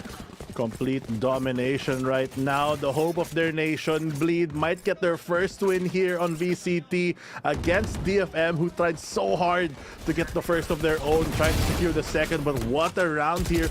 Just calm and steady gameplay from Bleed para lang hindi mawala ang kanilang advantage. Nice. One more round, boys. Kalma pa rin si Ye. I mean, kaya nga eh. I mean, it's so close. The gap is so huge. Let's see what DFM does. Ang aggressive ng ginagawa na ngayon ni Bleed. They know they are so close to getting their first point. So, syempre, why hold back any further? Pero it seems na magre-retreat muna sila. Oh, but they're walking into the crosshair of May. Jump spot gonna spot them out. Flush might choose to back away here. Yan lang yung satchel. No damage being traded back to him. Pero si A nagahabol dito sa Jet. Papasok sa 3 para kunin ang A site as the rotation dictates. Tingnan mo nga itong si Medusa. Pero nakatingin na lahat ng Bleed. May crossfire na nangyayari between Anthem and Medusa. I wonder if this is gonna work out, if they actually cross this. Will it actually work? There's the flash though! Handa! Look, the trigger discipline coming from the side of Medusa! Or rather, from the side of Anthem. Ang galing ng ginawa nila, isa na lang yung natira. And right, kaya ba ni Zest? I mean, he has done miracles after miracles before. So, malaking bagay, malaking chance na pwede niya pa rin i-clutch ito as long as he gets the isolated fights here. One coming from top mid. The crossfire though might be too much for him. And that's still DFM holding on dito sa series na to. The Viper wall finally proving to be useful here for DFM. Pinush nila on the side of Bleed, the crossfire that spelt their doom. But DFM still have a long ways away para makahabol sila dito sa puntos ng Bleed. 12 na nga sila, might be final point, and May has the showstopper to go for more delay, but look at the ultimates possible dito on Bleed if they get any kill on almost any member. Looked really clean. Similar naman para sa pistol round na nangyari kay May. Pero si Bleed kasi, ang galing nila retain or i-take back yung kanilang momentum para sa kanila. Hopefully gonna be the case sooner than later dito. Nakita naman natin sa map number 2 gano'n ka nahirapan ng Bleed para ibalik yung momentum na sinasabi mo. And this time around, Darion has the knife and no command pa naman siya, disabling all the traps here as well as the ultimate of May if he does go for the commit here. Spike binibigay sa kanya. Baka naglalurk na lang yung Sova. No recon dart to activate. Pretty sure hihintayin nila yon. The double back and go for the fake. They've pulled the rotations already with the KO presence as well as taking that orb. Isang recon dart at isang fake smoke sa A side is all they might need to go for this fake cell. Oo nga eh. Lalo ng isang tao lang ang nakaabang doon sa may B. Nag-jiggle peek siya. Nakita niya, ang dami doon. And now, there's the null command. Wala siyang flash dito. All eyes on them. Paranoia from Bleed gonna come in as well. Darion gets the first frag and Meth has to survive here. Trying to get the frag of himself. He does get one, but Yay with a quick trade. Now they have side control. 3v4. May ultimate pa rin si May. Will that be enough though to get a pick here? Kaya niya ata. Kaya nga, it's a 50-50 chance. Where are the rest? You're forced to shoot there. Walang tao, pero kahit na nakukuha pa rin siya ng headshot. 3v3 ngayon. Medyo doable para kay DFM na timingan ng snake bite na meron sa kalagitnaan ng site. Zest with a very far lurk. He's gonna do this. He's gonna flag. He's gonna win it for Bleed. And here we go, the first point ni Bleed sa scoreboard. They finally get a win that they've tried so hard to get, especially for Ye, who's been looking for that one for a long time. Yeah. Well deserved now that they're on the board. And Bleed, they done it. They have made history today, and we were here to witness. DFM, though, they tried so hard. They made it to map number 3, but just wasn't enough when the power of Bleed did come together. Oo nga eh. It looked a bit dicey on the very first map na pinili nila. Nakabawi sila on split, and then afterwards dito sa Ascent, ang ganda ng showing nila. And definitely this is the version of Bleed that we're looking forward to see na mag-propel dito sa VCT Pacific. Exactly. This is the form na akala namin they will reach that dominant factor, especially for the opening halves of the maps that they did win. I mean, they struggled talaga with that slow start on Lotus, but as they progress, I feel like that heat has warmed up and it's been enough for Bleed. And I'm sure there's a lot to celebrate para hindi lang Bleed, pati na rin yung mga Bleed fans. Siyempre, shoutout kay Maggie and as well kay Ian. But syempre, that's all we have for today as casters. Syempre, mag-share sila ng mga insights ang ating panel. Go, go, go! Masaya ang mga Bleed watch parties tonight. There you have it, ladies and gentlemen. Bleed takes the win today, securing their first win in the Pacific finally. Pero again, this is the best teamwork we've seen from Bleed so far. The trust is building up, and this is the Bleed that is going to be a huge threat dito sa Pacific. Yes, that is true. Ito sa mga nanonood dyan, talagang kung ano yung Bleed last year sa Ascension, nakita ulit natin sila. Kung ano yung DFM last year ng Pacific, nakita ulit natin sila ngayong taon. So it's all like 2023 all over again dito sa mga plays nga natin na to. Well, number 1 na nag-pop off, we have Zest. Alam nyo ba mga tol, na dumating tayo sa punto na naging 14-1 yung score niya. Tapos yung kasunod niya, si Ye, 4-3-2-1 yung score ng mga ibang kakampi niya. So grabe naman pagka-carry ni Scary tsaka ni Zest ngayon dito sa game na to. Sobrang nag-pop off sila. Ito yung sinasabi ko moment na sabay-sabay sila mag-online and they are standing tall. Sa wakas, ito yung hinahanap natin ever since dahil napaka-promising nitong team na to and nagawa nilang i-execute slowly but surely. Nagawa nilang ma-identify yung sarili nila, nakita tayo na aggressive takes, lumabas yung timings ng kanilang mga utilities, yung kanilang mga trade-offs, and ngayon alam ko na kung bakit dapat bumili ng esports capsule ng Bleed or bumili itong si Remix ko. Kasi nga, grabe yung classic, parang Libre mo naman kami. damage. Libre mo naman kami, Reby. Baka naman. Reby, baka naman. Maybe. Pero, Osiris, ang ganda ng point mo kasi everyone did come online today. We had so many stars of the show. Si Ye, si Retla, si Darion, si Scary, and the biggest star of the night, ako ba yung raid boss actually, was si Zest. Ang impactful niya today at pinakita niya kung bakit siya yung number 1 Pacific pickup and the most experienced member on this Bleed roster. They're fully committed, really concise yung mga takes na kinukuha nila, and Bleed knows where to strike. So sa side nga ng DFM, talagang hindi nila kung anong gagawin nila because Bleed's literally all over the place. So right now, tumingin kayo sa akin Bleed has found their light. Oy! Liwanag But, dito, papatay mo.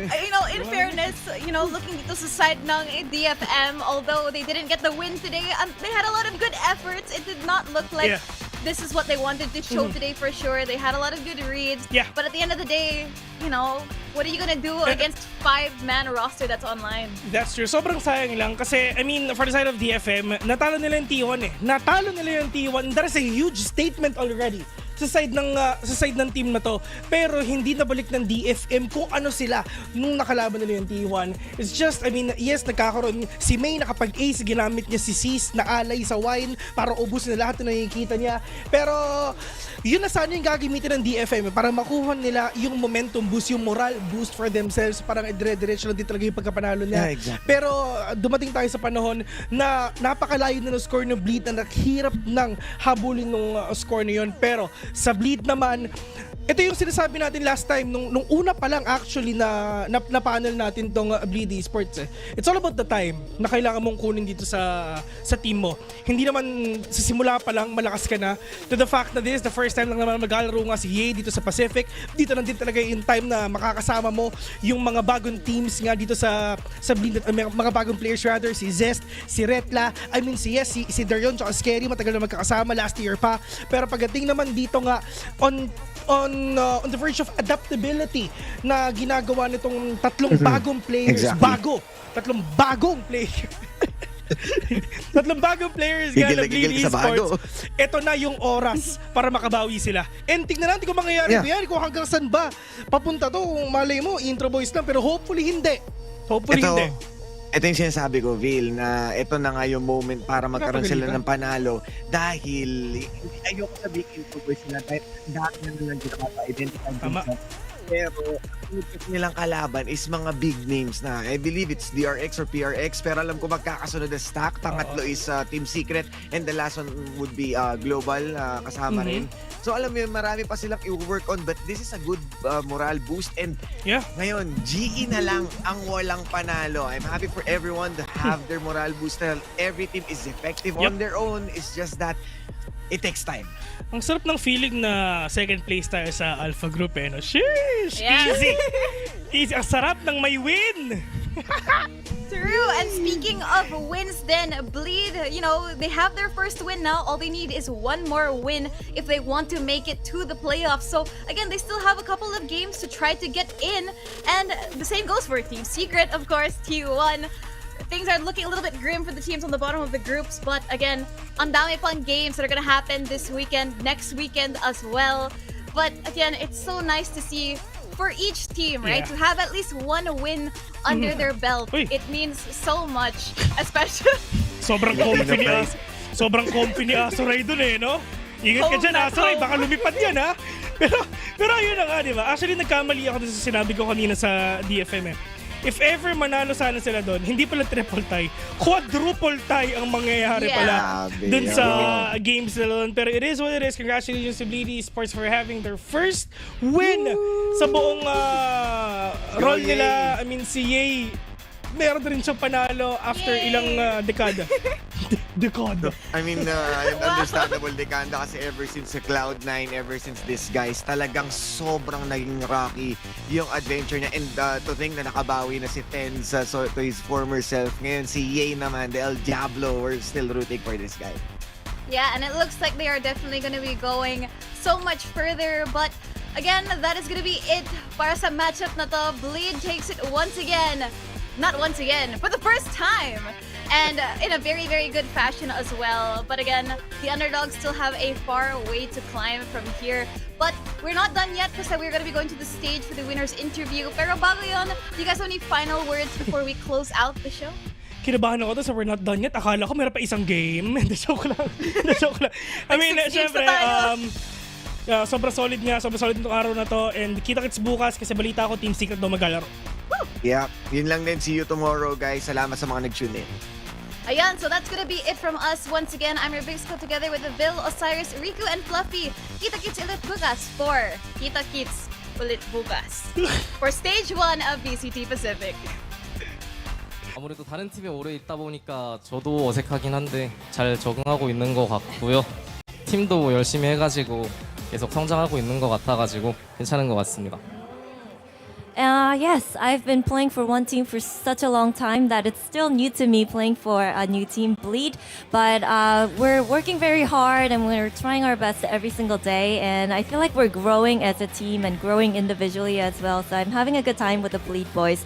Well, now, talk to me about the moment that kind of led to this first win. I know you guys had to go through a lot. There was a lot of things to sort out. And you guys also had to get used to each other and used to each other's play style as well. So what do you think led to today's win? 오늘 경기까지의 어떤 과정이 있었을까요? 일단 굉장히 열심히 팀 연습을 다 같이 했고요. 그리고 오늘 이제 저희가 좀 많이 졌다 보니까 오늘만큼은 이제 자신 있게 해보자라는 마인드로 열심히 했던 것 같고 생각보다 잘 풀려가지고 쉽게 이겼던 것 같습니다. we crunched in so many hours. It was just such hard work every single day. And today we came in with the mindset that there was nothing else to lose. And we just kind of came in with the confidence and that kind of attitude. And I think today went really well for us. We were feeling it as well. So for us, it was an easy win, I feel like. Well, Des, now I gotta ask you though. Your Sova on Ascent, picking up the multiple kills on multiple rounds. It's just godly and worldly. How do you look so comfortable on this map? And do you feel like there's extra confidence when you're on this map as well? 스스로도 일단 되게 자신 있는 맵이기도 한데 생각보다 많이 킬을 해가지고 아무래도 근데 상대가 제 쪽으로 많이 와줬던 게 일단 컸던 것 같고요. 그리고 그걸 받아 먹은 게 제 실력인 것 같아가지고 두 가지가 복합적으로 작용하지 않았나 싶습니다. Well, personally, I really am confident on Ascent, but I feel like I picked up so many kills, more kills than I've ever expected. But I think there are mainly two reasons for this. Is that our opponents kept hitting the site that I was in, and I was also able to get picks off of them as well. So I think it was the two reasons combined that explains my godly performance on Ascent. Now, coming up is PaperX and DRX in week 4. Bane also said, just I will kill you. Kind message from Bane as well. So what's your mindset heading into week 4? And also any message over to Bane? I will kill you too. What about to PaperX? Just DRX first. Okay, DRX first and PaperX second. Okay. Well, that was just everybody after picking up their first win on Bleed. Now, congratulations once again. Thank you for the interview. And that is all we have for today. Now, coming up tomorrow, we have other matches coming up worth watching. So we'll see you tomorrow. Thank you.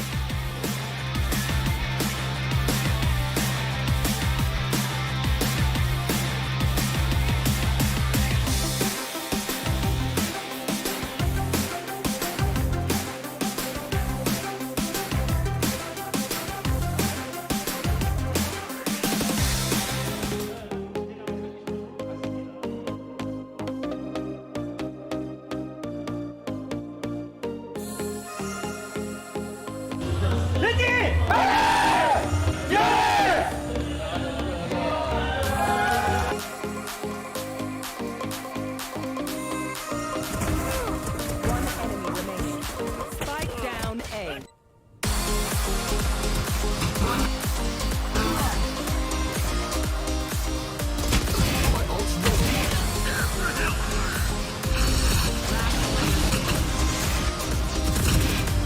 나이스! 정재석!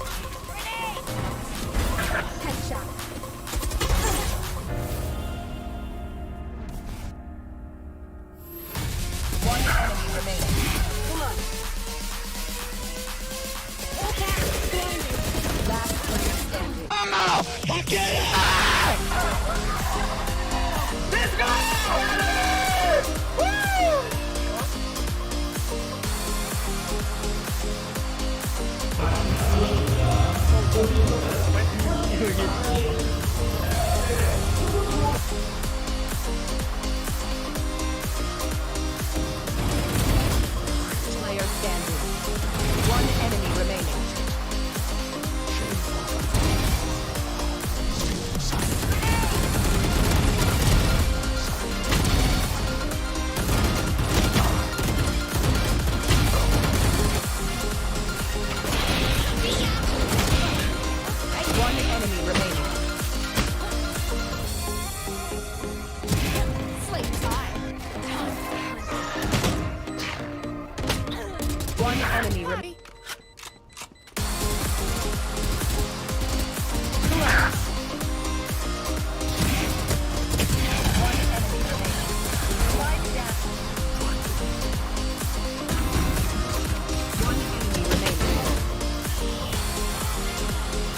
na